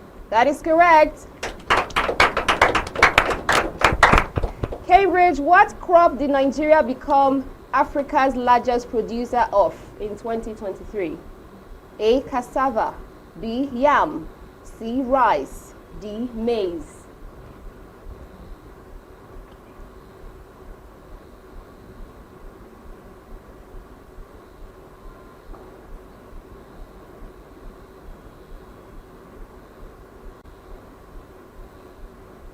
A. Cassava. That is correct.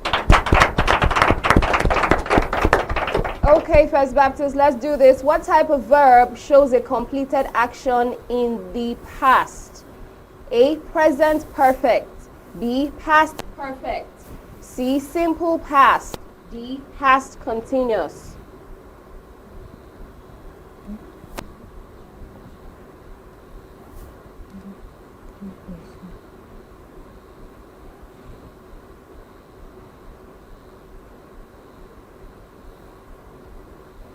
B. Past perfect. That is incorrect. Bonus to Cambridge.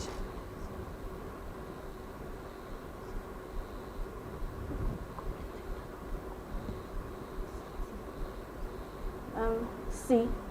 C, that is correct. And having finished the first 10 questions for your first round, let's go for a quick break and return back with some more.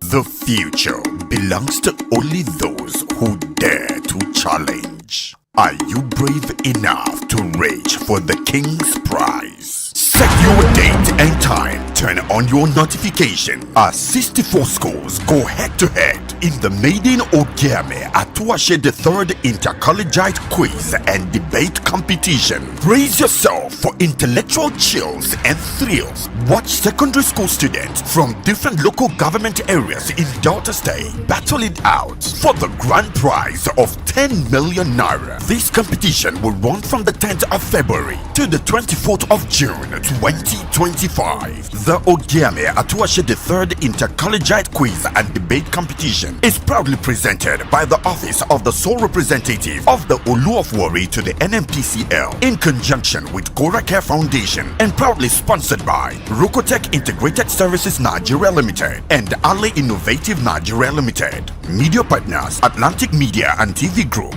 Kora Radio, Prime Gossip Gazette, and Oyo-Ekòró TV. We are back to the Ogiame Atuwatse III Inter-Collegiate Quiz and Debate Competition, and right now the attention is focused on Group B, precisely for Cambridge International Schools and First Baptist College. And they're doing pretty good. They've just had their 10 questions go. 10 more to go. Let's find out how they're going to do. I'm your quiz master, Rejoice Debekeme here. Contestants, are you ready? Yes, ma'am. Are you ready? Yes, ma'am. Okay, let's do this. What is the main constituent of biogas? A, ethane. B, methane. D, propane. D, butane.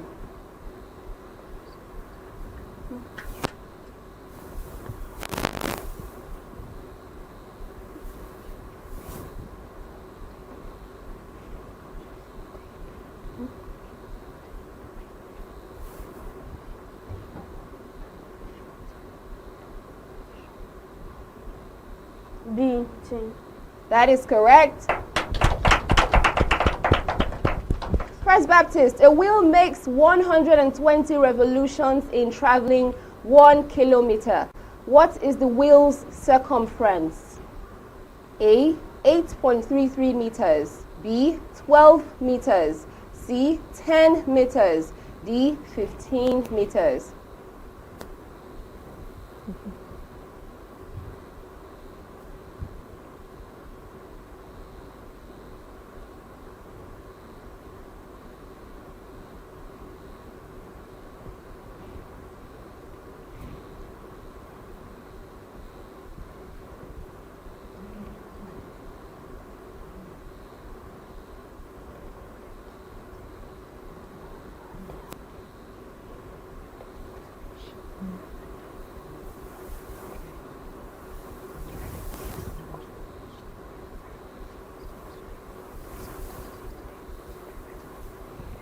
A, 8.33 meters. That is correct.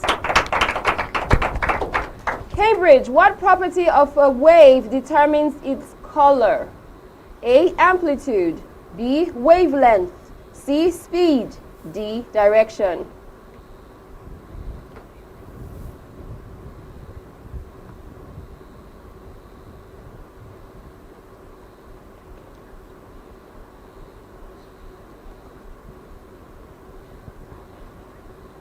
B, wavelength. That is correct. Next school, which Nigerian university first offered artificial intelligence as a degree program? A, University of Lagos. B, Covenant University. C, FUTA. D, University of Ibadan.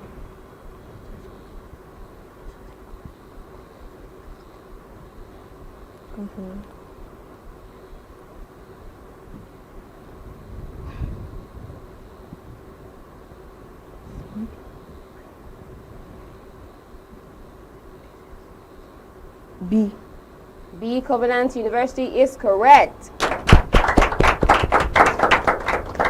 Next school, what is the term for words that appear to mean the opposite of what they describe? A, antonyms. B. Contronyms. C. Synonyms. D. Heteronyms.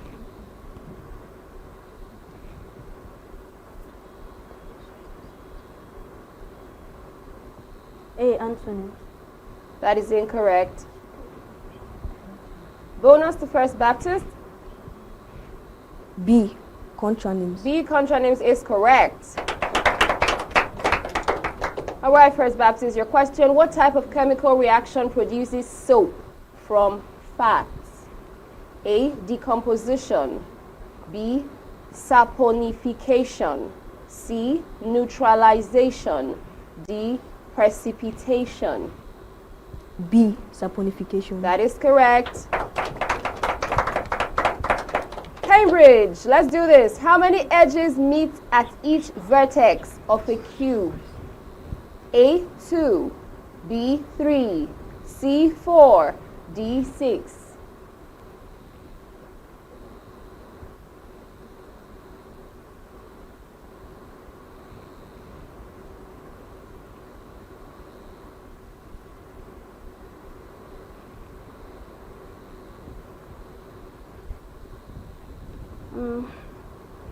B. 3.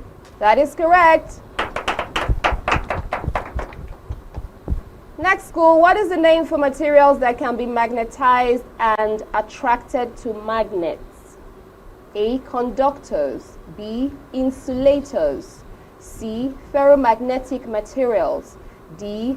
Diamagnetic materials. C. Ferromagnetic materials. That is correct. Cambridge, what traditional textile pattern did Nigeria register as a geographical indication in 2022? A. Ankara. B. Adire. C. Ashoke. D. Akwete.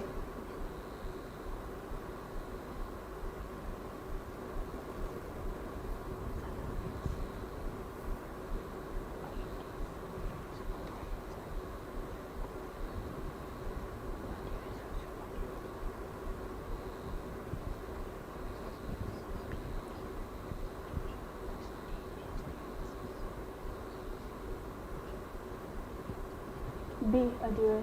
That is correct.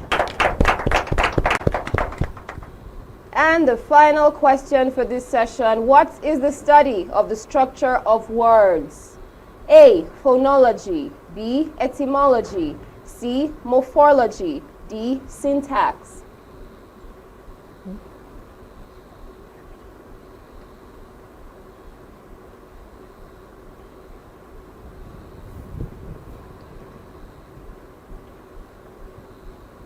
B. Etymology. That is incorrect. A. Phonology. That is also incorrect. The correct answer to that is morphology. It's the study of the structure of words and how they are formed. Did you do well? You did great. Let's celebrate them. Amazing. We're going to find out how amazing they performed when the score sheets land on this table right after the break. Alright, my name is Desoka, the comedy catalyst of one of Nigerian comedy. Alright guys, back again, yes boss, my name is Osh baby. CME Alade. Yeah, what up people, it's your boy Victor AD. Girl Ninyola. My name is my wife, Nanja Celebrity type man. My papa say, who won't carry cow, waka go, waka follow the cow, I know the life for you. I see you know you're watching the Atlantic TV. Keep watching Atlantic TV. Atlantic TV. Keep watching Atlantic TV. Keep watching Atlantic TV. Keep watching Atlantic TV. Atlantic TV. Informative, educative, interesting, entertaining. Worldwide, international. Don't go anywhere or I'll catch you. Don't touch that die. Atlantic TV. Boom. Atlantic TV. We wanna party. Atlantic TV. Culturally inclined and uniquely different. Don't miss out on exciting news, events, and more. Stay connected by following us on Facebook, YouTube, and Instagram at Atlantic Media and TV. There's a popular song we sing from around here. It's called "The Hour Has Come." The hour has come. But right now, to see what the result sheets are saying. The hour, yes, it's here. Okay, so real quick, let's find out what the score sheets are saying. For Cambridge International School, they wrapped up with a total of 15 points. First Baptist School came through with a total of, drums rolling, 15 points. So, for the second stage and for Group B, wow, we're seeing head-to-head now. They are spitting intellectual fire going on there. It's a tie. It's a draw. That's the first tie we're having for the second stage. So right now, we're going to try to find out how we can manage this and equalize this. We're going to have one bonus question, and it's going to be the fastest mouth. Okay? So listen attentively because this one is not going to pop up on the screen. Okay? So whoever answers first gets an extra 1 point. Are we ready? Yes, ma'am. Oh, that's a low yes, Miss Master. What's going on? What's going on? Everybody, brace up. It's about to get good. Okay.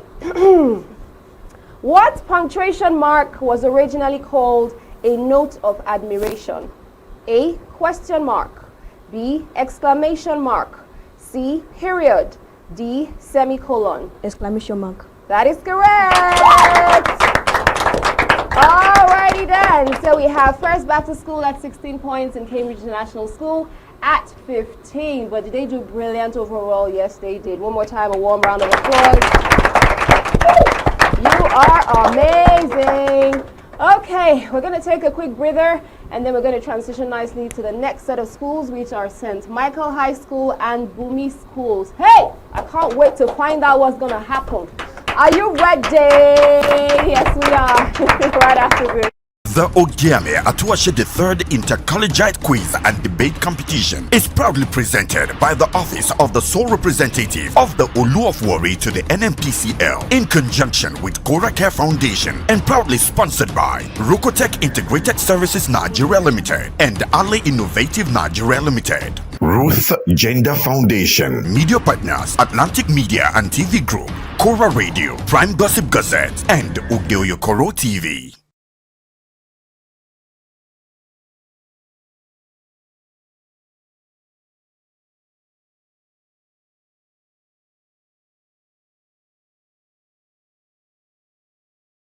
Ruth Gender Foundation. I'm Ruth Edema Collins. I hold a first degree in physics electronics, a postgraduate qualification in business administration, and a nationally certified French language tutor.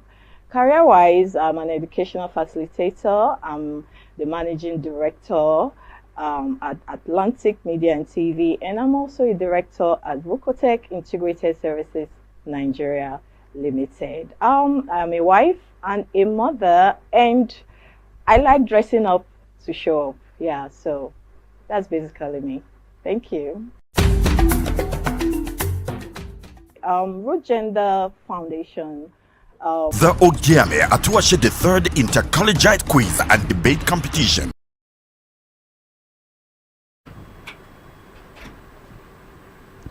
Welcome, welcome, welcome to another exciting and interesting session for the Ogiame Atuwatse III Inter-Collegiate Quiz and Debate Competition. Like I mentioned earlier, we have three powerful groups with amazing junior schools representing the different groups going on there. We've had Group A, we've had Group B. Now it's time for us to transition nicely into Group C and find out what's going on at that end. Ooh, cha.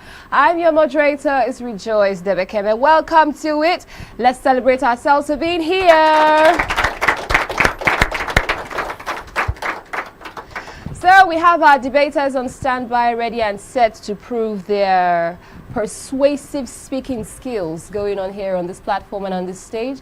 We also have our amazing judges who are on standby. We have our audience, which is you who's viewing from wherever it is that you are. Thank you so much for engaging and being there. Please continue liking, commenting, and sharing, the videos and the posts across social media at Atlantic Media and TV. Okay, now let's find out and welcome the schools, the 4 remarkable schools for this round. We have Hussey College. We also have Dornuma College. Present here also is Harvest Schools. And then we have, last but not the least, Foursquare Secondary School. They have excelled through stage 1, stage 2, and now they're about to battle it out for stage 3. We're going to find out how they do shortly. But first of all, we know that every competition needs powerful experts who can judge fairly. It's now time for us to introduce our delectable judges. We have as our chief judge, veteran media personality and broadcaster, Mrs. Ochuko Orogu.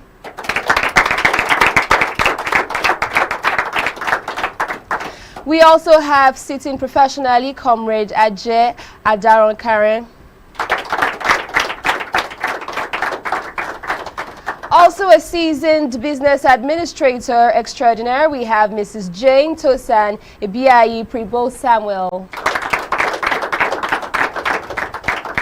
Wow, thank you so much for coming through so we can see that we're ready and we are set. But just before we kick off the debate competition, debaters, are we ready? Are you sure you're ready? Yes, ma'am. Are you a little tense? No. Not really. You want to say a quick prayer? All right, I trust you're good to go. Now let's quickly hear from our judges some of the guidelines we need to know about the debate as we proceed. Hello, everyone. There are rules to follow, and these are the debate rules. Use of mobile phones are highly prohibited. Cheating leads to immediate disqualification. Proper decorum must be maintained by participants and teachers. Specific debate topics and motions will only be sent a week before participants' session. Participants will be given 10 minutes to speak for their team, 7 minutes for lead speaker, and 3 minutes for supporting speaker. A countdown will begin 1 minute before the participant is notified to stop speaking. Exceeding of time limit by participants lead to deduction of marks. Judges are only expected to give their remark after each session alongside score points.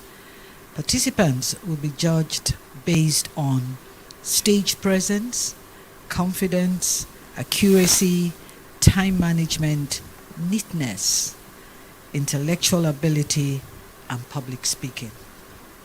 All the best to all of you. All right, let's celebrate our judges. Our first face-off in Group C is between Hussey College and Dornuma College. Now let's welcome the lead speaker for Hussey College.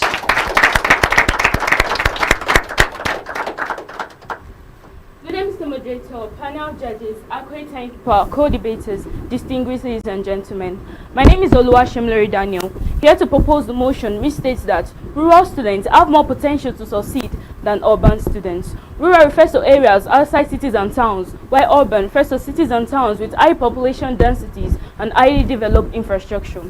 A student, on the other hand, is someone enrolled in a school or other educational institution, while having potential means possessing skills and qualities which can be developed and having the desire to become the better version of yourself.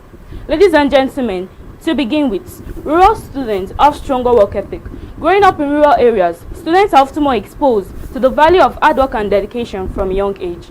Many rural students help their families in farm work, household responsibilities, small-scale business ventures, which translate into career and academic success. Also, unlike urban students, who are more prone to distractions like entertainment hubs, social events, digital influences, rural students in general has lesser external distractions, which allows them to focus on their studies and personal development. In addition, strong sense of community support. Rural areas provide a supportive environment that fosters encouragement and motivation. Tighter knit communities and smaller class sizes allow for more personalized attention and mentorship. As a result, rural students are more likely to develop a growth mindset and a love for learning that will serve them well throughout their life. Furthermore, many rural students face economic and infrastructural disadvantage, which instills in them a deep determination to succeed. Their awareness of limited opportunities drive them to work harder in pursuit of a better future. Moreover, many rural students come from economically disadvantaged backgrounds, which fuels up their motivation to succeed. Their strong desire to uplift themselves and their family usually drives them to succeed academically and professionally. Also, unlike urban students who are more prone to negative peer pressure, crime going into Yahoo, rural students are often shielded from these influences, allowing them to focus on their goals and personal growth. Additionally, rural students often have to take responsibility for their own learning due to limited access to tutors, coaching centers, libraries. As a result, they develop self-reliance, self-discipline, and ability to learn independently on their own. Also, stronger emotional and mental resilience is not left out. Growing up in challenging environments, rural students learn to cope with hardship, setback, financial constraints, which give them great emotional strength to cope with stress in their academic and professional lives.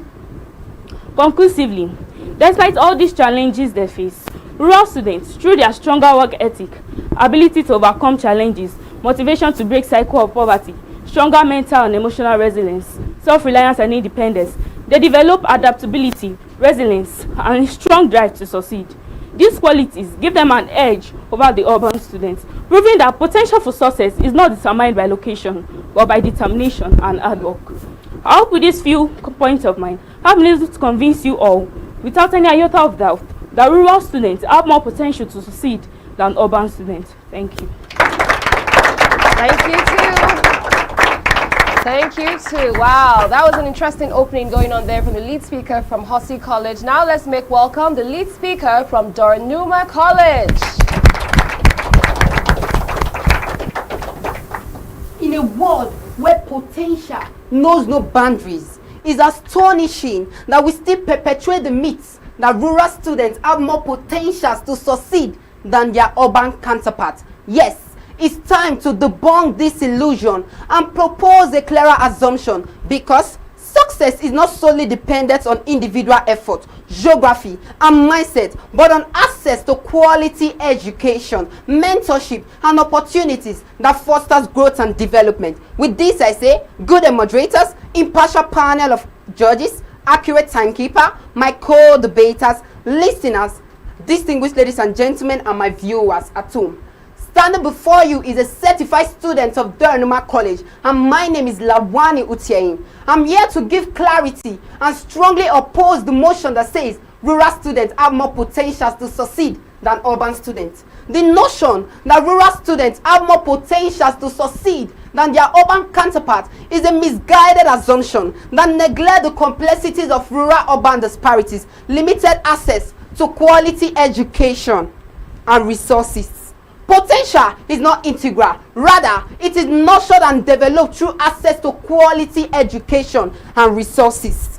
Urban areas with a vibrant ecosystem of opportunities provide a fertile ground for personal and academic growth. So let us delve into the intricacies of today's topic and let us explore some compelling reasons why urban students have more potential to succeed than rural students. First, unequal access to resources. Rural students often struggle with inadequate infrastructures, limited access to quality education, and mentorship opportunities. This disparity in resources creates a significant obstacle for rural students, making it more challenging for them to succeed. However, urban students, on the other hand, often have this access to better funded schools, modern facilities, and highly qualified teachers, which help in boosting their achievements and exhibiting their hidden potentials for success. Also, teaching quality and training.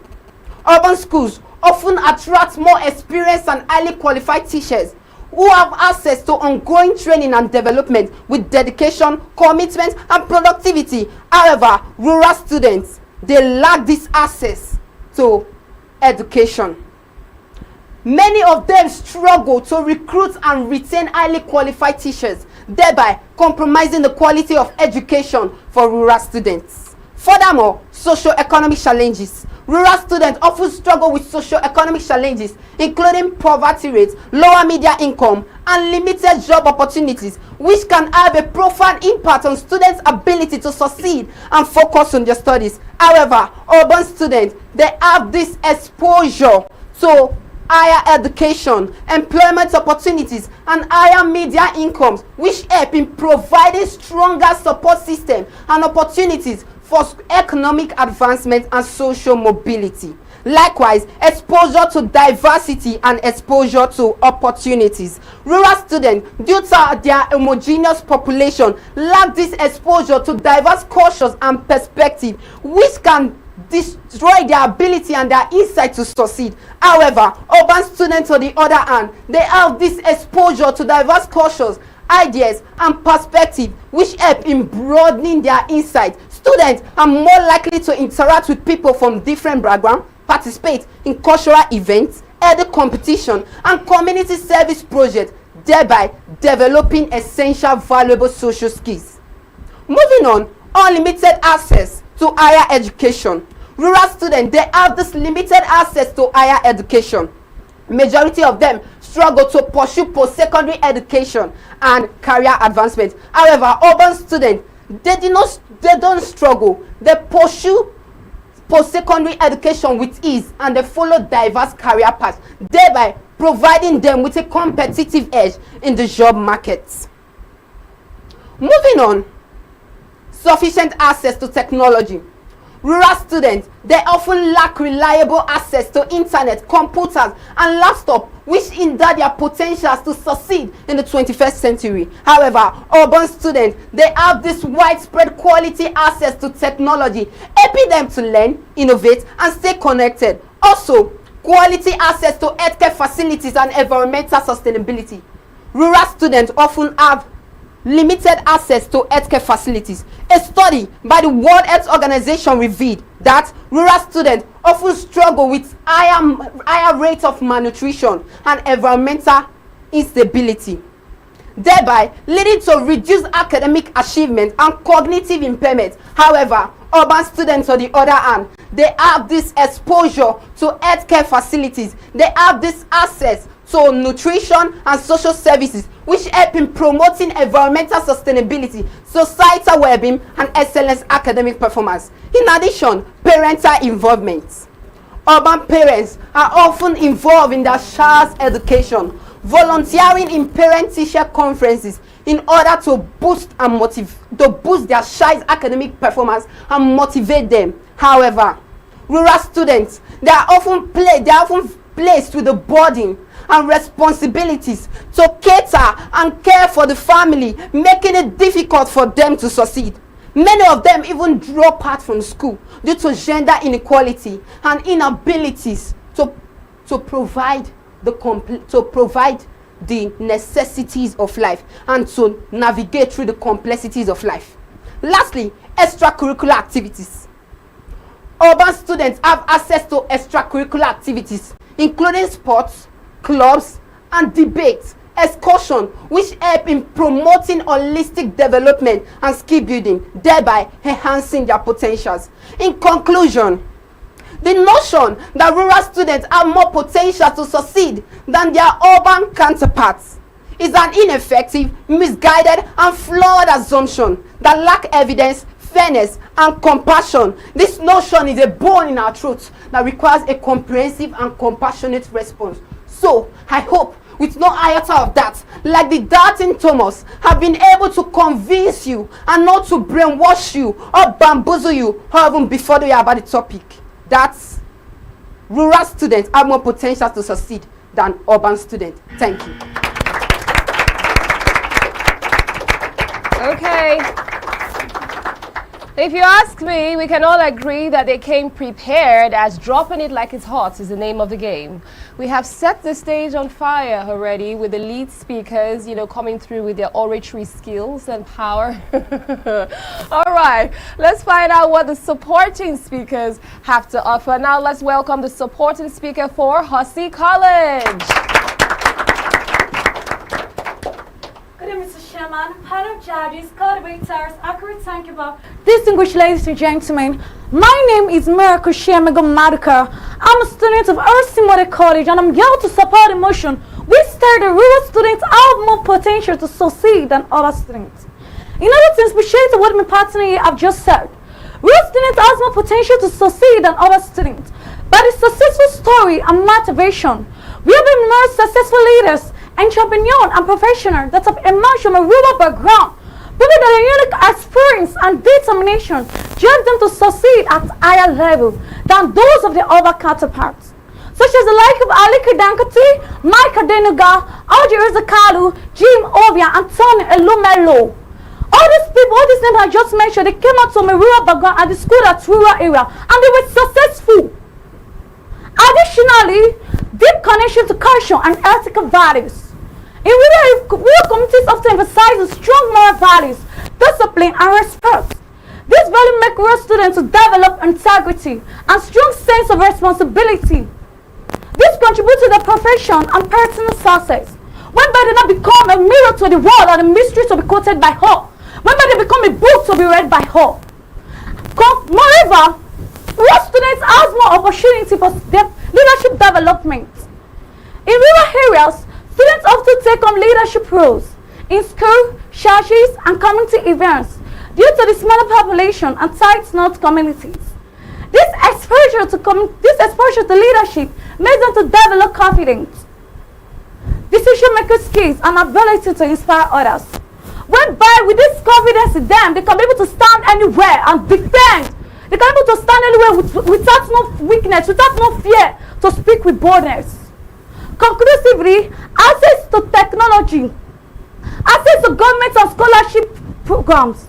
Many governments and organizations recognize the suffering of students by providing them with education initiative and special scholarship, special quality grants, whereby they have more opportunity to gain higher education, and more career development. Because without us, without them being able to be developed, they cannot be able to stand confident. They will not have career development. They cannot be able to be well equipped. But real students have more potential to succeed because of they are well equipped. They have that boldness to stand. They have that skill development. They have higher education.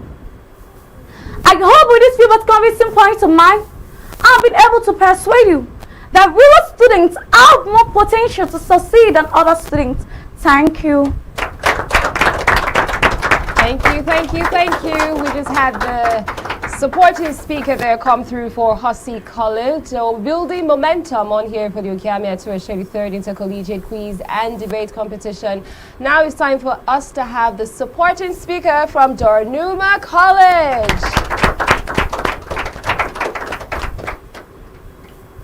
The assertion that rural students have more potential to succeed than their urban students is not only a misguided one, but perpetuates a cycle of inequalities. With this, I say good day moderators, panels of judges, accurate timekeeper, Michael debaters, and distinguished audience.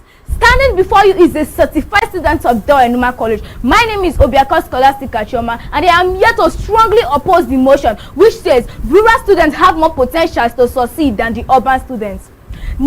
Nelson Mandela once said that education is the key to unlock your full potentials, but the rural students often find this door locked due to obstacles which could limit their potentials. Meanwhile, the urban students have a greater access to good and quality educational facilities and resources which should help them boost their drive to succeed and prepare them for a brighter future.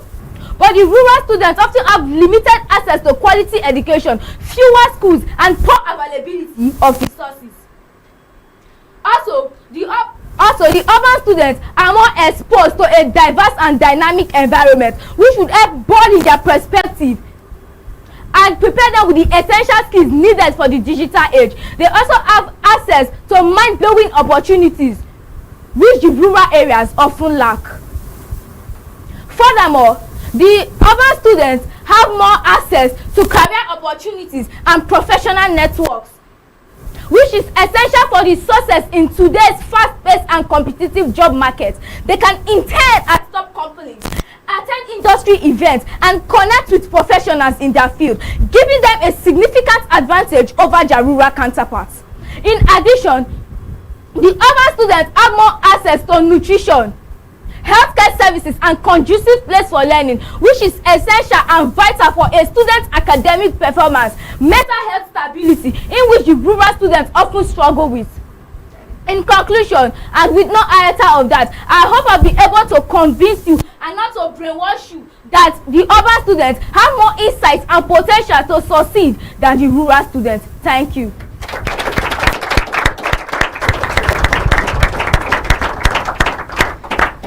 Why do I feel like we shouldn't stop clapping? Let's clap some more.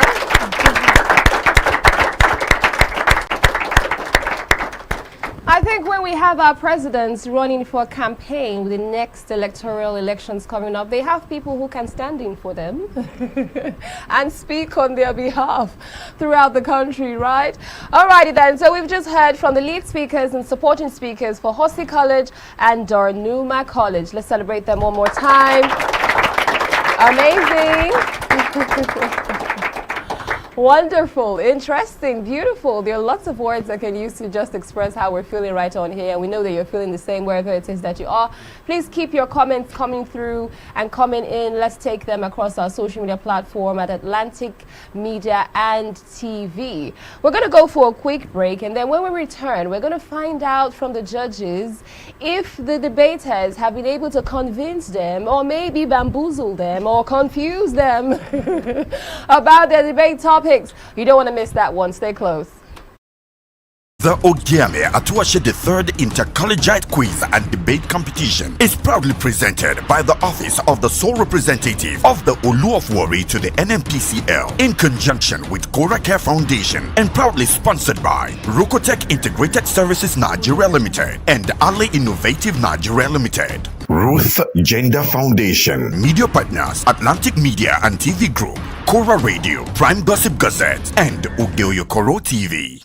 Ruth Gender Foundation. I'm Ruth Edema Collins. I hold a first degree in physics electronics, a postgraduate qualification in business administration, and a nationally certified French language tutor. Career-wise, I'm an educational facilitator. I'm the managing director at Atlantic Media and TV, and I'm also a director at Rukotech Integrated Services Nigeria Limited. I'm a wife and a mother, and I like dressing up to show up. Yeah, so that's basically me. Thank you. Root Gender Foundation was inspired from my personal experiences growing up as a young girl in a typical Nigerian environment. For me, it was being different. It made people bully me, abuse me, and harass me. I was always misunderstood and underrated. Root Gender is a foundation that is dedicated to building confidence in the Nigerian girl child through educational and inspirational programs, like supporting programs that promote girl child education. We also organize physical exercises for our young girls for the overall well-being of their mental and physical states, and also for the acquisition of self-defense skills.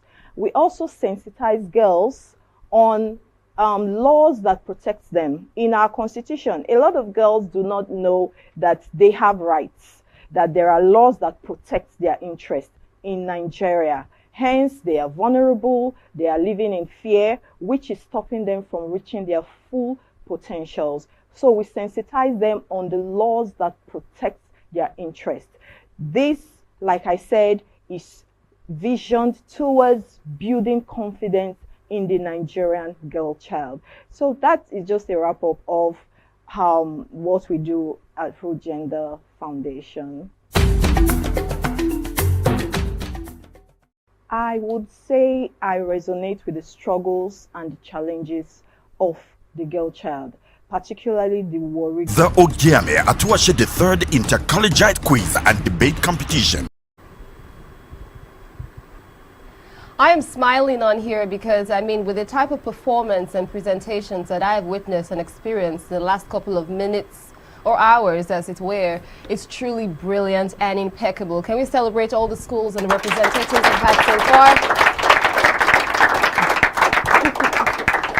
And of course, it's a true testament because we're also having some reports from our online viewers. Here we have Swabberry Ogbor saying, I love this. Okay, we also have Balogun Friday saying, wow, this is so amazing. We also have Sarah Mama saying, well done. And then we have Eja Root saying, very classy, very demure, worry to the world. Okay, we like the sound of that one. Keep it coming in, keep it coming through. We'll take them as soon as we see them. So what an intense and thought-provoking session that we have just had. Can you agree with me? What? Oh my God. Now it's time for us to hear from the people who have been carefully analyzing, you know, the structure, the points, the public speaking, presentation skills, and all of that. Let's hear from our delectable judges. Over to you. How are we faring? Wow. Thank God I was sitting down. They came with their A game and they delivered very well. They did a good job and they really convinced me. So good job guys, good job. Well done, well done. So true. It's been quite engaging, persuasive and argumentative. But interestingly, it's been educating as well. I'm impressed. Wow. I just pray they keep it up. Dynamite comes in small sizes. And I was able to know that in this place, we know the school that is more urban than the other one. I didn't say anything. It was quite a good one, and someone actually made use of his time. That was good. All I just need to say is area.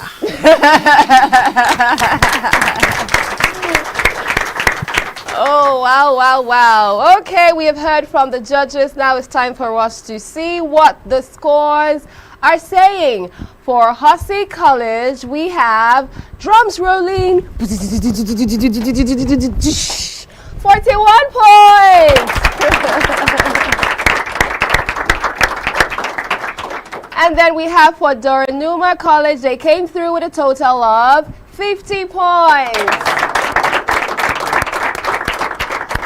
Well done, guys. Congratulations to everyone for even showing up. You've gone through the first stage, you've gone through the second stage, and now this is the final stage for round one. And we're super proud of you, and we are rooting for you. So we're done with Hussey College and Doranuma College. We're going to go for a quick break. When we return, we're going to have Harvest Schools and Foursquare Secondary School. Don't miss out on exciting news, events, and more. Stay connected by following us on Facebook, YouTube, and Instagram at Atlantic Media and TV. Ruth Gender Foundation. I'm Ruth Edema Collins. I hold a first degree in physics electronics, a postgraduate qualification in business administration, and a nationally certified French language tutor. Career-wise, I'm an educational facilitator. I'm the managing director at Atlantic Media and TV, and I'm also a director at Vocotech Integrated Services Nigeria Limited. I'm a wife and a mother, and I like dressing up to show up. Yeah, so that's basically me. Thank you. Root Gender Foundation was inspired from my personal experiences growing up as a young girl in a typical Nigerian environment. For me, it was being different. It made people bully me, abuse me, and harass me. I was always misunderstood and underrated. Root Gender is a foundation that is dedicated to building confidence in the Nigerian girl child through educational and inspirational programs like supporting programs that promote girl child education. We also organize physical exercises for our young girls for the overall well-being of their mental and physical states, and also for the acquisition of self-defense skills. We also sensitize girls on laws that protect them. In our constitution, a lot of girls do not know that they have rights, that there are laws that protect their interests in Nigeria. Hence, they are vulnerable, they are living in fear, which is stopping them from reaching their full potentials. So we sensitize them on the laws that protect their interests. This, like I said, is visioned towards building confidence in the Nigerian girl child. So that is just a wrap-up of what we do at Root Gender Foundation. I would say I resonate with the struggles and the challenges of the girl child, particularly the Warri girl child. I happen to grow up in the heart of Warri, from an average background. My family is an average one, but I experienced a lot. Like I said, I was bullied, I was overlooked, I was harassed for being a different child, for daring to be different, and nobody was taking note and tapping into my potentials. So my interest for the girl child is I would love to be a voice for the girl child. They need people to believe in them. They need people to speak for them. I also want the Warri girl child to know that there is hope beyond the reef. I want them to see the bigger picture. I want them to know that they can compete on global platforms. They can compete on international platforms, and they can do very well. We have the likes of Ada Gold, or Maumi, and the rest of them. They are all competing very well on international platforms, and I know that you too can do that, and I want you to know that is why we are here. Root Gender Foundation is here to make you understand that you can actually be what you want to be.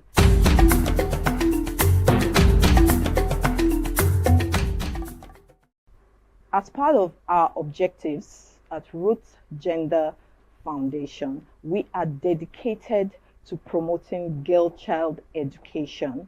Like I said, I represent the brand Warri Girl Child.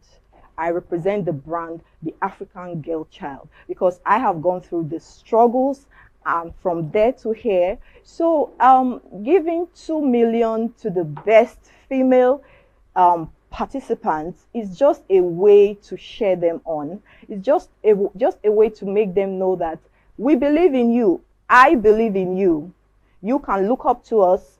We are sharing you on. It is not about the money.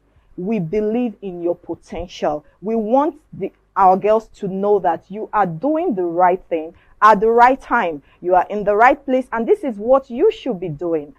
That's why we are supporting you, and we will always be here to support you.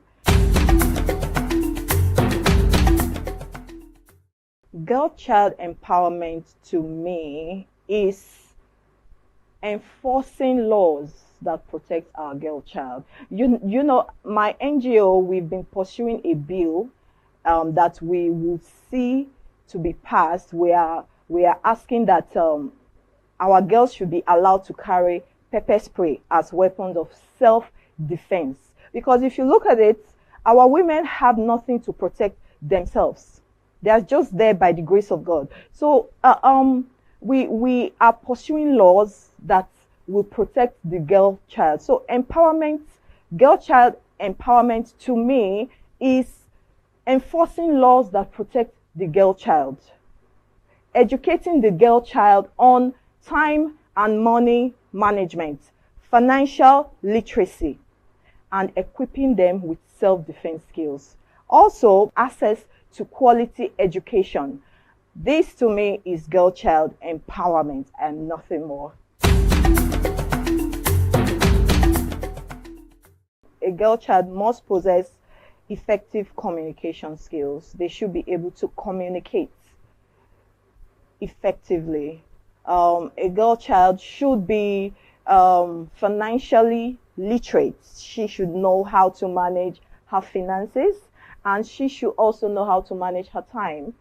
Yes. Also, most importantly, another skill is self-awareness. It's important for our girls to know who they are, to believe in themselves. That's the vision of our NGO, building confident girls that can achieve their full potentials in Nigeria. That is our NGO's vision. So yeah, those are some of the skills I believe that the girl child should possess.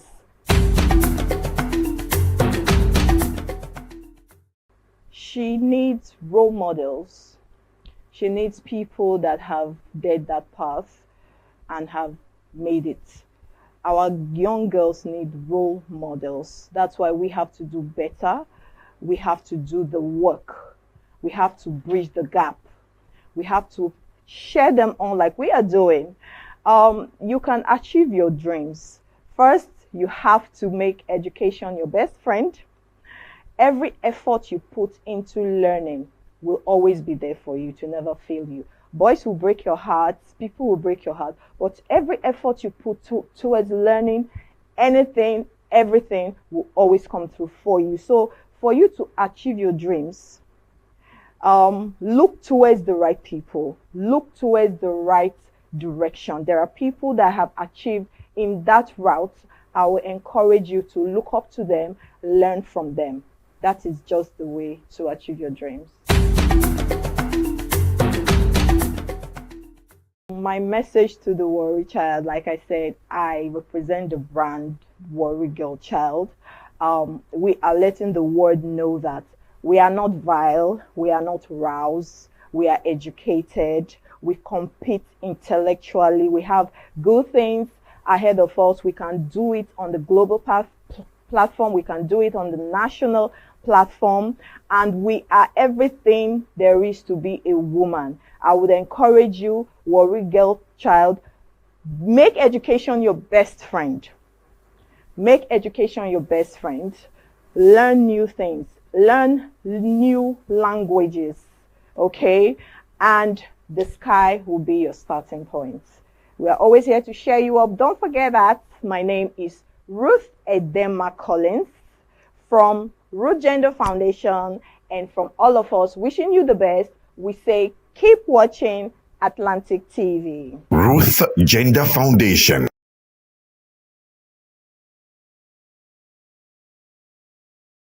The Ogiame Atuwatse III Inter-Collegiate Quiz and Debate Competition. And we're live and we are back. Thank you for staying with us. If you're just checking in, glad you made it. Better late than never. We've been having a very intense and thought-provoking session there with the Ogiame Atuwatse III Inter-Collegiate Quiz and Debate Competition. I'm your moderator. My name is Rejoice Debekeme. We have an amazing, energetic audience here. We also have our panel of judges ready. And of course, we have our amazing, enthusiastic debaters who are set. The stage is set. We have had 3 amazing categories. We've had A, B, and C. But just before we get right into it, let's play a little game with the audience. A for Achievers, B for Brainiacs, and C for Champions. Now let's do this already because we're winners. Welcome to it one more time. A warm round of applause for everybody. Well done, well done, well done. So we're going to kick off this particular competition for you with Harvest Schools. We also have Four Square Secondary School present, but we're going to kick off with Harvest Schools. So now let's welcome the lead speaker for Harvest Schools.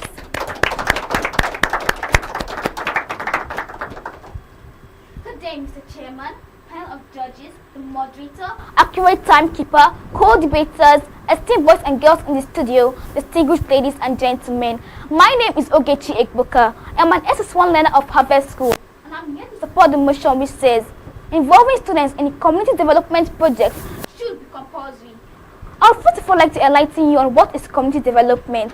According to the Community Development Foundation, the set of values and practices which plays a special role in overcoming poverty and disadvantage, knit societies together at the grassroots and deepening democracy.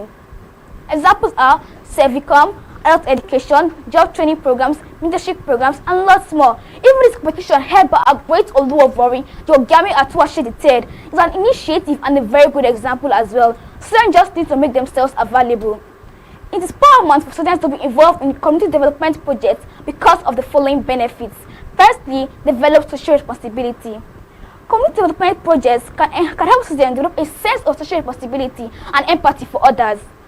Community development projects can play a special role in enhancing social responsibility in students, providing them with hands-on experience and opportunities to engage with their community. By working on community development projects, students can develop understanding for the needs and challenges of their community, which in turn cultivates empathy.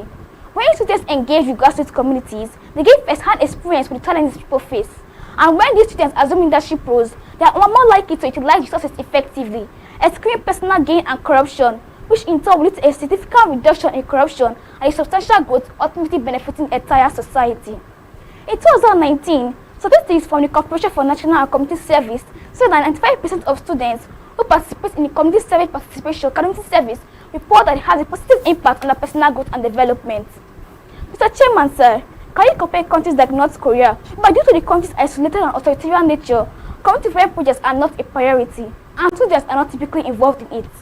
So as Somalia, who has faced significant challenges, including civil war and poverty, which has hindered the development of community development projects and students' involvement, to countries like the United States of America, where many schools and universities in the US have community service programs that involve students in volunteer work and community development projects. Another good example is Australia as well. According to Mahatma Gandhi, the best way to find yourself is to lose yourself in the service of others. Secondly, enhances learning experience. This is to say that community development projects can provide students with hands-on experience and real-world applications of theoretical concepts, making their learning more effective. In the words of Julius Caesar, experience is the best teacher. By applying theoretical concepts to real-world problems, students can develop a deeper understanding of the subject matter and retain information better.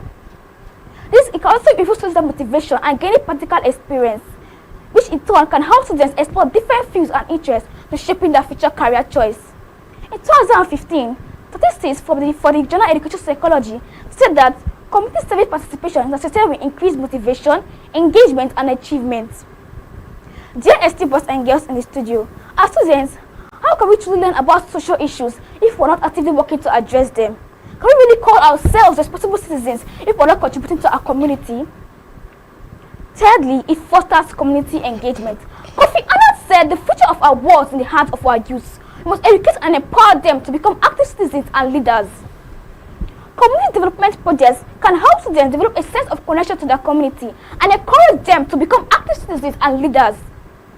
Community development projects, by participating in projects that benefit their community, students can develop a sense of pride and ownership in their community and become more engaged in its affairs, just as the saying goes, catch them young.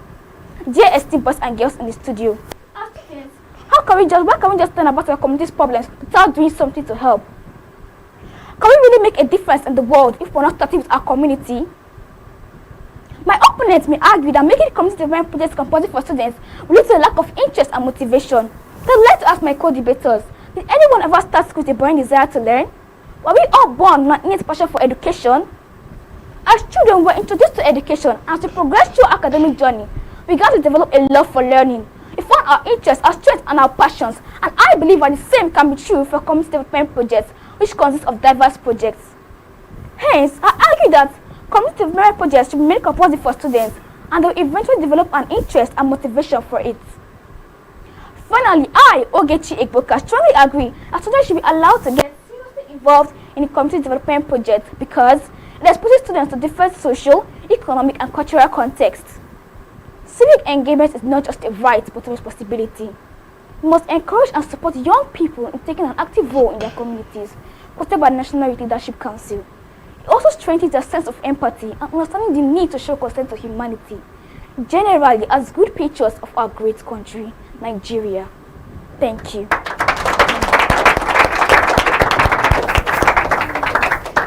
Wow, okay, she has opened the floor for us for this debate competition right now between Harvest Schools and Foursquare Secondary School. One more time, let's celebrate the lead speaker for Harvest Schools. Now, welcoming on stage, let's have the lead speaker for Foursquare Secondary School. Good day, Chairman, panel of judges, accurate timekeeper, my co-debaters, and most esteemed ladies and gentlemen. Standing before you here is Ajina Vlog in favor, a senior secondary school student of Foursquare Secondary School, here to oppose the motion which says involving students in community development projects. Should it be compulsory? First, let's understand the key words here. That is community development project and compulsory. What are community development projects? Community development projects are the activities done for the natural good of the community. Compulsory means that it is mandatory or it is a must for something to be done. Now that we have understood what community development project and compulsory means, we can dive back right into our debates. Firstly, why you may say that I do not have a chance to oppose this motion because community development project is something good to the community, but I say that there are also disadvantages, such as that it creates academic pressure, lack of intrinsic motivation, there is no time management, there is religious beliefs because we live in a religious environment. I will explain these examples by telling you of a story of Jack. Jack is a young SS3 boy in school who is expected to wake up at 5 in the morning. Jack gets ready for school before 7. Jack gets home by 5. Jack is expected to do all his work and extracurriculars before 7. Jack is expected to do his extracurriculars before 8 p.m. in the evening. Jack does this and he has no time for community development projects. Jack does this from Monday to Friday. On Saturday you may think he has time, but Jack wakes up 8 in the morning on Saturdays. The only day Jack even gets enough rest. Jack does his work because he's a superior man. He does it before 1 in the afternoon. Jack is expected to go for extracurricular classes for WAEC and JAMB and NECO exams. Jack finishes everything by 5 p.m. Jack is expected to get 3 hours of reading, 3 hours of sleep, and Jack is expected to do house chores every day. Now, please tell me, what is the time for this community development project to be done? You may say it can be done during the holidays, but during the holidays, Jack is expected to brief himself up for the last term's work and prepare for his next term's work. So Jack has no time for these community development projects. You can see from this example that Jack is academically pressured because he wants to complete everything. And if he does find the time to fit in this community development project in his busy schedule, it will cause him great academic pressure. It will not allow him to leap forward the way he's supposed to do, and he falls back because there is no time for reading, there is no time to comprehend all what I've been taught in the class. Jack also, you can see through this example I have just given that Jack, if the community development projects are forced on him, Jack is not motivated to do it because they are forcing him for these community development projects.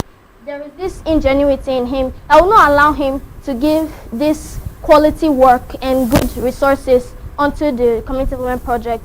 We can also see in this story here that Jack is emotionally, physically, and mentally strained every day of his life because of the very stressing curriculum that children have right now, especially senior secondary school students. Because of this, Jack has no time at all for the community development project.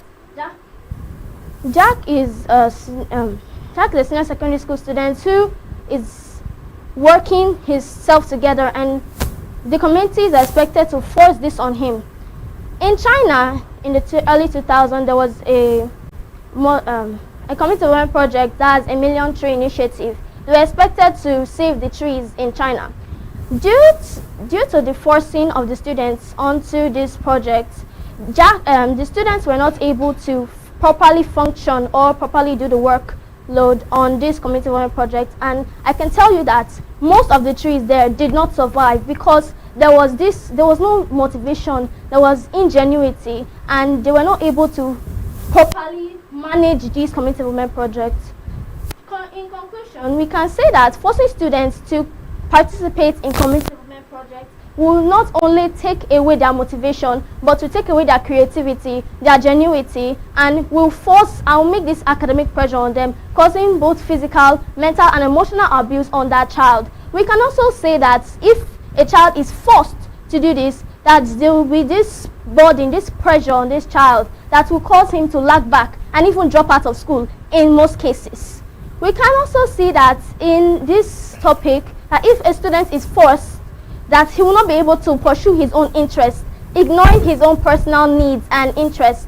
So therefore, my team and I, we state that instead of making community development projects compulsory for the students, we should make it voluntarily so that they can pursue their own interests, pursue their own desires and needs, and not be forced or caged into something they do not want to do, therefore making diminished quality and sustainability. Thank you.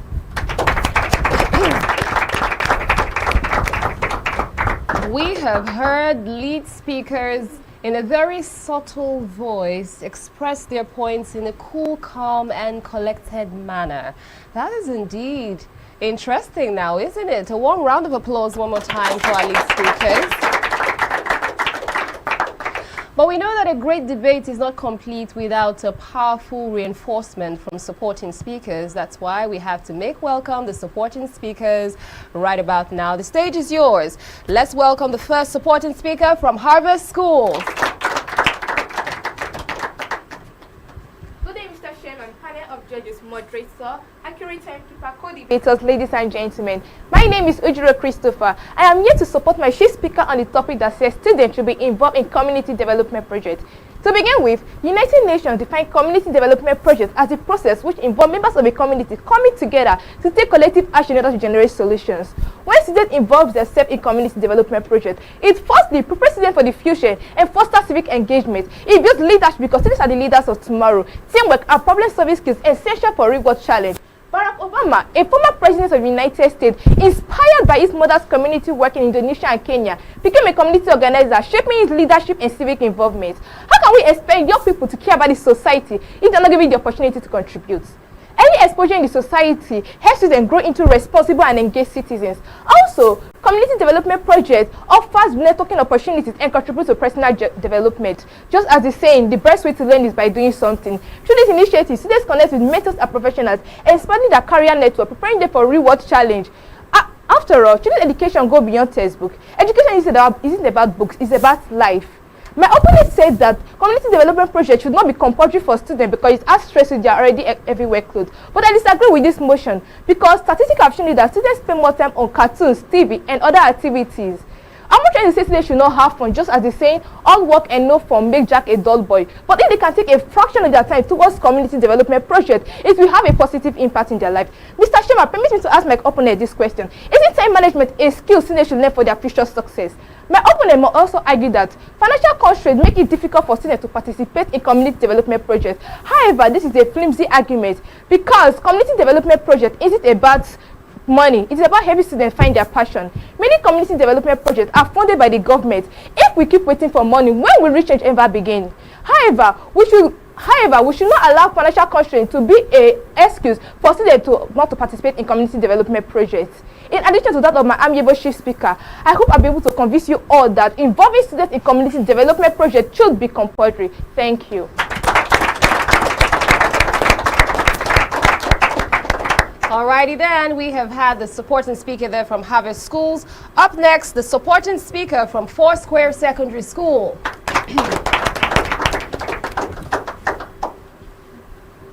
Good day, ladies and gentlemen, panel of judges, accurate timekeeper, our moderator, and my co-debaters. Standing before you is Ipenova Chizam, a student of Foursquare Secondary School. I'm standing here to strongly oppose the motion that says, should involving students in community development projects be compulsory?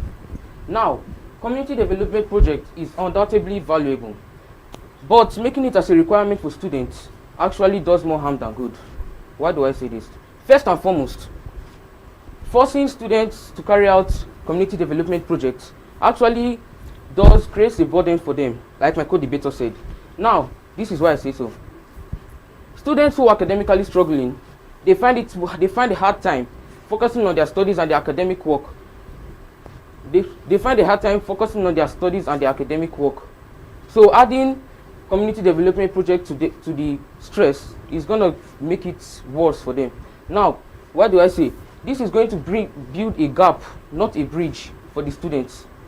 In addition, let's take for example now, students of a community, like my co-debater said here, they are preparing for JAMB or they are preparing for WAEC and stuff. So the students bringing up community development projects can actually hinder their focus.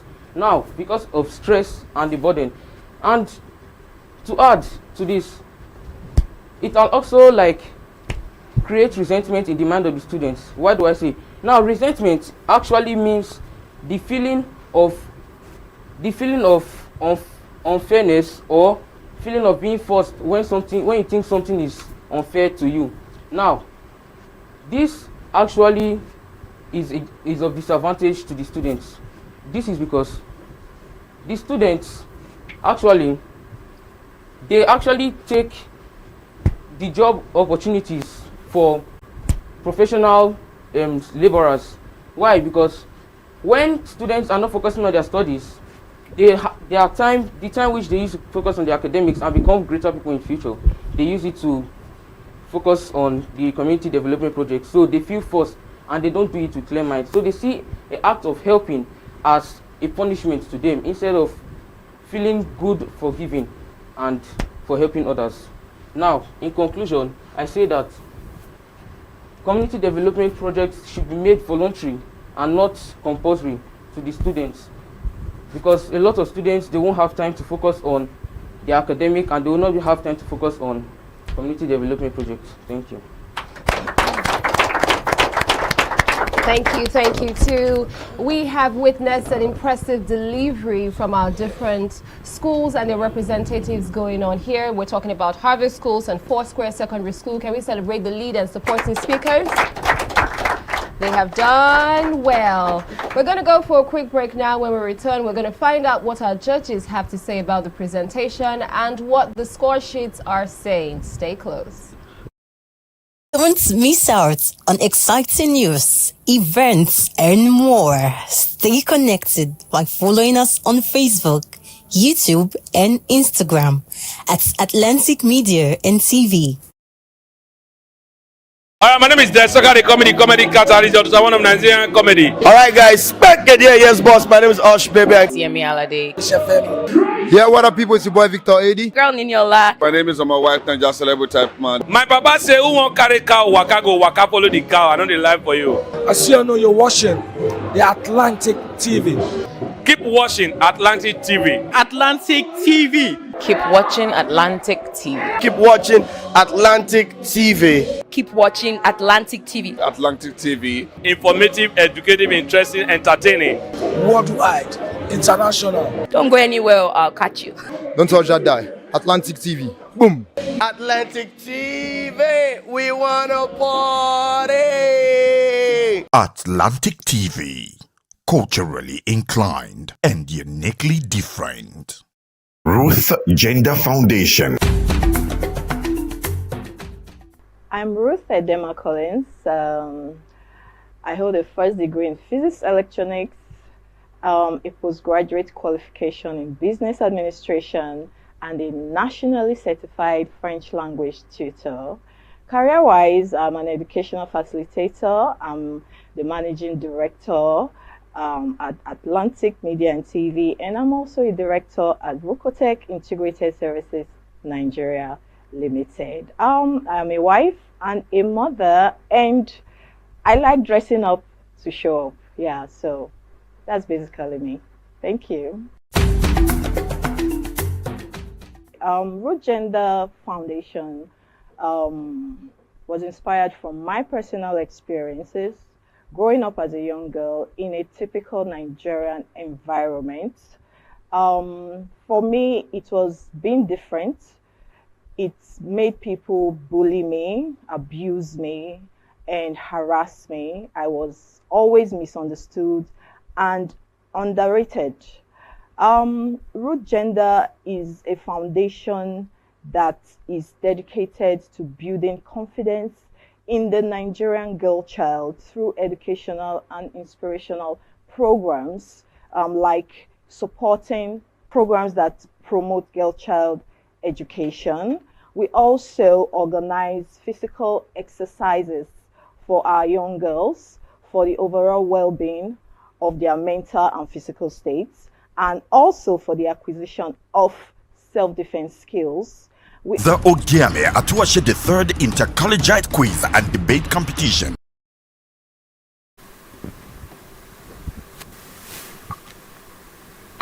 Welcome, welcome, welcome back. We have seen passion, we've seen persuasion, we've seen logic, we've seen strategy. We've seen them come through with their brilliance right on this stage right now for the Ogiame Atuwatse the third Inter-Collegiate quiz and debate competition. I think at this point we can celebrate every single debater who has stepped on this stage. Well done, well done. Well, we have to find out from our judges because they have been carefully scrutinizing and analyzing the content from the different debaters, how they're doing. Over to you, judges. What do you think? Well, it has not been easy on our part, and of course, easier said and done, analyzing, listening, and trying to be fair in our verdict. But again, truth be told, it's been quite rewarding and of course educating. So I give it up for both schools. You've done very well. However, I'm sure my colleagues have something to add. Truly, it's been educating and rewarding, as my colleague said. Thumbs up to you guys. You've done a good job. You came prepared and you delivered without much dancing around, beating about the bush. You delivered your points. We appreciate you. Thank you. Well done. Well done, well done. Good work, all of you. Examples cited are kind of encouraging, but I would love to hear more of Nigerians' leaders. I haven't heard a Taishola in a rural community. Maybe I'm being partial. It used to be my principal. But then it shows that the teachers have done their researches and given it to their students to come give us. No matter what, even if you're a little bit fidgety, try to still maintain, whatever you have to say. It's not easy standing in front of people to talk. It's not easy to have that confidence. So I give it all to all of you for your courage, your confidence, and being able to deliver. All the best. Well done, guys. Okay, we need a better, fat, chubby, more robust round of applause. Come on.